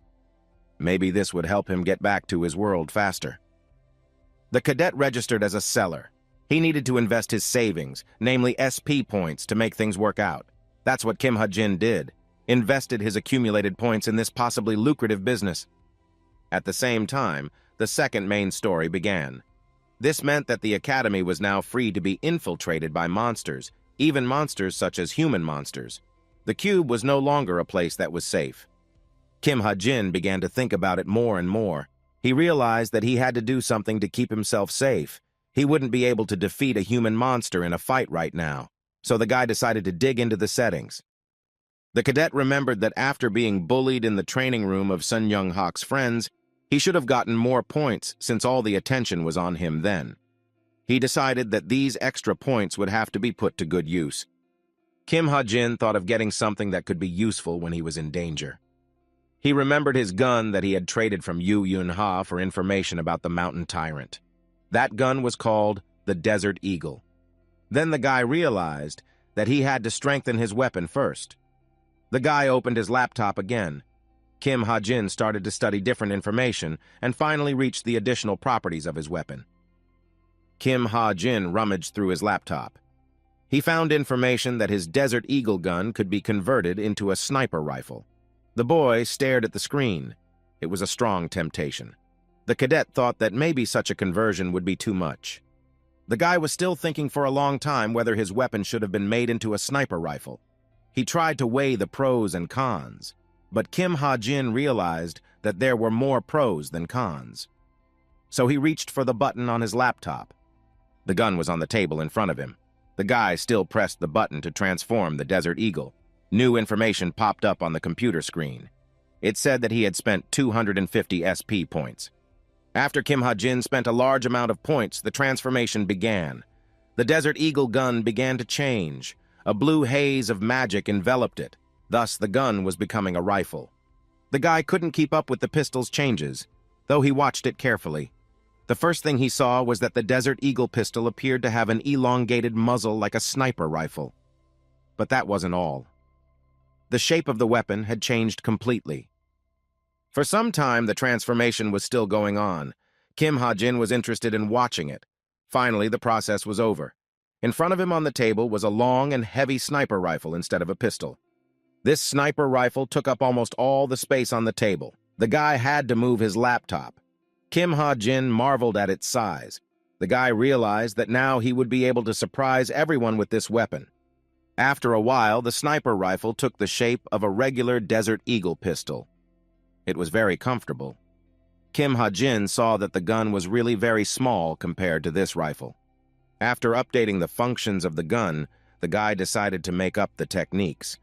Techniques referred to physical data or skills. That was what made them different from the abilities that were summoned by the heroes through magic. Kim Ha-jin decided to study this information more. The guy made an analysis that implied which of the important skills a gunner should have. The cadet realized that such a skill was the ability to take the right stance. The cadet continued to study the information. Kim Ha-jin was trying to figure out what such a skill should be called here. His fingers were tapping on the keyboard. The guy was on the lookout for the right skill. Just as suddenly, an insight came. Kim Ha-jin had found a name for such a skill. It was parkour. So far, his proficiency in this skill was 0% out of 100. Parkour was convenient to use on any terrain and terrain. This skill depended on speed savvy and muscle strength. The boy realized that he definitely needed this skill. He pressed the laptop button again to spend the points and get it in return. He was charged 350 SP points, but the guy couldn't try out this skill under normal circumstances yet. The cadet was busy minding his own business as his smartwatch suddenly vibrated and began to glow. Kim Ha-jin looked at them. He was curious as to what could have happened again. A new generic message had arrived on them. The generic message popped up right above his hand when he clicked on the control panel of the smartwatch. The general message had information that another person, Park Se-young from the Nuri class, was missing. The guy realized that this was the perpetrator's second victim. Kim Ha-jin was aware that all of the cadets who disappeared were cadets. The ones who disappeared before the student Yu Yun-ha disappeared. All those cadets had already been killed by the criminal who kidnapped them. The guy didn't know what to do. He didn't know what he should do. After all, Kim Ha-jin could have intervened, but then it could have greatly distorted the second main story. The guy knew very well who the culprit was and who he would destroy next. After all, he was the author of this book. Guy felt as if he was frozen as he considered this message. Kim Ha-jin tried to think through his next actions. The cadet didn't know whether he should continue to watch people go missing or whether he should intervene. Time passed. Classes at the academy continued. One day the cadets were brought to a new training ground. None of them had ever been here before. It was outdoors. This training ground was unlike any other where the cadets had trained before. More and more people were gathering around the new training ground. An instructor stood in front of them. He asked the crowd if everyone was at the site. The instructor began to tell the cadets that today was going to be a special training session. Then the instructor began to tell them about the place. Turns out it was a cave like real monster caves, but this one had been artificially created with magnesium so that it would become a training ground for the cadets. Magic engineering was now developed at a high level, so one could even find imitations of real monsters in this cave. The instructor would like to conduct a dungeon sweeping mission today. This was supposed to be their first such practice. Even though there were only imitation monsters in this artificially created dungeon. But the instructor had instructed the cadets not to relax too much, since this training was very important. They had to realize that this was not just a lesson. The man asked the students to come closer to him. 2 classes arrived at once for this training session. The instructor explained that today, classes like Truth and Development would be practicing together. Not all the guys were happy about this. The instructor tried to further explain the rules of this workout. The students were to break into certain teams. There would be several groups with one team from each class. He explained quite lucidly. The cadets began to approach each other. They were trying to get into teams. All the guys initially knew who was on which team, since this distribution had taken place much later on before. Therefore, it wasn't difficult for them to do it now. Kim Ha-jin realized that there were supposed to be 8 teams. In the Truth class, the team was Yu Yun-ha, Jin Ho-seong, Kim Ha-jin, and Hazuki. And in the Development class, it was Jaden, Kim Jin-gi-wa-yu, Lee Ching-xia, and Oh Soo-jung. In this training dungeon, a large number of different traps were set up. It was quite a difficult training for the freshmen. Also, among the various traps, there were some that completely resembled human monsters. Kim Ha-jin was excited as he made some special ammunition for his training weapon, but he didn't know exactly if he could pass this training now since it was a high-difficulty training. The boy gathered his thoughts while twirling his regular pistol in his hands. He wanted to make a plan, But he couldn't know what was in store for him in this training session. He stood there thinking about how he could get through it faster. Just as suddenly, he heard a notification sound. The guy felt that he had some settings changed. There were as many as 3 of them. As the notification came that the settings had changed, Kim Ha-jin didn't expect this now. After all, the timing wasn't right at all. The guy thought about changing the settings. Kim Ha-jin didn't understand how they could change now and what it could mean. There was a little chaos going on around them. The cadets were divided into teams, each time asking who was from which team now. Near the training dungeon, the division into teams was still taking place. Someone was heard swearing. Some girl was cursing at Kim Soo-ho. The first team consisted of Kim Soo-ho's Truth class and Cho Yoon-ah's Development class. Not far away from them stood more applicants for the same team. The guy shook hands with the girl and smiled welcomingly. He said that he was very pleased to meet her. He called her Miss Yu Yeon-ha. The tall guy was still holding the girl's hand. Yu Yeon-ha even blushed a little. The guy told her that he hoped they would work together here, and maybe even after this training. The 8th team was Yu Yeon-ha, Truth class, and Jaden, Development class. Chae Na-yoon also came to this training session. She was looking for those who were supposed to be on the team with her, too. She approached a guy with blonde hair. The girl turned to him, pointing her finger at him. She asked the guy if he was on the team with her. The girl remembered that the guy was a member of the Hunters Club with her. She had seen him there many times. Only Chae Na-yoon couldn't remember his name. So she asked the guy again. He said his name was Sven. The guy with blonde hair smiled at her. He repeated his name again so that she would remember his name exactly. The following happened. The psychological weakness of the character Sven intensified. At this time, when the dungeon is being cleaned, there will be a high probability that the devil servants may enter. The notification about the devil servants came to Kim Ha-jin. He wasn't happy about it at all, as it was very dangerous right now. He thought that it could be disastrous for the cadets in the dungeon. It was quite strange and serious that the servants of the devil could appear now. Apparently, the co-author had tried again. Kim Ha-jin thought about it for a long time. The guy realized that of those who were here now, there could be 2 interested parties. The first contender who could be suspected of such a thing was Jaden from the 8th team. This guy was very arrogant. He was a weakling in front of the strong, and also a strong man in front of the weak. That's how you could characterize him.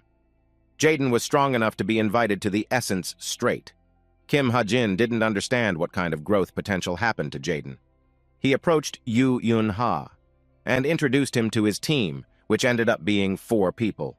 Then Yu Yeon-ha introduced him to his team, which also consisted of 4 people. The team consisted of the following cadets: Jin Ho-seung, Yu Yeon-ha herself, Hazuki, and Lee Ha-jin. The girl made a mistake in Kim Ha-jin's name.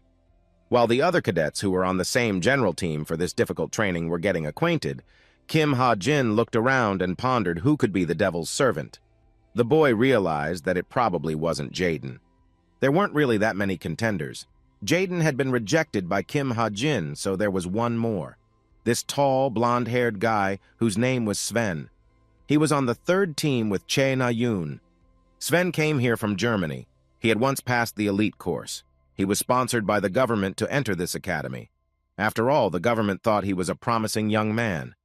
He had a special liking for Chae Na-yoon. It turns out that this famous academy had many foreigners who were studying here. Almost all of these students had the same dream. These foreign students dreamed of reaching the very top by studying here. It turns out that it was quite difficult due to the fact that he was surrounded by many worthy students. Their skills were many levels higher than Sven's. His dream may never have come true because of this. The German student saw this harsh reality, but it didn't make him feel any better. Because he was surrounded by top-notch students who possessed great magic power, he became an ordinary average student against their background. It was then that for the first time the guy began to feel his inferiority. This feeling was killing him. It felt like defeat. The German student felt his instability. It also manifested itself because of adolescence. As time went on, Sven could not control these feelings. It seemed to him that they could ruin him. And finally, the German student could not control his feelings, and he made a contract with the devil, selling his soul. In return, he received power. Kim Ha-jin was retelling the story in his head now, so that he wouldn't omit anything. He tried to remember when exactly the sale of his soul took place. The lines from the book came into his mind that it happened during the dungeon sweep. Kim Ha-jin realized that again there were inconsistencies with the story he had written. He had no idea why it happened. The co-author must have tried his best. The guy hoped that these changes wouldn't affect the plot too much. After all, the awakening had come early. The guy was thinking about his own thoughts, speculating on what might have happened because of this twist in the plot of the book. Kim Ha-jin was absorbed in his thoughts, not really interested in what was going on around him. Suddenly, someone took him by the shoulder and called out to him. A tall guy came up to him and took his shoulder to pay attention to him. It was Jaden. She asked Kim Ha-jin if he was the gunman that a lot of people were talking about. Jaden asked him not to slow down at this practice. Kim Ha-jin didn't like that. He took his hand off his shoulder with force, but Jaden couldn't be quiet.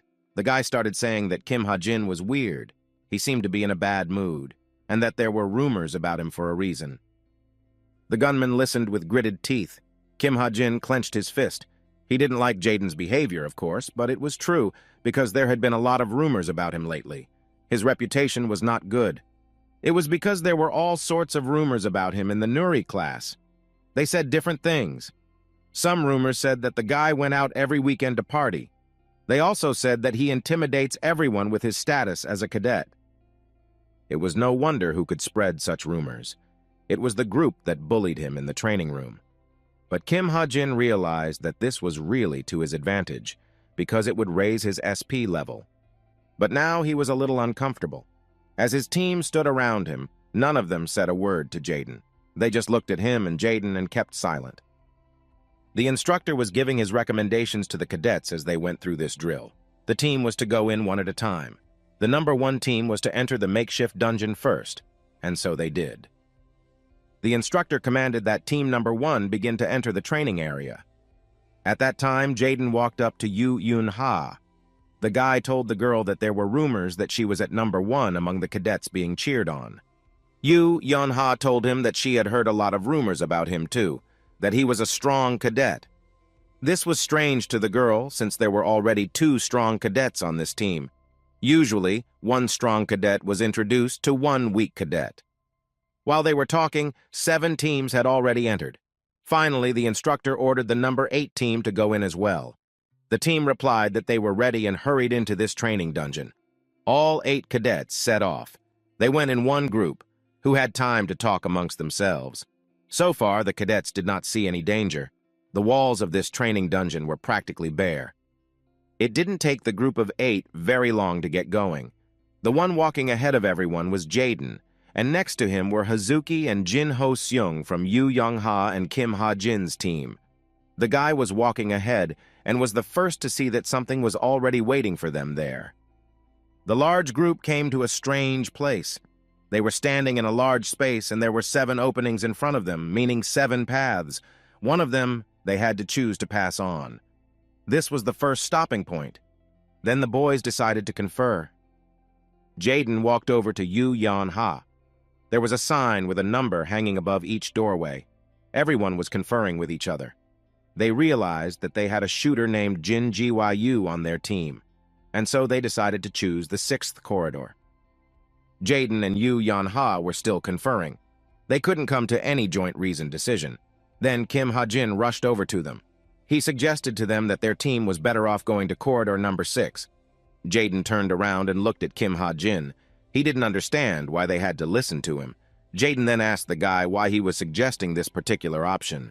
Yu Yun-ha looked at Kim Ha-jin very carefully. Kim Ha-jin didn't know what to answer him. After all, he couldn't say that they were now in the plot of a book he had written himself. Then he would be completely taken for a fool. So he simply told Jaden to just follow him. Jaden was not at all convinced by the guy's answer. But that's when Yu Yun-ha intervened. She told the tall guy that she understood that Kim Ha-jin didn't look like much, but that she could listen to his opinion since he was said to have good instincts. Kim Ha-jin looked at Yu Yun-hu, even though he was satisfied that the girl had interfered with Jaden and confided in him, but the guy still thought that she still couldn't without hurting him in some way. But the main thing was that they could still go the way of Chen Ayun. Since the girl was on the same team with Sven, and he was just about to make a contract with the devil, Chen Ayun could be in danger at any moment. Kim Ha-jin realized that if Chen Ayun died, the plot of this book could get confused. There was no way to lose what they had now. The team still took the sixth path, the path that Kim Ha-jin advised them to take. The team moved on. Jaden was always in the lead. He didn't like Kim Ha-jin. It seemed to Jaden that the guy was trying to get attention that way. And the gunslinger thought about how Jaden had better keep an eye out for monsters that might appear ahead. Kim Ha-jin said it out loud. That's when Jaden finally rebelled. He responded to the guy very defiantly, and added that he couldn't see anything in such darkness. They all followed the marked path. The boy told Jaden that there was a monster ahead of him. He turned around and looked at Kim Ha-jin questioningly. The guy began to tell him that it could be a salamander, which was a dungeon switch. One of the guys on the team suggested shooting a light arrow into the continuation of the corridor. Yu Yan-ha approved of this plan. Then the guy picked up his bow and drew the bowstring. This was a great plan. One would be able to view everything around them this way. The guy released the tensioned bowstring and the arrow flew deep into the dark corridor. The guys looked down there, trying to get a good look at the details. If there really was a monster that they didn't recognize at first, it might be hiding somewhere in the depths. Yu Un-ha was scrutinizing the corridor that was illuminated by that arrow. It was good that they had someone with them who could shoot the light arrow. She didn't understand how the other teams would act if there was so little light here. The arrow flew all the way down the hallway. At first, no one was visible, then it lit up as it flew over someone's head. At the end of the corridor sat a huge monster, who also didn't realize what had happened or where the light had come from. The team saw that Kim Ha-jin was right. There was indeed a monster waiting for them at the very end of the corridor. It was a salamander. It was a level 6 monster. Its class was above average. Therefore, the guys had to prepare for the battle. The whole team came up with a plan on how to defeat this monster. The task was not easy because it was a monster whose class was above average. Someone suggested using water attributes, but Kim Ha-jin knew that it wouldn't work. The guys had been thinking about where to start for a long time. But time was running out. So Yu Yun-ha took the initiative. She ordered the others to strike in the center and took the whip in her hands and swung it hard to strike. The girl swung again. She needed more strength to clearly strike her opponent. This time, Yu Yeon-ha tried to use her magic power to the fullest. The glow from her whip illuminated everything around the attacking girl. But here came the swing again. Yu Yeon-ha looked directly at the salamander. The girl could feel the excitement and fear in her eyes. After all, she didn't know if she would hit this time. Yu Yeon-ha took the whip and swung hard once more. The salamander opened its mouth. There was a light concentrated in its mouth. With this light, it could easily kill almost the entire team. Yu Yeon-ha's whip flew to its destination. The guys froze in anticipation of what would happen next. Suddenly, Yun-ha's whip finally hit its destination. The girl swung so that her whip could disarm the salamander by tying its mouth shut. This way, the monster wouldn't be able to shoot its light at the team. When Yu Yeon-ha was finally able to hit the salamander by tying its mouth, the other team members were able to engage the monster as well. The girls pounced on it each with their own magic. But the outcome of the battle was not yet decided. The other team members were relentless in their strikes against this monster. Yu Yun-ha was still holding the salamander's mouth the same way. It wasn't an easy fight, but they seemed to be able to gain the upper hand over this monster. The team tried to deal with this monster. They surrounded the salamander and hit it as hard as they could with all their magic power. Yu Yin-ha caught it again. But the fight was already a foregone conclusion. The guys were able to defeat this monster. After they managed to win, Yu Yun-ha noticed something. The girl couldn't understand what it was. She only told the team that this dungeon was changing. The girl couldn't explain how she noticed it. She was holding her whip in her hands. The whip was burning with a purple electric light. It was the effect of her magic. There were pulses and flashes of light all over the weapon. Kim Ha-jin noticed it. He realized it was a charge light. He wondered if she could have reached the level of insight. While Kim Ha-jin was wondering if the girl could have already reached the illumination level, Yu Yun-ha commanded everyone else to move on as soon as possible. Kim Ha-jin walked right behind her. He then thought that this girl really was amazing. Just as suddenly, something flew overhead. Since Kim Ha-jin was walking right behind Yu Yun-ha, he tried to keep her safe. He touched her with his hand and tilted her head just as something flew over. The entire team heard the girl's cries. Yu Yun-ha was lying on the ground, her head resting on the floor with her face straight up. Next to her lay Kim Ha-jin, who had also fallen down with her. Kim Ha-jin's palm was lying right on the back of Yu Yun-ha's head. The guy was lying next to her. He was now ready to fall through the ground as he strongly felt the awkwardness of this moment. After all, the girl might think something wrong after this. And that's what happened. Yu Yun-ha was shocked at what had happened. She tried to get up. The girl also felt very awkward. She only threateningly told the guy to let her go. Then Kim Ha-jin let go of his hand with his palm resting on the back of her head. The girl couldn't contain her anger. She took the whip in her hands and headed straight for the guy. Kim Ha-jin spread his hands in front of her. The guy didn't know what to do and was ready to run away from Yu Yun-ha. Yu Yun-ha held Kim Ha-jin by her sweater and was already waving her hand around when suddenly their team noticed something. At first, in such a dark room, it was impossible to see what was there, but then everything became clear. The whole team came closer to the wall from which something was sticking out and emitting a small haze of magic. It looked like an arrow that was stuck in the wall. Everyone realized that it was the thread of a human monster. Kim Ha-jin realized that the matter here was not simple. The guy knew that someone very powerful was after them. The cadet didn't know who it could be, and more importantly, how it could be defeated. He had only guesses about it. The entire team realized what had just happened. Kim Ha-jin had dropped Yu Yun-ha on purpose, since it was a poisoned arrow. The guy knew that the tip of such an arrow was smeared with poison, and that was very dangerous, especially in the current situation. But such an arrow was not the first one the cadets had had on this path. One guy from Che Na-yun's team was walking very slowly. He was shuffling his feet on the floor of the dungeon. It turns out that something had already happened to him.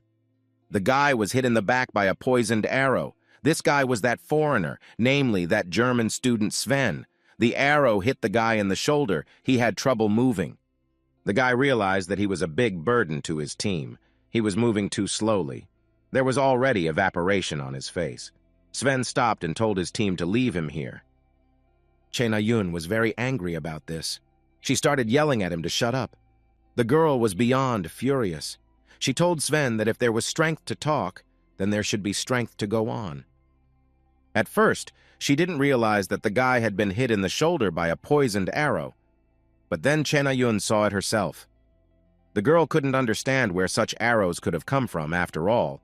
This was supposed to be just an ordinary training session. Che Na-yun hefted the boy onto her back. Sven was practically hanging on her. The girl tried to walk as much as possible. She quickly pushed her feet in and out. Che Na-yun couldn't understand how it happened that Sven was able to catch an arrow in the artificial dungeon. But the secrets of this dungeon didn't end there. The girl kept walking forward with the shot classmate on her back as she suddenly saw some kind of light. It was as if a giant hand was reaching for them. The girl looked back. There were some clots of lava visible there. Che Na-yun couldn't see what it was. She couldn't turn around fully, which was uncomfortable since she had Sven on her back. Che Na-yun took another closer look at what was happening behind her. She managed to turn around a bit. Then the girl saw a huge monster that was enveloped by lava. It was watching their every move. Che Na-yun immediately ran. Yu Yeon-ha's team walked farther and farther away. They weren't so scared because the training session was taking place in an artificially created dungeon. This dungeon was simply huge. By the looks of it, it was impossible to distinguish it from the real one. As the cadets entered the new terrain, Team Number 8 was immediately surrounded by new monsters. The first now was a tall girl with her shield, who was protecting everyone from the fire attacks of the new monsters. They were surrounded by a new kind of monsters. They looked like small lizards. From their mouths, they spewed flames. These monsters were called peanut flames. These monsters were not very dangerous. Each of the boys fought them as best they could. But the main one in this battle was that tall girl, who prevented the flames of these monsters from hitting the teammates. She held her shield tightly in front of her. This girl's shield kept out any flames. Right behind her was an archer who was trying to attack the monsters with his light arrows. They were doing so smoothly that one could tell from them then that they were a great team. The archer's arrows were hitting right into their intended targets. The peanut flame monsters from these arrows flew into the air and right there and exploded completely. A bluish glow of magic was emitted from them. Yu Yun-ha wielded her whip. She swung it again and hit the target. Behind her was Kim Ha-jin, firing his gun. He needed new bullets that he had specially transformed before going out. Jaden also entered the fray. He tried various ways to overpower his opponents, and he often succeeded. Those he couldn't overpower were attacked by the rest of his teammates. So team number 8 moved further and further down the artificially created dungeon. The training ground was huge. It seemed like it definitely couldn't be traveled in a whole week. Jaden lowered his sword. He was pretty tired. It seemed that the battle wasn't over yet. There were still a couple of salamanders coming from the left side, but the cadets who were there had dealt with them in no time. Jaden placed his sword on his shoulder. The boy held it by the hilt. He turned around on the team. It seemed that all the cadets on the team had made it through. Then the tall guy decided to make sure and asked them if they had made it. The cadets decided to have a small meeting. They stood close to each other and decided to talk about the next steps. Next to them lay the defeated monsters. The team came to the conclusion that it wasn't that difficult to pass this stage of the dungeon. The team discussed the way forward. It seemed to the cadets that no more traps had been seen so far. The only thing they noticed from the treacherous traps was that poisoned arrow. Kim Ha-jin stood at a distance and listened to their discussion. The boy couldn't stop thinking about that poisoned arrow. He had different thoughts about it in his head. Kim Ha-jin noticed that even the rest of the team couldn't believe that it was a trap of an artificially created dungeon. The team was still discussing what had happened to them in this dungeon. They gathered in a circle and talked about it. Suddenly, they saw something. At the end of the path of this artificially created training ground, some kind of light could be seen. Perhaps that arrow that was sent out was really the work of a human monster. After all, it was very suspicious. Still in this dungeon, flashes of magic that looked like fire could be seen. This kind of magic was usually that of the human monsters. Just as suddenly, Kim Ha-jin heard something. There were some sounds from behind him. Since he was standing a bit behind the team, he heard them first. The sounds were like there was some kind of monster in this darkness. The guy turned around and behind him he saw flashes of light again. But this time it seemed like it wasn't an imitation of a monster. Even at this distance, Kim Ha-jin could feel the heat on his back. But it wasn't like this before. This monster stood up on its hind legs. The guy finally got a glimpse of it. The monster had a huge tail and clawed paws. It was preparing for an attack, with a fire in its mouth that it could use against the team at any time. Kim Ha-jin looked at the monster as if mesmerized. The guy couldn't move. The monster's fire had already illuminated everything around him. One could feel the heat from it, something that had never happened before when imitation monsters came at them. This one was a salamander. The salamander saw its opponents and decided to attack. A huge burst of fire came out of its mouth. It could attack from a distance. It wasn't just Kim Ha-jin who felt the heat, the whole team felt it. Yu Yun-ha was the next to feel the heat. She didn't know if it was a real salamander or if it was an imitation like the last time. Yu Yun-ha looked at the monster and felt scared for a moment. The whole team also finally noticed the monster. No one had expected this since the cadets thought they had already defeated everyone. Jaden froze in surprise, staring straight at the salamander. He didn't know how to counter its blow. No one did anything for a while, but then the team began to realize that the monster was getting closer. It was already becoming quite dangerous. Kim Ha-jin realized this and put his hand forward. The guy remembered that he had a stigmata on his hand that he could control at will. Kim Ha-jin ordered the magic of the stigmata to be changed. The pattern on his hand began to appear stronger. It began to glow with a blue color. The stigmata became larger and more distinct. Kim Ha-jin wished to change the magic of the stigmata into a water barrier. Then the stigmat began to form a whirlpool of water around him. The whirlpool grew larger and larger. The guy was able to form this barrier. Kim Ha-jin was able to protect the whole team.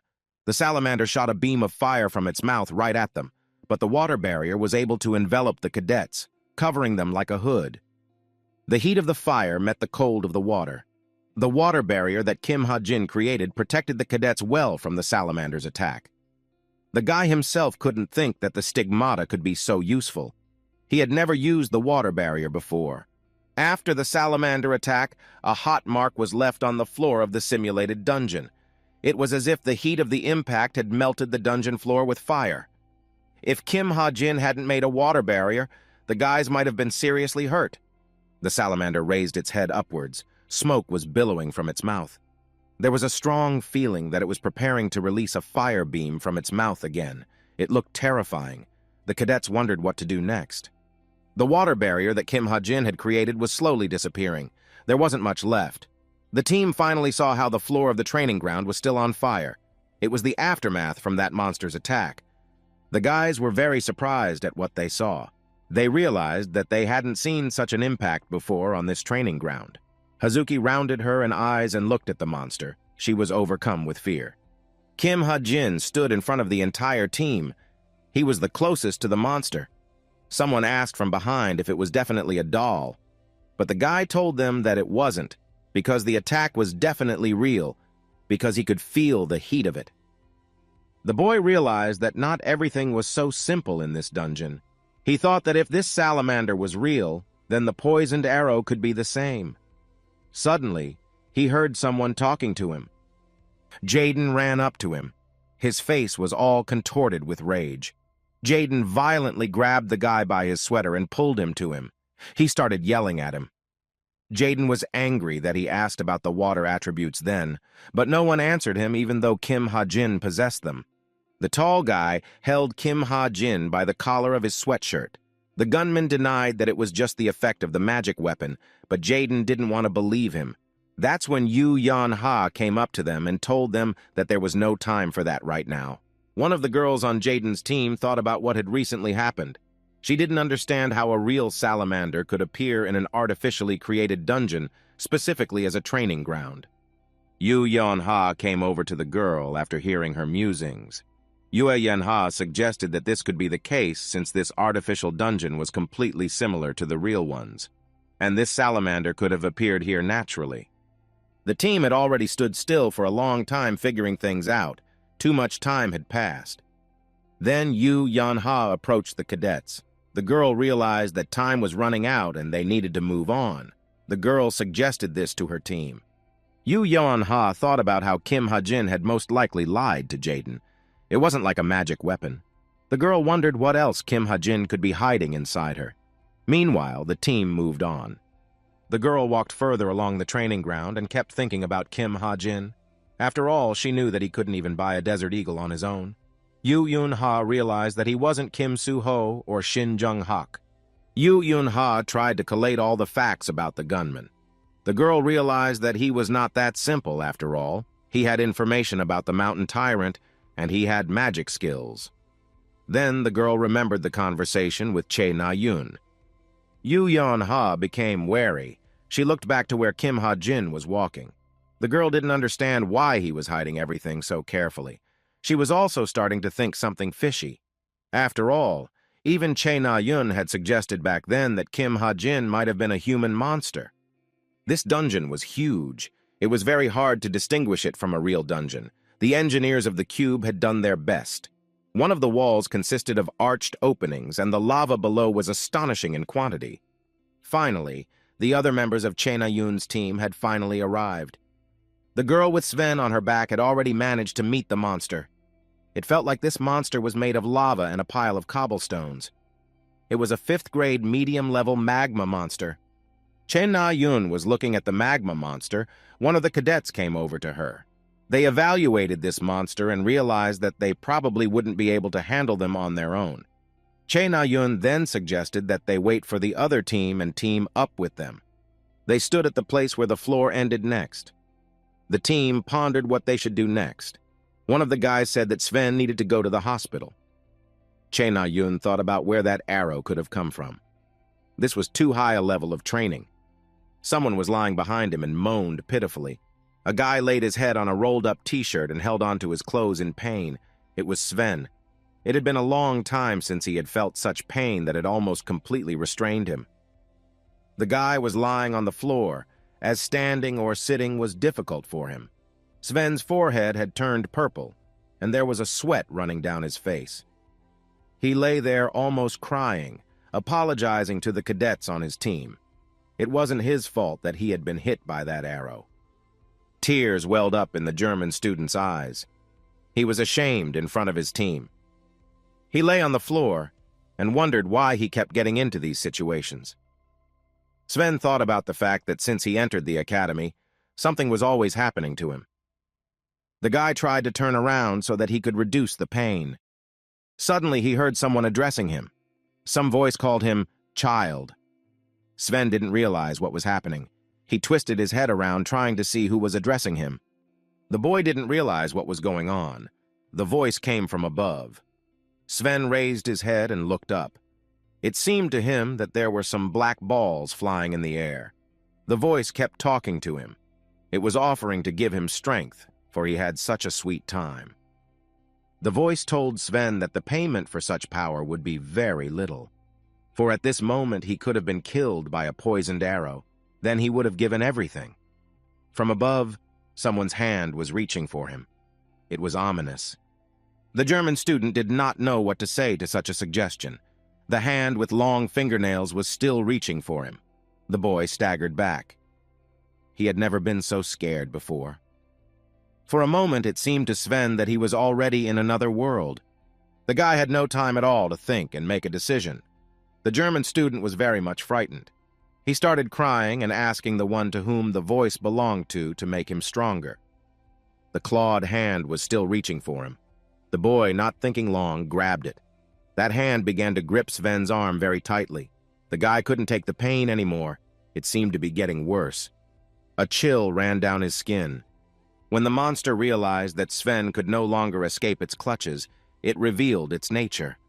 A sinister something with many sharp tentacles, its skin giving off a greenish tinge. It wrapped around Sven's body, tightening it more and more. Team Chae-na-yun waited for at least one more team to approach them, since they couldn't deal with the magma monster alone. Suddenly, there was a terrifying scream. The sound of it was heartbreaking. The cadets couldn't understand who was screaming. The scream was as if it was not human. It turns out that it was Sven's scream. The German student was lying on the floor and squirming in pain. A spasm was shooting through him. With two hands, he was holding onto his clothes. Sven's convulsions did not stop. The cadet was writhing in pain on the floor. The whole team ran up to the guy. No one could understand what was happening to him. The assumption was that it was the poisoned arrow that had affected him. The cadet stood over Sven and didn't know what to do. That was when Chae-na-yun took the initiative. She loudly commanded her classmates to hold the German student, so that Sven wouldn't hurt himself in such convulsions. There was too much noise from all this. Sven was screaming hard and hitting the floor in spasms. Chae-na-yun was also speaking loudly with his commanding voice. Everyone around them was swarming around. The team didn't notice that something was coming up at them from the other side. Right from the side where the floor dropped off, something was rising at the cadets. A large eye appeared out of the gap. It was looking right at the team, scrutinizing them and watching their every move. After all, they were making too much noise and attracting attention. The eyes that were watching the team showed up first. The eyes were followed by a huge hand. The stone fingers seemed to reach out to them, trying to grab one of the cadets and take them away. One of the guys started to scream. Behind the hand, a head began to fully appear. It was a magma monster. It noticed them and felt threatened, so it decided to attack first. Magma erupted from its mouth and flowed down in a huge stream. Someone shouted for everyone to run. The magma monster was still reaching for the openings with its hand. He spotted the cadets and tried to catch them. He followed them closely, looking out for each cadet. The team tried to scatter. It was scary. Chae-na-yun's team didn't know what to do to avoid casualties. The magma monster was quite a powerful beast. It was also huge. This monster started to smash everything in the neighborhood. The cadets all scattered. They scattered. They ran down this long corridor and were afraid that they wouldn't be able to hide, because to fight this monster now would be a reckless act. The magma monster was punching through the walls with its fists. It was following the guys and trying to destroy them. Che Na-yun grabbed Sven and tried to run with him. The guy was hanging on her back. It was hard enough for the girl to run with him, but she couldn't leave him. Pieces of wall stones flew in different directions. The magma monster followed behind Che Na-yun. At first, he was smashing everything with his stone fists. Now it had already started to pierce the passage with its huge head. Magma flowed from its mouth. Some of the guys were hurt, the floor practically collapsing under their feet. They couldn't run fast enough to outrun the magma monster. The cadets were thrown in different directions by the blast wave from the blows of the stone fists. Che Na-yun managed to avoid falling into the abyss, though she stopped almost at the very precipice. She was on her knees with her hands on the floor. Beside her lay her bow, and a little farther away she placed Sven, who was practically unmoving. Che Na-yun was practically lying on the stone floor of the training dungeon. She was so tired of running away from the monster and pulling the injured Sven on top of her that it was hard for her to even get up. The girl tried to gather her last strength into a fist. The girl was lying on the floor and couldn't move. She realized that she had to think something through. Suddenly, a huge head appeared right in front of her face in that cliff. Two large red eyes looked straight at her, watching her every move. It seemed like that piece of the floor that was left could also collapse right now. Che Na-yun had never seen such a large monster up close before. She looked at it, and she had great doubts that it wasn't real. There was an intense heat coming from him. Che Na-yun sat on the floor. There was nowhere to run to. There was a cliff on all sides. Not far away from her lay Sven, but there was nothing he could do to help her. Suddenly, she thought that the end of her life had come. The girl definitely realized that this monster was not a puppet. The magma monster was following the girl. Its red eyes were aimed directly at Che Na-yun. It seemed that new fiery magma was forming in its mouth. It was preparing to attack, getting closer and closer to Che Na-yun. The girl no longer had any hope of surviving. She sat on the floor and waited for her end. Suddenly, out of nowhere, the training dungeon became illuminated. A blue light of magic was coming from somewhere. The girl thought she saw a bullet. Che Na-yun didn't understand what was going on. She crawled closer to the edge to get a better look. It was as if the magma monster had been enveloped by a blue shroud of magic. It was as if someone had used a freeze on it. Some more time passed. Che Na-yun couldn't understand what was going on. She didn't understand who was the person who was able to affect the magma monster. A hole could be seen in its forehead, with magma rushing outwards. Someone had hit that monster right in the forehead. The girl couldn't believe it. She looked around, not realizing who it could be. Che Na-yun tried to gather her spent strength. The girl pulled her weapon up to her side. Che Na-yun looked exhausted. It seemed like she was ready to give up, but the girl realized that this wasn't just a training session, and if she gave up, she might as well die.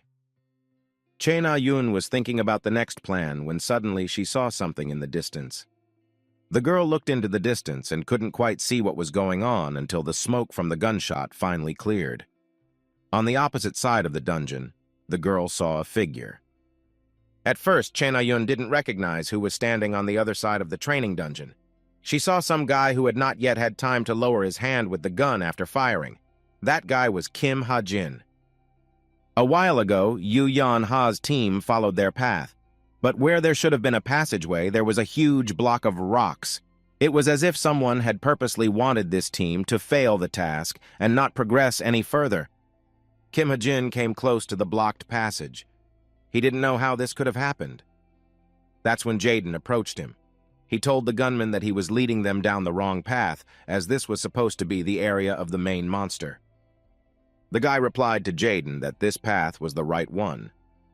Kim Ha-jin realized that only recently there wasn't this rubble pile of rocks here, and there was an open passage. The cadet didn't understand what could have happened since this passage was blocked. This rockfall was quite high. Kim Ha-jin tried to think of a plan to get to the main monster. Then he turned to Jaden. He asked him to try to break this wall, since he couldn't see any other way. Jaden grumbled at the gunslinger but tried to do it. His main weapon was his sword. He swung it at this wall of piled-up rocks. Jaden's eyes were burning and his gaze was fixed on the barrier. The boy expected to win. Jaden tried to distribute his power properly. He tried to make a good swing with his sword arm. The blow came right on the rock slide. Jaden put all his strength and magic skill into this strike. The ringing sound of the sword blade hitting the rock echoed throughout the training dungeon. Jaden put all his strength into it, but it didn't work. He was frustrated that he couldn't even use his magic to open a passage for his team. The gunslinger stood nearby and saw it all with his own eyes. Jaden intended to strike again, but Kim Ha-jin stopped him. The gunner didn't know what to do next, for the wall couldn't be broken even with magic. There was silence for a few minutes. The whole team wondered how they could overcome the wall and get to the main monster. Suddenly, Hazuki saw something on the wall. She stood and looked up, pointing her hand at something above. None of the team could come up with a solid plan. The cadets were near this cave-in, but they needed to overpower it somehow. Everyone looked up, to where Hazuki was pointing her finger. There was a small gap at the top. Kim Ha-jin moved closer to get a better look at the gap. It occurred to him that it was possible to get through it. Jaden was surprised at this decision. He didn't understand how he would be able to climb it since the wall was more than 10 meters high. The gunner asked Jaden if he could try to climb this wall. The answer was no. Then Kim Ha-jin said that he would try it first. The whole team was very surprised by this decision. The guy, before he started climbing this wall, decided to use the stigmata again for its intended purpose. Kim Ha-jin decided to use the technique. His hands were immediately illuminated by the blue light of stigmata magic. This light looked like a frame or glove on the guy's hands. The guy started to climb up this wall. He clung to it with his hands and then tried to push himself off from that point. Kim Ha-jin was doing this very skillfully. His team stood below and watched the guy's movements. The wall of piled-up rocks was indeed very large. It seemed to be at least 10 meters long. But the guy climbed it very confidently and quite quickly, and now he was almost at the top. The whole team was watching Kim Ha-jin because it was quite a dangerous task, but the guy coped with it well. The shooter was already at the top. The guy quickly slipped through the gap. One of the crew was so surprised that he asked if he was a cat.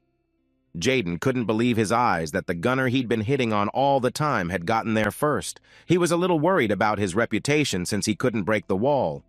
Yu, Yeon, Ha, and Hazuki were looking warily upwards. They were worried. Suddenly, they heard some sounds from above. The whole team became wary and watched to see what could be happening there. The rocky outcrops began to collapse. Stones of various sizes were falling from above and hitting the dungeon floor. Jaden looked up and started cursing. He saw the whole scene. The guy realized that this could have ended badly. The team had to come up with a plan since they couldn't stay here for long. Kim Ha-jin was trying to figure out where exactly he had hit the monster with the bullet. After all, the magma monster was huge, so it was impossible to see it at once. Then the guy noticed that the bullet had hit him right in the head. The shooter took aim again, but decided that for now, he would not shoot. After all, he had to see if it would do any good to fire a gun at such a huge monster made of hot magma and rocks. These were special bullets that Kim Ha-jin had changed the properties of before this training. After the guy hit the head of the magma monster, the bullet froze the monster. But unfortunately, such a freeze didn't last long. On the other side of the hall of this dungeon, Che Na-yun was looking at him in astonishment. The girl recognized him and couldn't believe her eyes. The archer froze in astonishment, but she immediately heard Kim Ha-jin urging her to pull herself together and do something about it. The magma monster's frost had already almost come off. Kim Ha-jin realized that this monster wouldn't just let his shot go unheeded. And so it did. The huge monster slowly turned towards the shooter. The guy was visibly worried about it. He shouted to Che Na-yun to try to do something to save him. The magma monster was already looking towards Kim Ha-jin. He clearly wasn't happy that it had hit him with a freezing bullet in the head. The girl looked at that huge monster. She didn't understand how she would be able to affect it now. After all, her arrows, even with magic, couldn't do much damage to the human monster back then in the State Armory Museum. Suddenly, Na-yun saw that someone had started to strike the magma monster. The girl was very surprised by this. Someone was whipping it with different weapons. It was the guys from her team, the ones who could finally reach her and Sven. The cadets were striking at this monster, but it didn't even move. Na-yun was very happy to see the guys from her team who had arrived in such a timely manner. The girl had hope again. She decided to get involved as well. Na-yun picked up her bow and began to draw the bowstring. The girl realized that in order to advance in the battle against this monster, all the cadets from the two teams needed to get involved. The magma monster was distracted by one cadet or the other. This helped distract it for a long time since it didn't have time to watch everyone. Na-yun got up from the floor. The girl picked up her weapon in her hands. She took aim right at the monster. The girl urged the guys from the two teams to take some time. She held her weapon in her hand and tried to aim at the magma monster. She seemed to be confident that this monster could be defeated with everyone's efforts. The guys pounced on the monster with the whole crowd. Some attacked with a spear and some with a scythe. The monster could not fully understand what was happening. It did not have time to dodge the blows. There was still magma in its mouth. Na-yun asked the guys to hold on. At one point, the monster managed to launch its magma at the guys. It hit the place where Kim Ha-jin was not far away. The other guys on the team were also in the same place. Jaden managed to save one of the girls. He carried her away. The guys were attacking and trying to escape from the magma monster. The only thing you could see was them moving back and forth a lot. But the fight was still going on, although everyone was slowly starting to be knocked out of their strength. The magma monster looked around with its large eyes. It was trying to keep track of the attackers, but there were too many of them. One could see its eyes rounded in pain time after time. Too often the cadets were striking him. Time passed, but the magma monster did not yield to the cadets. It was obvious that he didn't like these attacks, but there was nothing he could do about it now. Just as suddenly, someone hit him right in the head again. His stone teeth started flying around. The fight was still going on. Almost all the participants were involved in it, except for the German student Sven, who was shot by a poisoned arrow almost at the very beginning of the training. Surprisingly, after a little rest, he recovered. Someone heard Sven's voice again. The guy came to the aid of his team as well. He picked up his weapon and jumped on the head of the magma monster. The German student apologized to everyone for getting there too late. The guy did a somersault in the air and hit the magma monster's head with all his might with his sword right on its head. This strike was successful. One could immediately see the monster's eyes turn red, and it felt the full power of this attack. Na-yun stood on the very cliff. In her hands were arrows and a bow. The girl was once again aiming at the magma monster. She was putting all of her magic power into these strikes. She realized that there was no other way to win. Sven struck from above. Then Na-yun remembered that fight at the State Armory Museum, where they were trying to protect ordinary people from a human monster. They were trying to hold on as long as possible. The girl had experienced the bitterness of defeat back then, and it was a terrible feeling for her. The archer remembered all these feelings she had experienced then. How the human monster had nailed her to a wall at a great height with his power and kept her there for quite some time. She told herself that this time would be different. As soon as the archer thought about it and remembered that fight in the Armory Museum, she felt a powerful surge of strength. The girl took up her arrows again. That time the magic pulse was 3 times stronger. All the guys from both teams at this moment were attacking the magma monster with their weapons relentlessly. Everyone was almost completely exhausted, but they had to finish what they had started. Suddenly, something incomprehensible happened. The cadets could clearly feel the walls of this training dungeon collapsing. Something strange was happening. Thanks to the magma monster, huge chunks of walls were already missing from different sides. Something rumbled and fell to the very bottom of the dungeon, raising a large column of dust. When it dissipated, it could be seen that it was the magma monster that had fallen. Its head was damaged, and magma was pouring out of it in all directions. Jaden stood down in front of the head of the defeated monster. He held Hazuki in his arms with her slung over his shoulder. Then, she was the one he had slept off the magma's impact. The guy couldn't believe they could defeat a magma monster. The girl next to him asked if they would give extra points for defeating such a monster. The other cadets from the teams were already running towards them. This one was Che Na-yoon and Sven. As they approached, they decided to ask Jaden if they were all right. Sven turned to Che Na-yoon and inquired how they had managed it in the end. The girl smiled. She could tell she was very tired but was happy at this moment.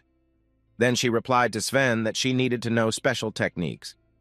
Kim Ha-jin watched Sven, because only he knew what really happened to him. So far, the guy hadn't observed any obvious changes in him. The German student hadn't quite become a human monster yet. The plot was different than it had originally been in the book. But the shooter knew for sure that it had happened. Therefore, Kim Ha-jin realized that it was now necessary to keep an eye on Sven. Since the guy had definitely made a contract in this dungeon with the devil, it's just that his process of turning into a human monster is slower. Che Na-yoon stood beside Sven and looked at Kim Ha-jin, who was standing to the side. The girl remembered how the guy helped her this time when he distracted the magma monster with his freeze shot. Kim Ha-jin pondered over the pact with the devil that Cadet Sven had made. He was trying to figure out what to do about it next in the story. He took a seat on a large rock, placing one foot on the hot floor.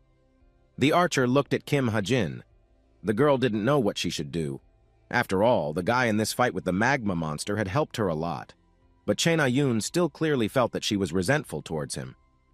Kim Ha-jin was still sitting there and was busy thinking. He was thinking hard, not even noticing that someone had approached him and was standing next to him.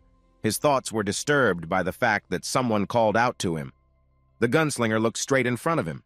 In front of him stood a girl with red hair, holding her bow weapon in her hands. It was Che Na-yoon. The girl was looking straight at him. The guy couldn't understand why she came over. Che Na-yoon stood in front of Kim Ha-jin for a long time and couldn't gather her thoughts. She wanted to say something to him, but it was very difficult for her to do so. The girl said that she had something to say to him. There was an awkward silence. Che Na-yoon opened her mouth and began to say something in syllables. The girl's face was covered by her thick bangs, so it wasn't clear what expression she had right now. The girl opened her mouth wide, and it seemed like there was no way this word could come out of her mouth. It was very difficult for Che Na-yoon because she was not used to this. But the archer finally pulled herself together and said thank you to Kim Ha-jin. The guy didn't expect Che Na-yoon to ever say thank you to Kim Ha-jin. Kim Ha-jin was very much surprised by such an action from Che Na-yoon. After all, he was the author of this book. And he knew very well what kind of character Che Na-yoon was. This shocked the guy a lot. He kept sitting on that big rock and didn't know what to say to her. Suddenly, Kim Ha-jin wondered if he had misheard, so he once again questioned the girl about what she said. Che Na-yoon was really annoyed by this. For Kim Ha-jin, this was almost one of the main recent things that had shocked him so much. There was no way he could recover after Che Na-yoon thanked him. Shooter wondered if it was definitely Che Na-yoon. After all, she was a complicated character. Che Na-yoon had a rather complicated life, and her childhood itself was just as complicated. On her 6th birthday, she had an accident. It was the day she lost her mother. She was killed by one of the human monsters. After this tragedy, which happened to her at the age of 6, the girl began to close in herself. It was then that she realized that she wanted to become a hero. Even then, the girl dreamed of entering one of the best academies, where they taught how to become stronger. The girl was already then different from other children. After all, usually her former friends played or bullied, and she became not interested in such fun. Already at the age of 6, as a very young girl, she was already training hard. As Che Na-yoon gradually closed herself off from the outside world, she no longer seemed to find common topics with her old friends. But she couldn't make strong friends with the new people in her life anymore either. It was difficult for the girl. The girl lived in a world of her own. She was moving towards her goal. It seemed to her that she had no time for idle pursuits. She had very few friends because to reach out to someone, it turns out for her, was like showing her weakness. So for an archer to say thank you to someone was a very difficult task. She was not used to this. After all, the girl had very few real friends who were close to her. They could be counted on the fingers of one hand. Kim Ha-jin had a similar situation. It had always been difficult for him to speak words of gratitude. It had always been a big problem for the gunslinger even in normal daily life. The guy saw the exact same quality in himself. Kim Ha-jin began to realize how similar he was to her. Rarer than words of gratitude, only a real sincere apology could be expected. Then the guy thought about this similarity to Che Na-yoon's character. The girl was about to leave him, but suddenly remembered that she wanted to ask him one more question. She suddenly wondered if he was so strong in reality, why he put up with the bullying of a gang of guys from his class. Che Na-yoon told him that since he was able to defeat the magma monster today in the training dungeon, the guy could easily fight back against those who were bullying him, namely Shin Jong-hak's gang. The guy replied to the girl that even if he were to retaliate against them, he wouldn't be able to defeat them all, so he only had to endure. Che Na-yoon couldn't put up with that answer. The girl replied to the gunman that with this weapon, he could defeat them all. Kim Ha-jin didn't realize she meant the weapon at first. The guy did have a really powerful gun called the Desert Eagle. He had traded it from Yu Yan-ha back then for information about the mountain tyrant. The gunman showed Che Na-yoon his weapon. The gunner replied to the girl that it wasn't that simple. After all, he was now firing this weapon that he had made himself, or rather modernized, to suit his needs. The guy thought that now she would understand how he was able to defeat the magma monster. Che Na-yoon seemed as if she was even angry about it. She told him that he was crazy since in the academy you couldn't walk around with your own weapons. You could get kicked out for something like that here. Kim Ha-jin then replied that he only uses it when necessary. Kim Ha-jin also told Che Na-yoon that he had learned how to hide it. Now the gunman was hiding it in the stigmata. If it was hidden in this way, it was impossible to be detected. Therefore, he wouldn't be able to be kicked out for his own weapon. But the girl realized that he was still very strong. Che Na-yoon had told him that as well, that even with such a weapon that he had modernized by himself, he wouldn't be able to defeat the magma monster unless he had some more strength. She wanted to ask another question, but she stammered on her words. She wanted to ask him if he was a human monster, but then she realized that those guesses of hers were not logical, so she only asked if he had a skill to enhance his weapons. The guy didn't give her a definite answer to such a question. He said that she could think what she wanted to think. Kim Ha-jin made such a face that it was clear from it. The girl started to walk away and lastly said that she knew it. Che Na-yoon said she wouldn't tell anyone about it, but it would be better if he didn't use it. The girl was about to leave when she suddenly remembered something. Che Na-yoon stopped not far from the guy and became silent. The girl stood there and didn't turn around to look at him. It was obvious that she was thinking about something again. She wanted to say something else to him, but she didn't dare. She could only squeeze out a question. She asked him if there was anything he wanted to tell her. There was a long silence. Che Na-yoon asked this question and wanted an answer. The girl stood with her back to him. In her hand she held a bow. Kim Ha-jin thought for a long time about what to say to her, but there was no answer. Kim Ha-jin was still sitting on the big rock, wondering what to say to her. Che Na-yoon was expecting some kind of explanation about the situation that happened after the battle at the gun museum, which affected her a lot, but the guy only answered no. After hearing his answer, the girl went back to her friends. Kim Ha-jin knew that if he apologized now about the incident he said about her brother, the girl would forgive him. He realized that he was better off just being familiar with her. Shooter didn't want to be friends with Che Na-yoon because the guy realized that he would have to kill her brother Che Jae-yoon someday. After all, he was going to turn into a human monster eventually. Che Na-yoon walked over to her acquaintances. Sven and another classmate were there. That girl, seeing the archer chatting with Kim Ha-jin, asked her if she was friends with the archer. Che Na-yoon replied that she wasn't. That company talked amongst themselves for a long time, discussing the fight that had just ended. Sven was not far away from Che Na-yoon. The German student looked at her without taking his eyes off her. From his gaze, everything was clear. The cadets were wondering what they should do next. Suddenly, something rumbled.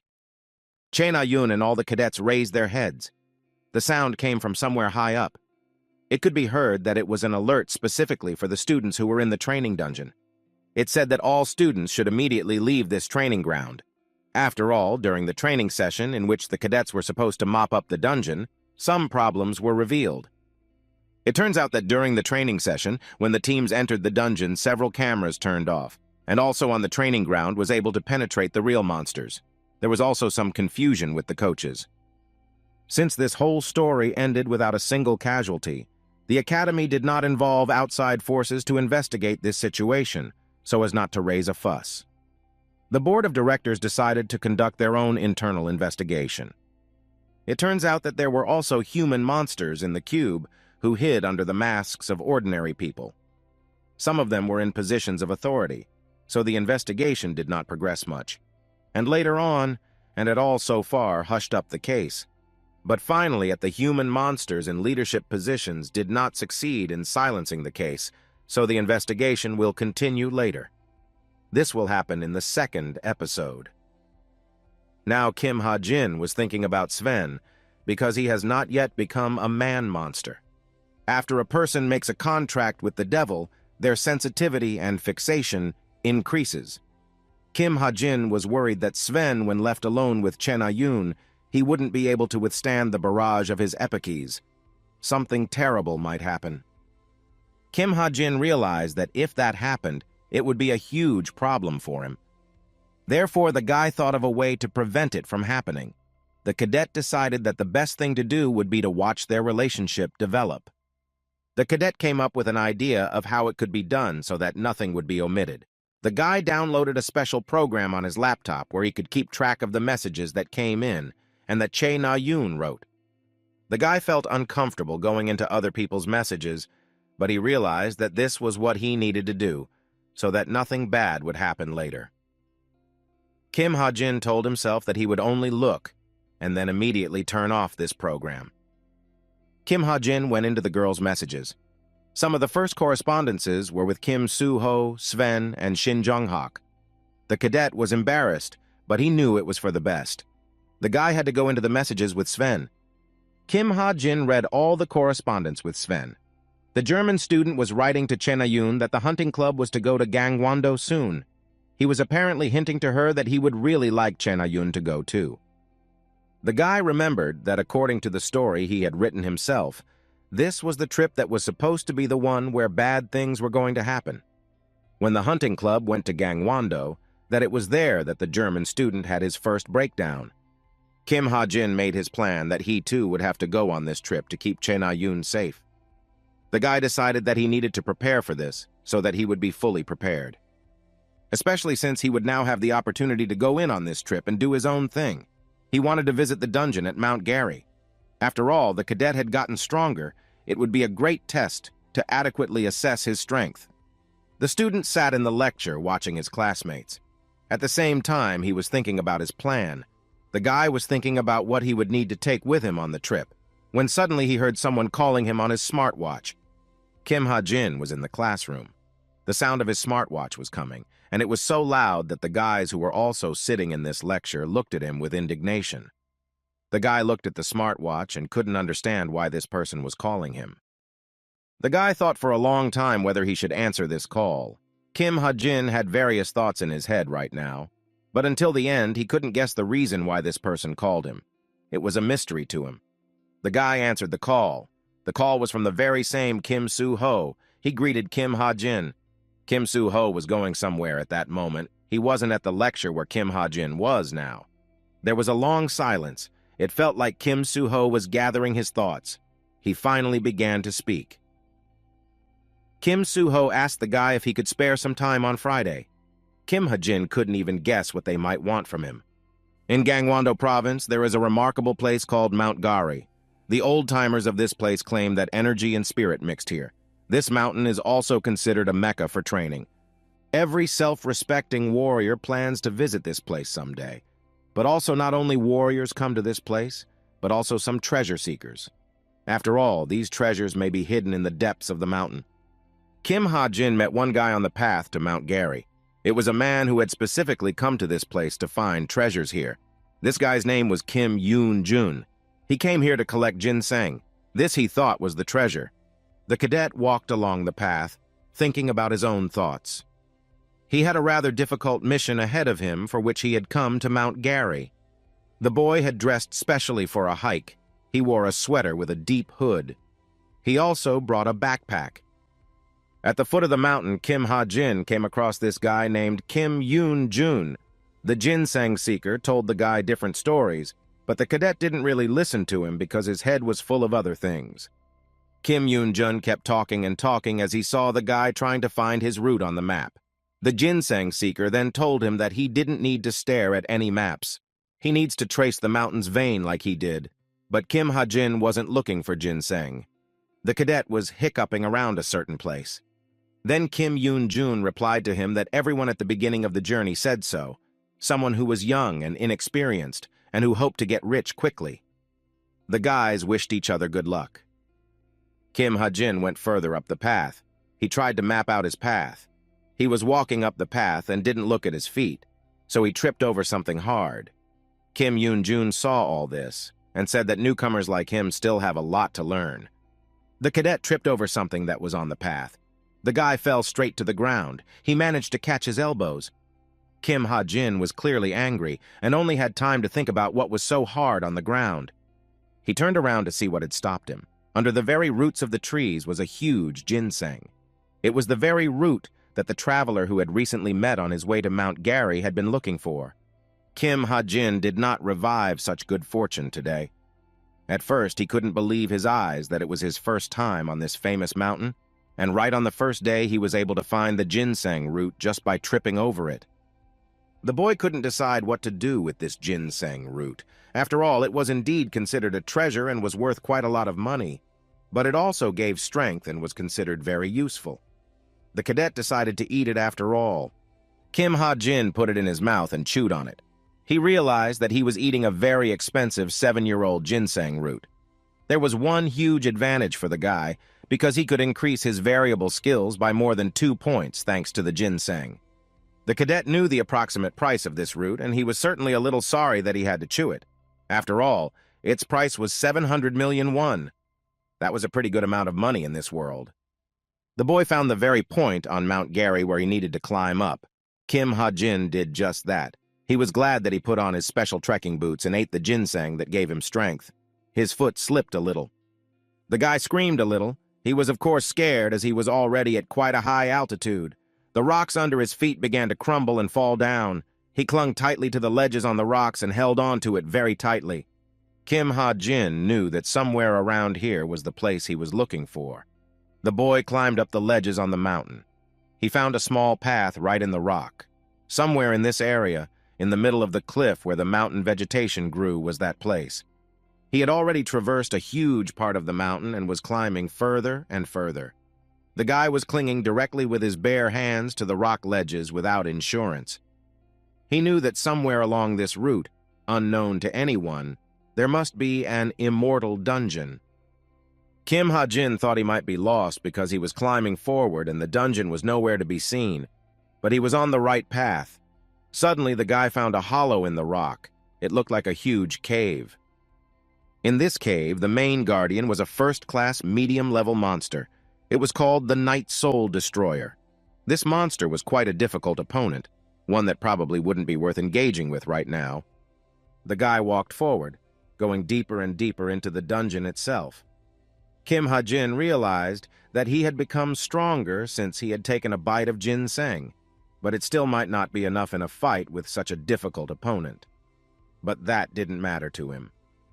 The boy was walking further away, thinking about his own thoughts, when suddenly he heard some sounds. He couldn't understand what he heard. It was as if someone was trying to break through the ground from below and get to the surface. The cadet saw someone's hand. There were some strange sounds in the dungeon. It was as if someone was howling in the darkness. Kim Ha-jin couldn't see what it was at first, but then he came closer and saw skeletons coming out of the ground. When he saw it, he wondered whether he should go there. After all, he had awakened some of the original guardians, the skeleton monsters, with his presence. They were under a spell. A strange light could be seen in their eye sockets. The monsters kept climbing and climbing to the surface, piercing through the thickness of the earth with their bony hands. Kim Ha-jin gathered his courage and remembered that it was the right time to use the stigmata. This magical attribute was already lit up on his wrist. The guy realized that the Night Soul Destroyer was not his current target. He was heading towards the hidden stage of this dungeon. But to get to that stage, before that, he needed to deal with all these monsters that were currently watching him. Slowly, this crowd of monsters began to surround him. The guy realized that it was time to use his power. He turned to the magic of the stigmata. The stigmata burned near his hand so brightly that he could see all the monsters around him. Kim Ha-jin transformed his gun, and now he was already aiming at all those monsters, shoving his weapon right into the mouths of some of them. The guy hoped to deal with them quickly, but he wasn't sure about it since they were taking quantity. The guy started the fight. His gun, which was called the Desert Eagle, was doing a good job. He was blasting the monsters to smithereens with those bullets. Their bony pieces flew in all directions. The hidden dungeon was quite dark, but from the discharge of the gun's bullets, everything was lit up quite well for a moment. At that moment, Kim Ha-jin had time to see the monster he was supposed to shoot at next. The guy checked the map constantly. It appeared in front of his eyes. This way, he could keep track of where he was going next. Kim Ha-jin realized that it wouldn't be easy, but he had to finish it today. Kim Ha-jin kept saying that he needed to check the route. Then the route was not only shown to him in the form of a diagram, but he was shown the exact route like a navigator. That way it was easy enough to walk towards the goal. The guy walked on, and the path of the route went further and further into the depths of this dark dungeon. Skeleton monsters sometimes appeared even on the ceiling. They, with burning eye sockets, tried to jump on him and engage in a fight. The boy had time to track such scary moments. As soon as he heard some howling sounds upstairs, he immediately raised his head and took aim. Those monsters were smashed right through the air by his powerful bullets. Finally, there was a gap in the distance. It was as if this passageway was going to some bright place. It was only a short distance away. Kim Ha-jin was trying to get to this place as quickly as possible. Kim Ha-jin moved further and further forward. His Desert Eagle gun was firing almost constantly. It was already smoking from the constant shots. The guy realized that he would soon defeat the remaining skeleton monsters. The cadet turned back around. There he saw a pile of lying monsters that he had already defeated. They were lying here and there. As the guy suddenly realized that it seems that all of them were ready, and he managed to shoot them all with his weapon. The guy walked on. With each step he was closer and closer to his target. The number of skeleton monsters was gradually increasing, which meant only one thing, that Kim Ha-jin was getting closer to his target location. It was Evangel's base. Which Evangel was the boss at this stage of Mount Gary's dungeon? This boss was the one Kim Ha-jin had come for. In the future, after some time, she should create a castle of the same name, a terrifying tower in one of the abandoned schools in Suwon. This witch couldn't be allowed to fully form and grow, then it would be hard to defeat her. There was something else he was hunting Evangel for. The guy, while hunting her, could obtain 2 items that are very important. Kim Ha-jin was hoping that he could get those 2 more items that he might need later. He needed to retrieve Evangel's weapon of growing type Ether, as well as this witch's seed, which was so named Evangel's Seed. According to the original plot that Kim Ha-jin came up with, these items transformed Tomain, one of the characters in the book, into a human monster who was the leader of the monsters, and the ether promoted rapid growth. Finally, the skeleton monsters ended. The cadet moved forward. Periodically, he turned on his route to see if he was moving correctly. Step by step, he covered the distance, hoping he didn't get lost anywhere. Kim Ha-jin kept walking down the long corridor with piles of stones lying beside him. Sometimes something crackled under his feet. The boy tried to walk this distance as fast as possible. Finally, he saw the entrance to a grotto. At first, the cadet could not see anything there because it was dark. But then, with time, his eyes got used to it, and he saw something that fascinated him. The boy froze in place, as if frozen. Kim Ha-jin looked ahead and couldn't believe his eyes. It was the entrance to a hidden dungeon. It was exactly as Kim Ha-jin, the author of this book, had described it. All he had to do was to cross a small, narrow corridor, and beyond that, there must be what Kim Ha-jin was looking for. The narrow corridor was very dark. He walked very slowly, trying not to fall down. The narrow corridor began to end. Kim Ha-jin was getting closer and closer to his goal. He could already see glowing crystals that helped him to see the area. An interesting picture opened up before him as he entered the grotto itself. In the middle of the grotto grew a huge branching tree with ominous thorns. There were purple crystals lying on the ground in some places, and underneath the tree sat a little girl. This little girl who was sitting under the tree was a little witch whose name was Evangel. She was Kim Ha-jin's primary target. After all, when the witch became an adult, it would already be difficult to fight her, and more importantly, difficult to defeat her. The witch had to be defeated now before she grew up. After all, now she was not yet developed, not physically to the fullest extent, and not intellectually either. Her demeanor was similar to that of a normal child, somewhere around 5 or 6 years old. The little witch Evangel was sitting on the floor and playing with some glowing ball. She was poking at it with her little fingers. Suddenly, this luminous object burst right in her hands. The girl was very surprised. Kim Ha-jin looked at the little witch who was playing with the glowing balloon. That balloon burst in her hands. To the guy, she reminded him of an ordinary little girl. He began to feel remorse. The guy realized that it would be hard for him to do this. Time was running out, and he stood there clenching his fist.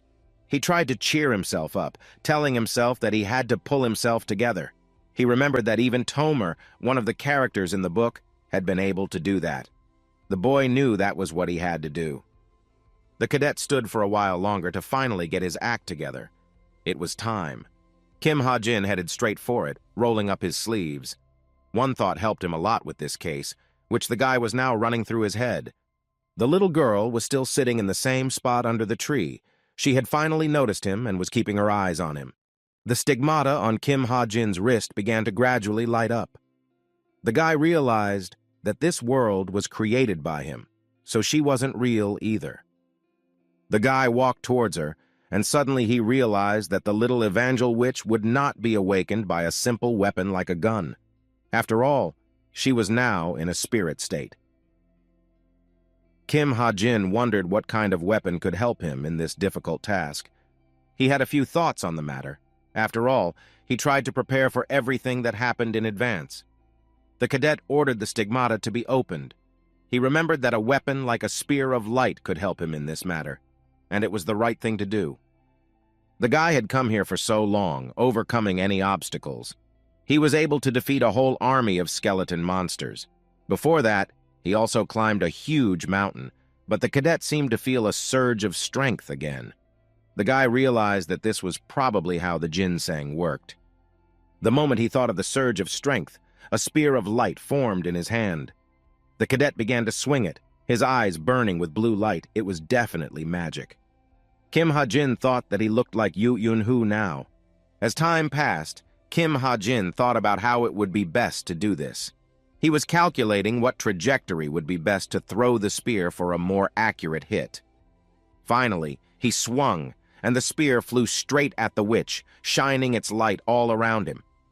The boy waited to see what the result of his blow would be. He felt uneasy. He looked in the direction where the spear had fallen and waited for the magic haze to dissipate. Kim Ha-jin hoped for the result. The haze cleared. In the very center under the tree could still see the outline of the little witch, Evangel. She was kneeling down and lowered her small head. Kim Ha-jin couldn't fully understand what was happening, whether he had succeeded or not. The cadet came closer because it wasn't clear until the end if he was able to defeat this witch with the spear of light. The little witch was reaching out with her hands towards him, towards the one who was trying to ruin her. Evangeline looked straight into his eyes. Her mouth froze open in surprise. Suddenly, some strange pink flashes began to appear around the little witch. They began to swirl in whirlwinds around the cave, lifting huge rocks into the air. A strange glow appeared around Evangel. These whirlwinds began to swirl the air around them. Strange sounds were heard, as if the little witch was quietly shouting something. Despair could be seen in her eyes. Kim Ha-jin thought that he needed to get closer. The purple flashes changed their color to gray-green. They were gathering around the Evangel witch. These flashes enveloped her in a haze. But after a while, the haze dissipated, and the boy saw that there was nothing in the witch's place. The haze was disappearing more and leaving the place.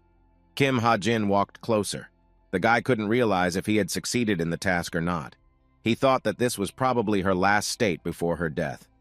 The boy moved closer and was able to collect the items that were so interesting to him. Evangel's seed contained the witch's soul. If it sprouted again, the witch would reappear. The ether could transform into a weapon and grow with its host. When the boy returned to the building where he rented a room, it was already late at night. The stars protruded in the celestial sky. Kim Ha-jin was a little tired because the ginseng root had helped him get home safely since he still had the strength to do so. The guy, as soon as he got home, looked at his stats on his laptop. Turns out they had almost all gone up by 0.6 Kim Ha-jin realized that he had made the right decision to look for these items. The ether wasn't bad. There was ether swirling around him. It was in a liquid state, but very light as it was supposed to be. The cadet could touch it with his hand. The guy hoped that he could still grow thanks to it. Now the guy finally loved the fact that he was a cube cadet. Turns out he still had some leftover ginseng. The guy put it straight to the purple banquet to sell. As it was, he got a total of 47 points. But one of the best news was that he now had Evangel's seed. In front of him on the table lay this seed. It was a much-needed magical item. After all, it could be grown. And if the sprouts started to grow, the Witch of Despair, Evangel, would reappear. And that was a good thing for the guy. Kim Ha-jin sat at the table and looked at the seed with hope. Of course, Despair Witch didn't sound like much, but it was a great advantage because it could be grown to be a powerful ally. Growing Evangel's witch seed wasn't too serious a task. It could be handled by absolutely anyone. It only needed a drop of blood, and then the seed would grow. There was only one thing left to do. The boy knew that the performance of the grown witch would depend on whose blood Evangel's seed was fed. A choice had to be made as to who to draw blood from, and that was no longer such a simple task. After all, it would be a strange request. The guy imagined how he would approach Kim Soo-ho, Yoo Yoon-ha, or Che Na-yoon and ask them to share their blood, and how Che Na-yoon would definitely make a scandal about it afterwards. Yes, that was the difficult part. It was already night outside the window. Kim Ha-jin was sitting in his room holding the Evangel witch's seed in his hands. He was trying to devise a plan to get the blood, but he couldn't think of anything that would help him. Then the boy decided to hold off on it. The guy realized that tomorrow would be a difficult day, so today he would have to lie down early. After all, it was already very late. Kim Ha-jin reached for his laptop to turn it off. Tomorrow he had a bet with Che on Yoon and Sven's breakdown waiting for him. A new day had arrived. The guys were already at formation. The hunting club meeting was being held at Baekpa Mountain Spring in Gangwon-do Province. The place was quite quiet until the cadets arrived here. The nature was breathtakingly beautiful. There was already quite a large crowd of cadets gathered at this place. In front of them stood a girl. It was the curator of the hunting club. The girl simply radiated joy. She decided to call the roll to see if everyone had gathered. In front of the gathered, there was a small pedestal where this girl climbed up so that she could be clearly seen. The girl finished the roll call and began with a greeting. The curator of the gathering began to rejoice at the fact that everyone in front of her was already standing assembled and prepared. Kim Ha-jin was already in place and listening to the information from the curator. She was just talking about the main purpose of the club. Their club was called Leonidas. The girl informed everyone that they often have meetings where they hunt all sorts of bad animals. The guy tried to listen to the curator of the meeting, but he had completely different thoughts in his head. He was trying to anticipate how today might go, because Kim Ha-jin himself didn't know, since he had only written the short end of the episode in the book. In this fight, according to the book's scenario, Che Na-yoon should have been seriously injured, after which she would have been hospitalized. The German student should have died in the first place. All of this was only necessary for Kim Soo-ho to notice a girl like Che Na-yoon. Kim Ha-jin was trying to think of a plan. After all, today's day could turn out completely different from the way it was written in the story. It was necessary to make everyone think that the target of the human monsters was Che Na-yun. The cadet realized that it was necessary for the entire human monster search party to watch Che Na-yun specifically. Then, in this way, it was possible to divert their attention. So far, Kim Ha-jin had only come up with such an idea. It had to be realized that there were changes in the way Sven's story was going on. The German student hadn't had a breakdown yet, although that could very well have already happened. After all, enough had already passed since the time of the battle with the magma monster. The guy had not yet become a human monster, but it was only a matter of time, since the contract with the devil had already been made. But Sven was already guessing what had happened to him. After all, he already had a little control over the power that the devil had given him. Sven and Che Na-yun were standing not far away from Kim Ha-jin. They were also members of this hunting club. The cadet realized that if Sven disappeared any time soon, nothing bad would happen. But just attacking him was problematic. Che Na-yun looked at Kim Ha-jin. The girl's face was displeased. It seemed to her that the guy was constantly squinting in her direction. To the girl, the guy's behavior was very suspicious. She began to think about the reason why he was behaving like that. Kim Ha-jin was really looking at them now, as he was making a plan to destroy Sven. Che Na-yun noticed his gaze again. The girl thought that he was purposely pretending not to be interested in her, but always hanging around her. A German student who was standing nearby noticed Che Na-yun and Kim Ha-jin looking at each other. That's when he told the archer to be careful with him. The girl seemed as if she didn't understand what he was talking about, so she asked him who he meant. Che Na-yun was still looking at the archer as well. Sven clearly didn't like it. He didn't even hide it. He decided to add fuel to the fire at this point. Sven said that in his opinion, it wasn't safe to hang out with that guy since he might have been involved with the disappearances. Sven said that the one wasn't as simple as Che Na-yun made it seem. It felt like Sven wanted to confuse Che Na-yun on purpose. Maybe there were already echoes of the human monster talking in him. The guy looked at Kim Ha-jin, and it was as if he could see right through him. The curator of the training camp finally finished her fiery speech. Afterward, she said that the cadets could already leave for the hunt. Sven and Che Na-yun had already gone hunting together in one direction. Kim Ha-jin watched where they were going. Kim Ha-jin listened to the hunting club leader's speech and was about to go hunting, but first he decided to watch the couple who were already looking for harmful beasts. He stood still and did not know what he should do now. At the edge of the forest, a young deer was standing among the trees and nibbling on the grass. This year, the population of these animals had reached a critical maximum in the province. They were destroying the necessary fauna for these places because there were too many of them. There could have been an ecological crisis. This deer found food in this clearing, so it stayed here for a long time. The animal didn't suspect anything, when suddenly, from nowhere on the other side, dark tentacles began to appear. It was terrifying, but the deer did not notice anything yet. After a moment, the deer noticed the tentacles, but the animal would not have had time to do anything, because everything happened quite quickly. The tentacles pierced the deer in an instant. The animal shrieked with surprise and pain. These tentacles gradually began to wrap around the animal like a snake, and finally they reached its neck. With this prey, everything was already settled. The deer was not yet dead, but was very close to it. It tried to break free, but it was useless. Those tentacles were coming from Sven. The guy was already slowly learning how to use his new power, but it wasn't his final capabilities until he finally became a human monster.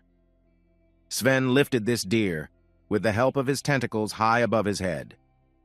Sven looked at the animal above his head. It seemed to be enjoying it. The student's eyes burned with red fire. The guy most likely already realized who had awarded him with this power, and she knew what the payback was for such abilities. The German student looked at the animal and thought about his own thoughts. Suddenly, he heard that someone was looking for him. Sven immediately hid his tentacles. It was Che Na-yun. He moved farther away from him so that they could hunt on their own property. They had a bet that they had to hunt separately in a certain amount of time, and whoever caught the most animals would win. Che Na-yun was already rushing towards Sven. On her shoulders, she was already carrying a deer that she was able to defeat herself. The girl was walking towards Sven and thought that she had definitely won today. But she came closer and was dumbfounded by what she saw. Sven was standing in front of her and smiling, and behind the German student there was already a whole pile of deer like she had recently caught. The girl couldn't believe her eyes and couldn't understand how he was able to catch so many animals in such a short time. Che Na-yun was upset as she realized that she had blundered.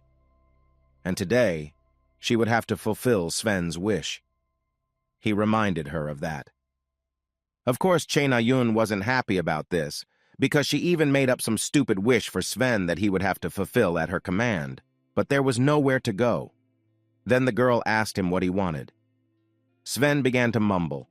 Sven lowered his head at first, as if he was afraid to tell her something, but then he looked her straight in the eye. The boy blushed a little. He started to say his wish again, but again he couldn't finish it, as if something was in his way. The boy couldn't decide to finish his wish. They were all standing in that clearing, where behind Sven lay a pile of animals that he was able to overcome for the argument. The German student decided to get close to Che Na-yun. He looked right into her face. But they didn't know that they weren't alone here. There was someone watching them from behind the trees. It was Kim Ha-jin. The ether was enveloping him on one side. The guy realized that he had to keep an eye on Sven with Che Na-yun, because at any moment, something irreparable could happen. Guy carefully watched all of Sven's actions, since he knew that he had made a contract with the demon Asmodeus. He was a demon of lust. When Sven became a human monster, he would not understand such a word as patience. It would be fraught with consequences. Pretty much the same actions were happening in the clearing. Nothing had changed. Sven tried to get even closer to Che Na-yun. He looked at the girl and spoke again. The guy suggested Che Na-yun to go out with him. The desire was voiced. Che Na-yun couldn't believe her ears. She didn't think that Sven would suggest such a thing to her today, and actually, she wondered what kind of wish this was. The girl darted her green eyes and didn't know what to say to him to such a suggestion. Sven looked at the girl hopefully, but she didn't answer him anything. Then the boy questioned her about it. But the girl told him that she didn't want to meet him yet, as they had met only a week ago, and she wasn't ready for such a thing. The German student could not recognize this rejection. He stood in front of the girl he liked and didn't know what to do next. Sven could only mumble out that he understood her. Che Na-yun was glad that Sven was able to accept her answer. Kim Ha-jin was getting closer and closer to them. After all, the gunner knew that at any moment, Sven might not be able to stand it and start manifesting his human monster essence, and then Kim Ha-jin would have to do something about it. The ether still enveloped its master in the same way. But Che Na-yun couldn't settle down. She had almost walked away from where Sven was, but she decided to say one more phrase to him. The girl said that she liked those who were usually stronger than her. The archer remembered what was happening in the dungeon. Sven couldn't believe what she just said. He wasn't standing that far away from her. You could see him blushing all over. Sven bared his eyes and pressed his lips together. The girl had hit his ego hard. It seemed like something was happening to the guy. The girl couldn't see it anymore. She was standing with her back to him. Che Na-yun turned around and walked in the other direction. In parting, she arrogantly told him to forgive her. Sven felt the blood in his veins begin to boil. The German student felt this strange feeling that pierced through his entire body. He knew that he might not be able to stand his feelings right now. He asked the girl if it was true, even though Sven himself knew the answer to that question already. Some time passed. The girl was getting farther and farther away from Sven. He looked after her. Sven then told her that if he was stronger than her, now would she like it. That sentence didn't please Che Na-yun. She turned around and told him to know the measure. Suddenly, the girl heard something happening behind her. Everything was ablaze with a bright light, and there were very strong sounds, as if a strong lightning struck there and everything burst into flames. Che Na-yun couldn't understand why this was happening. The sounds were coming from where Sven was. Che Na-yun decided to turn around again in case something had happened and he needed help, even though the girl didn't like the last conversation. The archer saw a huge flash. It looked like some kind of explosion. At first, it was impossible to see what was happening there. But then, Che Na-yun saw something strange up ahead. She decided to walk over to see what was going on. The girl saw Sven, but the guy already looked completely different. Sven was approaching her. You couldn't see any eyes in his eye sockets. Behind him were tentacles. They were growing straight from his back. The guy was looking at Che Na-yun. It was obvious that he was going to do something now. Che Na-yun was shocked by what she saw. At first, Sven was just staring intently at Che Na-yun. It was as if he continued to admire the girl. But then, his face distorted, and he began to rapidly approach the girl. Suddenly, a strange clot of ether that looked like a shield appeared in front of him. Of course, it was Kim Ha-jin. He came to the girl's rescue at the most opportune moment. The gunman stood in front of her and covered her with himself and his shield of ether. Kim Ha-jin steadfastly held his defense in front of the human monster that was once called Sven. Kim Ha-jin managed to transform his ether, which he had recently obtained during the battle with Evangel the Witch, into a shield form. The boy tried to protect the girl. The gunslinger turned around on her. He asked the girl if she was okay. Sven didn't doze off either, for he understood exactly what was going on here. He really didn't like the fact that Kim Ha-jin was watching them. The human monster was standing in the distance, and he managed to produce some actions as well. Kim Ha-jin stood with an ether shield in front of Sven, but his face was turned towards Che Na-yun. Then the human monster was able to reach him. Che Na-yun tried to keep Kim Ha-jin from doing so, but she was not in time. The girl reached for her bow, but it broke. Sven managed to grab Kim Ha-jin with his tentacles that could stretch to an incredible size. The human monster lifted the archer very high above the ground and held him there. It was obvious that he wasn't going to stop there. Kim Ha-jin weighed so high above the ground, the guy didn't realize what he could do right now. His head was all jumbled up during the stress. Sven slowly but surely began to get closer to his neck. Soon he reached his target. Che Na-yun stood nearby and saw the whole thing. She realized that if this continued, Sven would just kill Kim Ha-jin. She wondered what she should do since she couldn't use her bow against Sven since it was broken. Che Na-yun tried to concentrate her magic powers. Thanks to that, a magic item began to form in her hand. She shouted to Sven to let go of Kim Ha-jin, but he didn't listen to her and only said that he loved her. Sven started to grow into some kind of huge monster. He kept calling her name and saying he loved her. This monster's eyes were burning with red light and only watched Che Na-yun. The girl was in front of it and tried to concentrate her strength. In Che Na-yun's hand, something was growing and transforming into some sort of magical object. It was still impossible to see what would end up there. The girl reprimanded Sven. Fury was tortured in her eyes, and the man-monster was only belting out that he loved her. Sven still held the gunman in the air with his huge tentacles. The human monster wrapped his neck and began to strangle Kim Ha-jin. There was no way the guy could handle this monster. His head was slowly turning blue from lack of air. The guy was hanging in the air. He was slowly losing his strength. He tried to unclench the tentacles around its neck with his hands, but the gunner could not do it. Then the guy was distracted by a yellow-green flare that occurred next to Che Na-yun. The monster grew even bigger, and its tentacles grew with it. Sven tried to lift Kim Ha-jin as high as he could and strangle him harder. Gradually, he squeezed his tentacles tighter and tighter around his neck, and a yellow-green light kept flaring up near them. This green-yellow light was coming from Che Na-yun, or rather, from the way her magic power was concentrated in her hands. In the plot of this world that the author had invented, it often happened that some characters actually had high potential. But the characters themselves sometimes didn't even know they had it. So often, their choice could fall on the wrong weapon for them.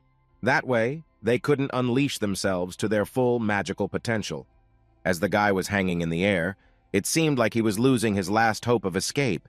He suddenly saw something in front of him. There was Che Na-yun, who was trying to unleash her magic potential and succeeded. That's the kind of hero Che Na-yun was, the one who originally chose the wrong weapon. The girl was able to transform her powers into just a huge sword that hung in the air in front of her. She wondered how it would be best to attack the human master. The girl was furious and her eyes were burning. She started yelling at the monster that Sven had turned into. Chae Na-yun urged her to let go of Kim Ha-jin, who had been captured by Sven. She raised her both hands up. It seemed like a punch was about to follow. But the monster that used to be Sven somewhat failed to listen to her. It only began to squeeze the shooter's neck with renewed vigor with its tentacles. Kim Ha-jin tried to observe what was happening on the ground. He looked hopefully at Chae Na-yun. Just then, the head of the human monster was illuminated by a bright yellow-green light. Seemingly, its eyes began to burn even brighter with a red light. Sven couldn't think straight. He felt as if his body was being controlled by someone else, like a hinged puppet. Time was passing. It was already evening, when suddenly something strongly illuminated the place where the guys were. This yellow-green light was visible from far away. The witnesses could not understand what was going on there. That strong burst of light was Chae Na-yun's punch. She was able to fully concentrate her strength and attack with that huge sword that was glowing with yellow-green light. There was now a huge moat on the ground in front of her. This was the residue left by her attack. Sven, who had become a human monster and subsequently turned into a huge monster with tentacles, was nowhere to be found. Only a small, crimson-colored sweat could be seen in the middle of this moat. Apparently, Chae Na-hee had managed to defeat it for good with his attack. The girl couldn't believe her eyes. She looked at her hands. There was still a small glow of that yellow-green light. Everything in her head was a blur. The girl couldn't fully realize that it was her attack. Kim Ha-jin stood not far from her and held his neck with one hand. After all, he was in a lot of pain after the monster that tried to strangle him. The guy asked her what the weapon was called.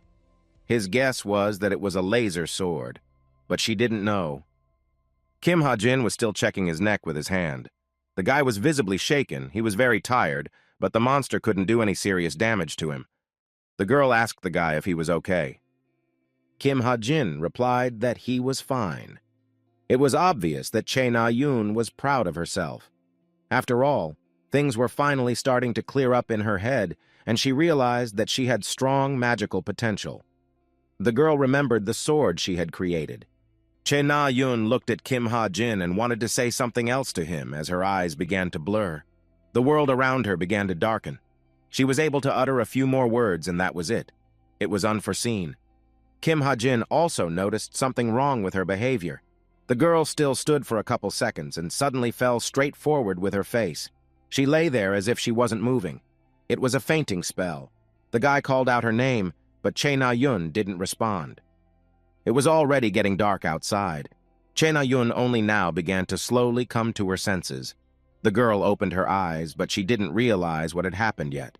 Chae Na-yun felt that she was moving somewhere, but not on her own. The girl realized that she was lying on something warm. It was like the costume of a student from the Cube Academy. Chae Na-yun looked around and couldn't realize where she was. Suddenly, the girl realized that someone was carrying her. She was basically sitting on someone's back. She was on the back of Kim Ha-jin, who was carrying her. She was very frightened and started screaming for him to put her down on the ground. The guy decided to carry her as she could not come to her senses. Then the shooter asked her if she wanted to come down. The girl began to wiggle and scream. Then the guy decided to fulfill her request because the passers-by were already looking at them. But now the guy didn't need too much attention. Kim Ha-jin tried to put Chae Na-yun on the ground. He placed one of Chae Na-yun's feet first, then the other. The girl lowered herself onto her feet and suddenly realized that there was no tone in them. Her legs felt as if they were cotton. She immediately flopped right onto the paving stones in the park. She sat there and couldn't realize what was happening. Chae Na-yun's eyes opened even wider in surprise. The girl couldn't understand why she couldn't feel her legs. After all, she remembered that she could still stand on them after the battle. This was strange enough for her. It was already quite dark. The girl was sitting in the park. She was dumbfounded by the fact that her legs were completely disobeying her. Then she asked Kim Ha-jin what had happened to her legs. After all, he was present at the battle and would know. The guy was standing next to her. He looked at her carefully. Kim Ha-jin couldn't understand her reaction to all of this, for to him it was completely understandable for her limbs to react this way. Then he asked the girl if she had never had magic exhaustion. Che Na-yun couldn't understand what he had just told her. After all, this was the first time she had encountered such a limb reaction. This made the girl very wary. Che Na-yun realized that she had never used her magic potential to its fullest before. The gunner immediately realized everything from her reaction. Then he began to explain to her what magic exhaustion was and what its signs were. The guy told her that she now had a decreased recovery rate with magic and wanted to continue, but the girl interrupted him. The guy told her that she wouldn't be able to move for about a couple more days anyway, so she had two choices. Either she would climb back on his back, or she would have to sit in that spot for a couple more days. The girl climbed back on his back. Kim Ha-jin walked forward and carried Che Na-yun on his back. They were silent for a while, but then the guy decided to ask her if she would continue to use her bow. The girl was indignant at such a question. She found such a question strange. Che Na-yun didn't answer him. She was only thinking about her own thoughts. But the guy kept on asking. He was curious. Then Kim Ha-jin asked the girl if she felt that the bow was not her weapon today. The girl thought about it. After all, the girl hadn't realized yet that today she was able to unleash her abilities. She had incredible strength that could constantly increase her skills. But the girl needed a sword, which is a conduit of powers. The girl was angry again at such a question. She reprimanded Kim Ha-jin again. Che Na-yun just hadn't yet realized all the things that could happen to her if she left her bow right now, and for the sake of such a future, it was worth it. Che Na-yun, sitting on Kim Ha-jin's back, started kicking and screaming again. She didn't like questions of this nature after all. She had loved weapons like bows since she was a child. Then the girl shouted that he didn't understand anything. Then the boy realized that the girl was still far away from such a realization. They were walking through the park. It was already deep evening. The stars were burning in the sky. There was silence, because everyone was thinking about their own things. They had to get home in time. Kim Ha-jin put the girl on a bench on the street and left. Che Na-yun didn't realize what was going on.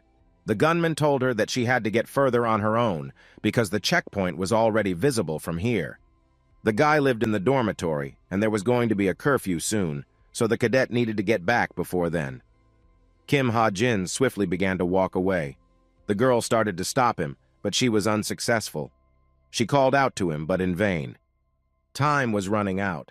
The guys had already returned to the home walls of the Cube Academy. After all, they had only traveled with the hunting club on another outing to the province.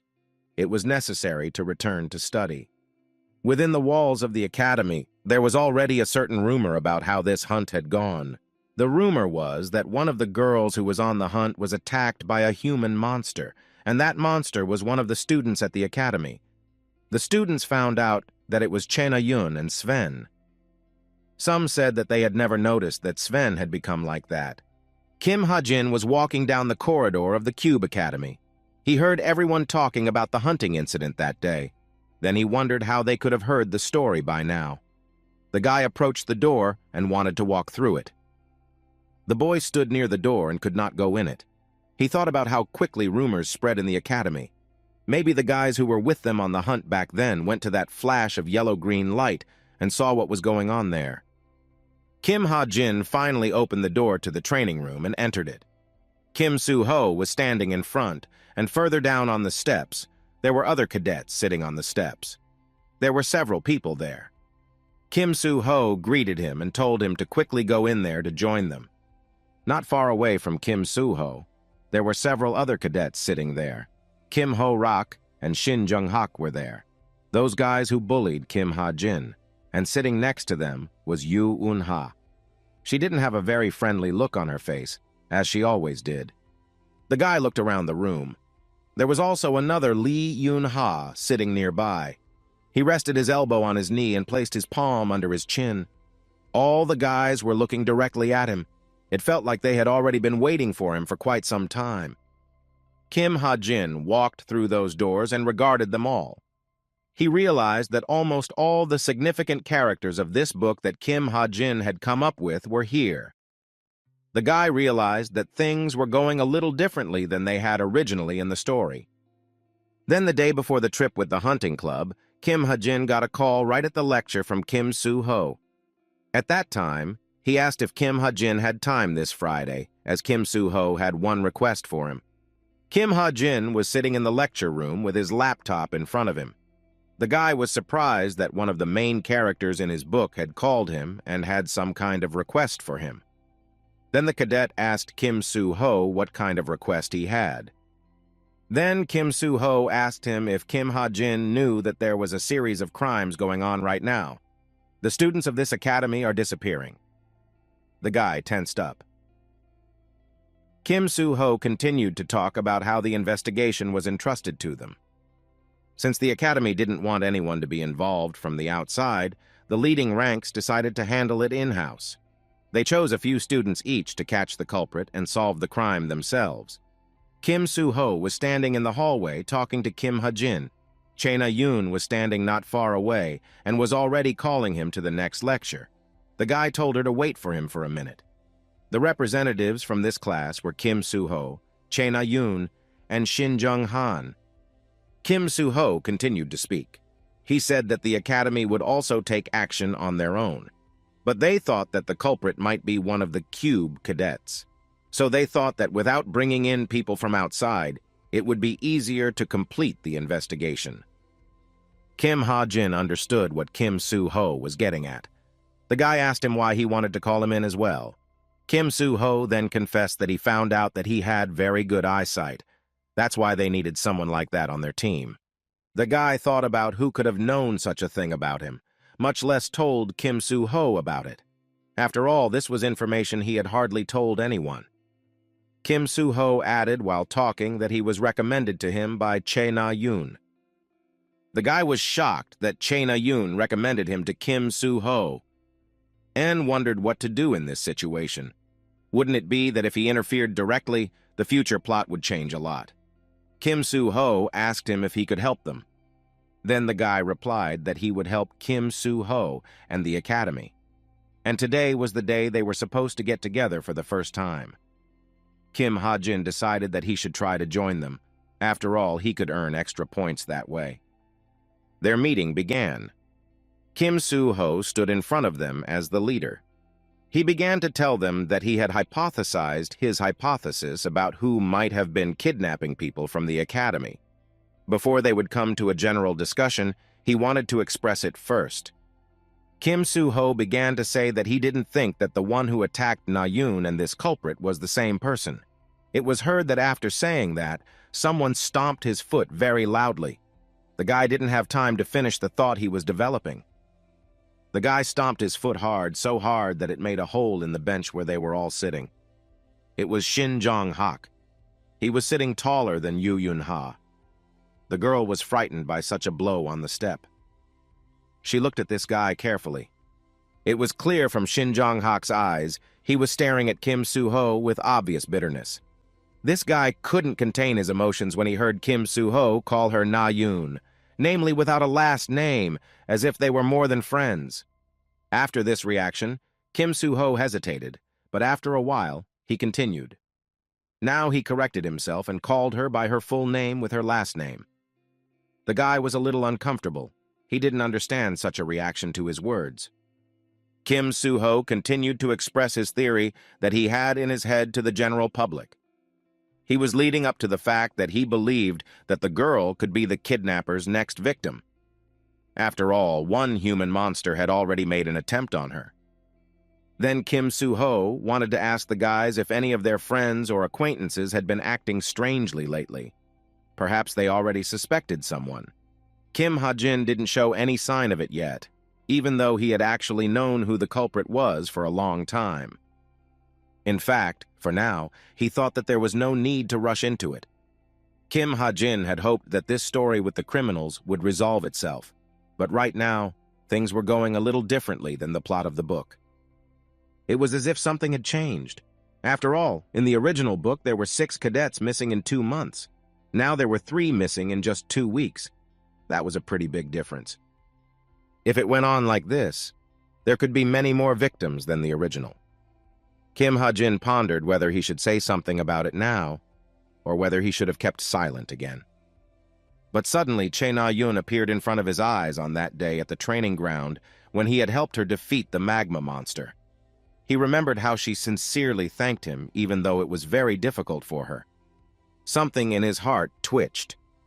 Kim Ha-jin had finally decided for himself that he no longer wanted to stand by and keep silent about the facts he knew, and he would be truly sorry if any of them were kidnapped. All that was left was to decide how to present it. Kim Ha-jin finally made up his mind and raised his hand to speak and answer Kim Soo-ho's question. The guy held up his hand, and when Kim Soo-ho asked him, he said that he had someone in mind. He wanted to give them the name of the culprit right away. Kim Ha-jin was silent for a while, but then he decided to speak up. The guy said that there was someone he suspected. It was Yoon Hyung, the leader of the science club. Guy thought that he was acting suspiciously. All the guys who were in this hall right now instantly looked at him. Yoo Yeon-ha sat with her arms crossed on her chest, this assumption apparently not satisfying her. She wanted to speak up at first, but she remained silent for now. Kim Soo-ho listened to the guy, but he had to contradict him right away, since he had an alibi from the beginning because he was in a close relationship with the one who was the first victim of the kidnapper. But Kim Soo-ho still thought about the guy's assumption and decided to double-check. That's when Shin Jung-hak couldn't stand it. He said that in principle, the victim could have come to the perpetrator on her own because she didn't know who the kidnapper was. The guy added that he could have been influenced by the magic of suggestion. Kim Ha-jin began to think about it. He wanted to make the story as big as possible so that the guys would question the real kidnapper. The guy said that the magic of suggestion couldn't work. He wanted to complete the thought, but he was interrupted. Suddenly, Yoo Yeon-ha wanted to speak up after hearing such an assumption. She felt like there was something wrong here. She sat in a closed posture. It was obvious that she didn't like it. The girl said that you shouldn't pick on someone who has an alibi. Yoo Yeon-ha looked Kim Ha-jin straight in the eye. She clearly didn't look satisfied. She decided to say whatever she thought at that moment. The girl expressed her assumption that Kim Ha-jin was the one who was a human monster.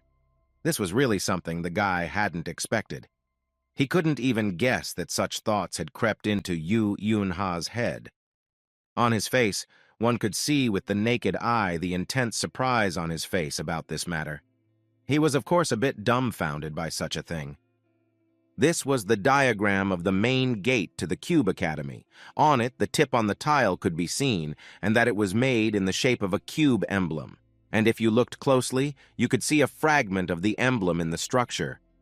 Kim Ha-jin began to remember how he himself had come up with the plot of this book. At that time, he had the task of coming up with a character that would help the other characters. It wasn't a difficult task. He went through different options. The guy was sitting at the table in his apartment. He was thinking about a new character. He wanted a character who was rich and would help Kim Soo-ho.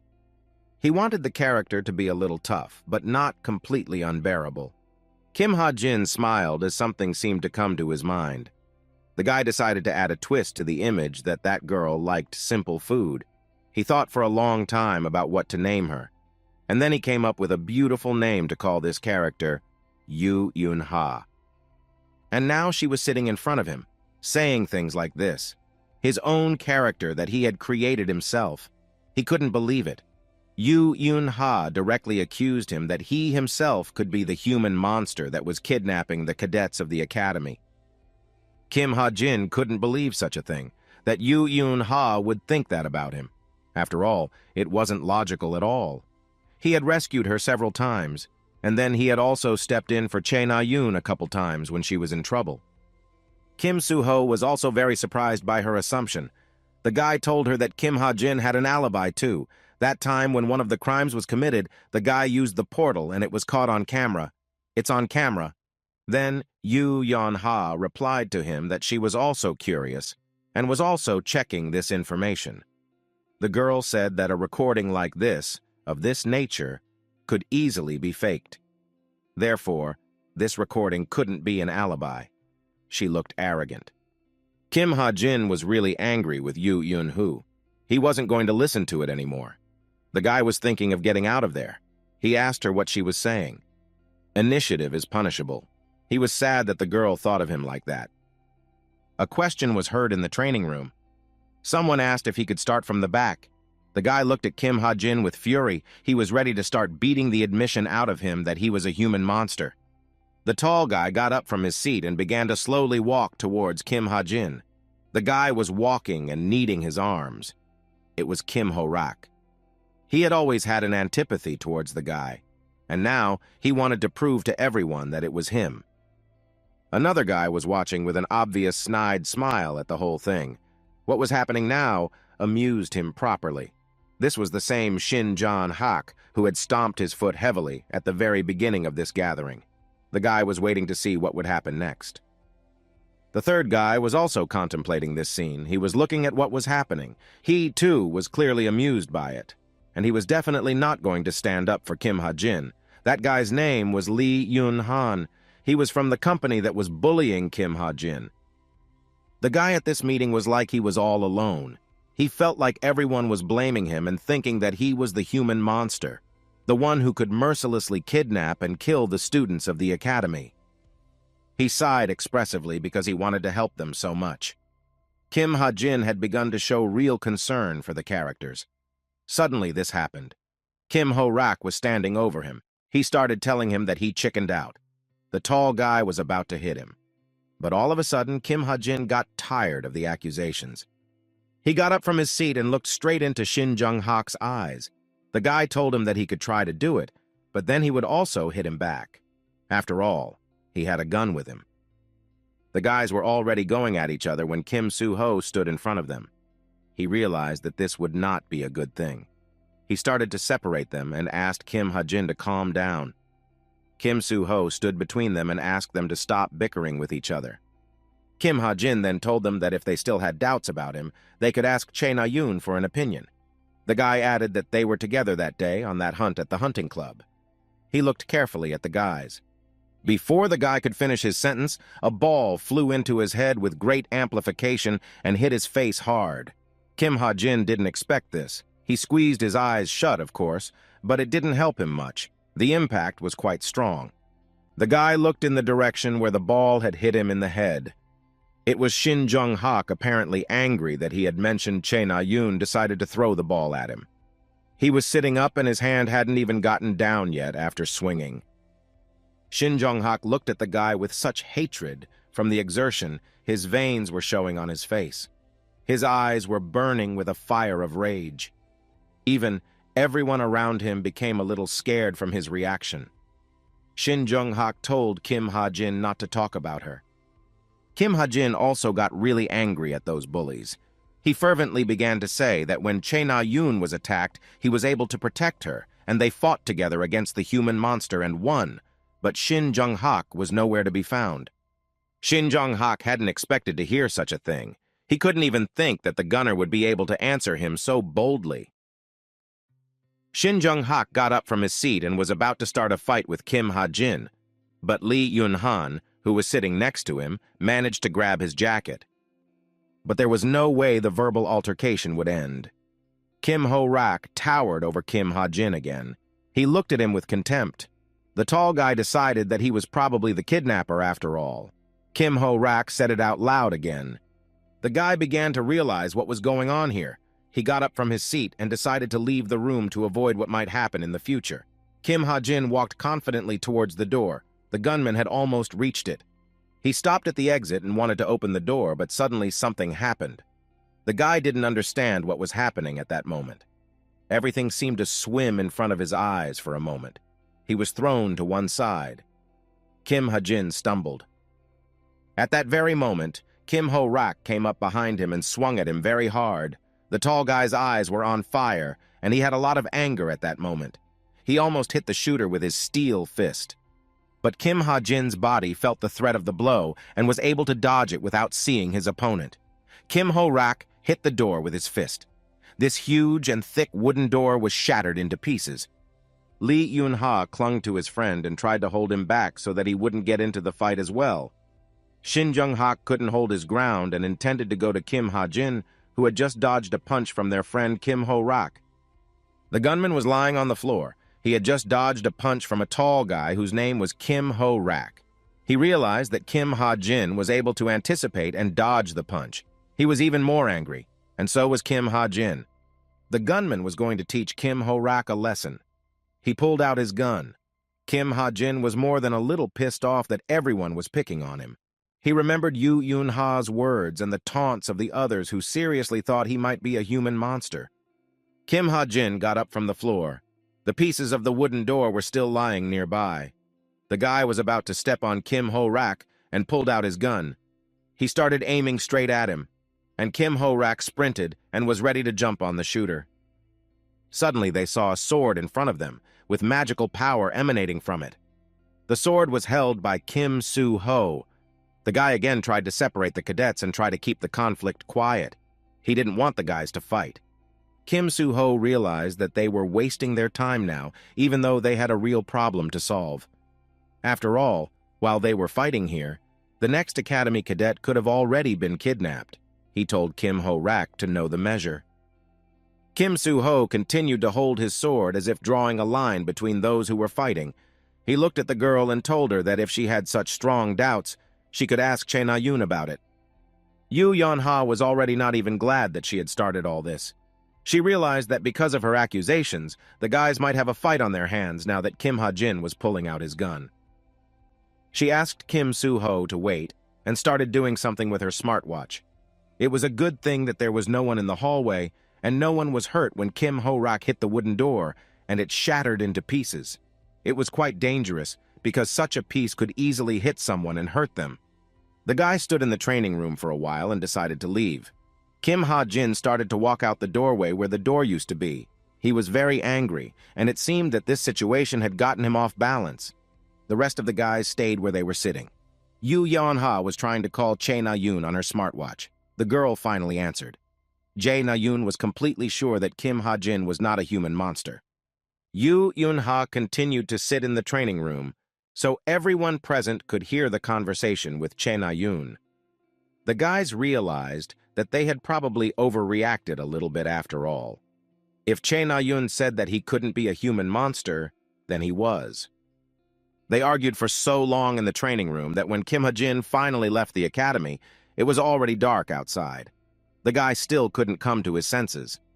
He walked down the steps and cursed everything around him. He walked further and further away and didn't realize how he found himself on some shore. It was already dark night. He looked into the distance and saw a large body of water, which could not be seen neither end nor edge. Beyond the body of water, he could see an unidentifiable building. Kim Ha-jin was in a depressed state. He crouched down on this bank in the grass. He clutched his head. He was emotionally distressed after what had just happened. He wondered if it was all a dream.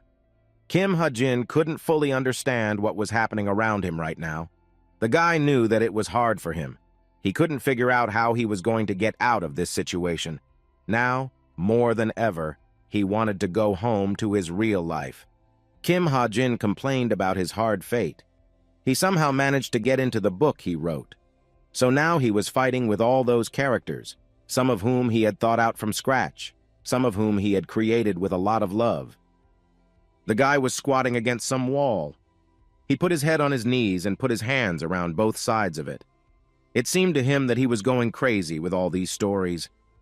In this moment of weakness, he was no longer hoping for a good outcome. The guy suddenly remembered how much time had already passed since he was stuck in that book. Kim Ha-jin remembered his friends and acquaintances. The guy remembered his family. He wished he could go back to his apartment. The cadet thought about how much real time had passed now in his world. After all, it couldn't be tracked exactly here. After all, if a lot of time had already passed, the guy was probably already listed as missing. Then he remembered his parents. The guy became afraid for him because if he was missing, then they would not find a place. His parents would be looking for him and worrying about him. Kim Ha-jin felt very sad.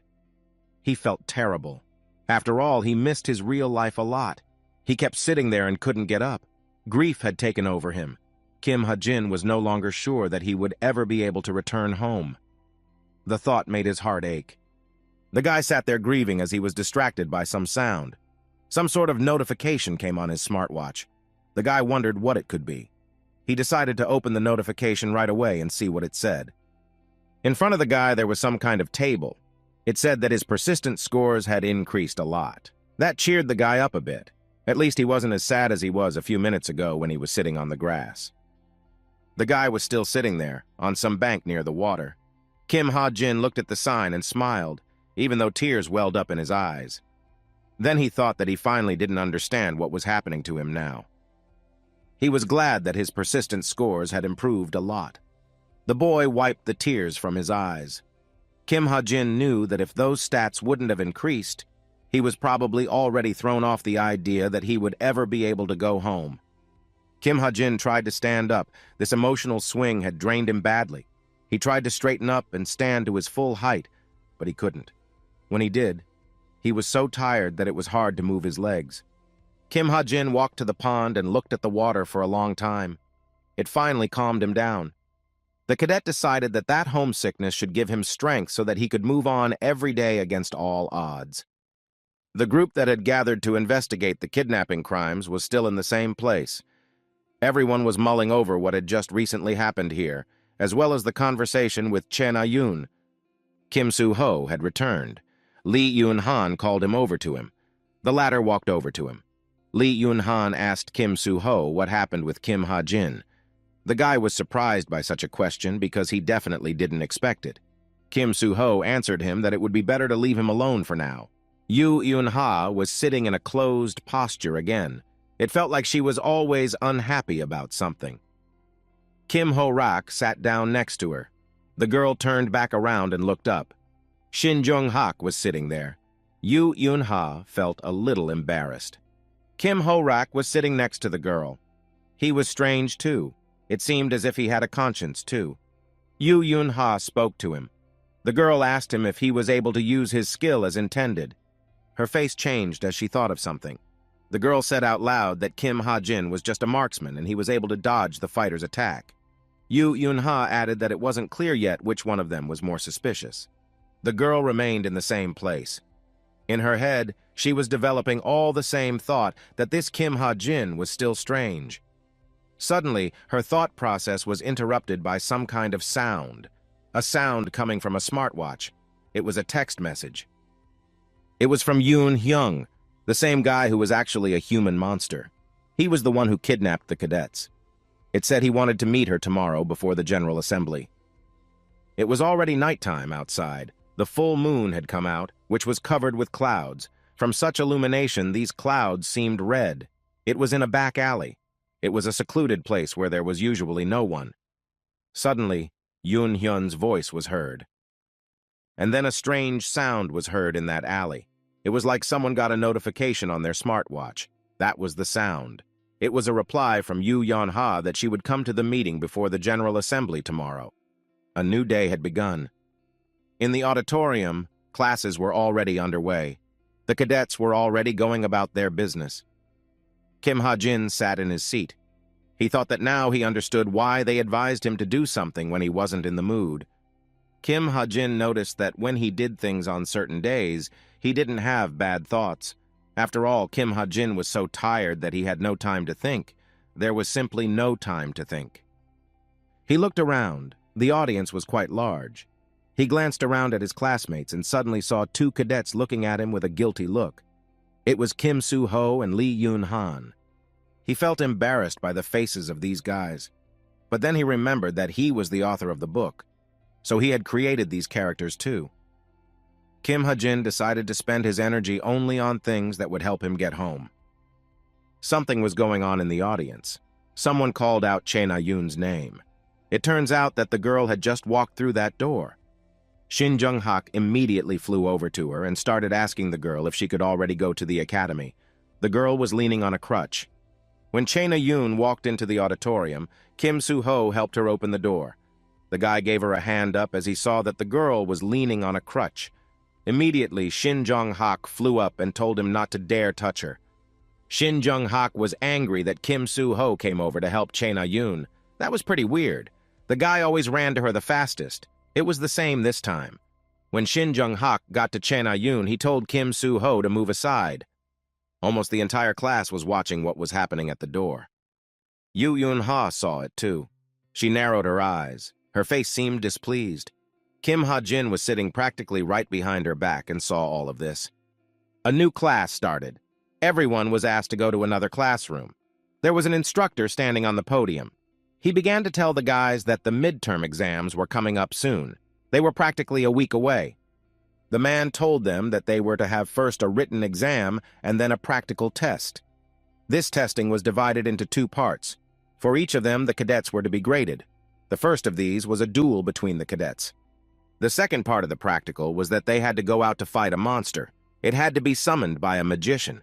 This was the entire intermediate exam for the cadets. They needed to prepare well for all of these parts. The instructor stood in front of the cadets, who listened to him attentively. The man also informed them that all parts of the practical test would be at a new level of difficulty for them so that their growth would be felt. Kim Ha-jin thought about what the instructor had just told the class. The guy realized that passing the written exam wouldn't be difficult for him.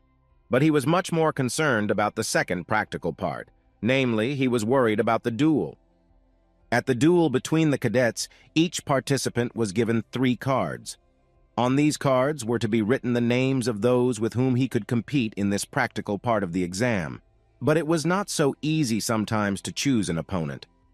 There was a rather complicated system because you couldn't just pick an opponent who was much weaker than you. Although it would be logical, because a strong opponent could definitely win the fight and get points. But there was no way everything was simple. A bonus point system was developed for such situations. If a strong student defeated a weak student, then that student could still get minus points, since there was still a difference in the level of the examinees. But there might have been some cadets who didn't care about this system. Kim Ho-rak looked at Kim Ha-jin at this moment. The guy had a face like he hated him. The cadet realized that Kim Ho-rak could have easily chosen him. Kim Ha-jin averted his eyes and tried not to look in his direction so as not to provoke Kim Ho-rak again. There was something else that bothered the guy. It was the person sitting next to him. Kim Ha-jin tried to ignore it, but it was noticeable. There was someone sitting next to him. This someone had been sitting next to him a lot lately, and time after time, the distance decreased. Kim Ha-jin couldn't understand what was happening, but he had a few guesses. There was a girl with blonde, long hair sitting next to him. This one was Rachel. The guy started to notice it after he got first place in the exam. After that, it was as if Rachel started following him around. Kim Ha-jin looked at her, but she didn't give any sign. He noticed that she usually didn't even talk to him, but she was always hanging around him. He remembered that she didn't care about him before. She was studying at the last desk.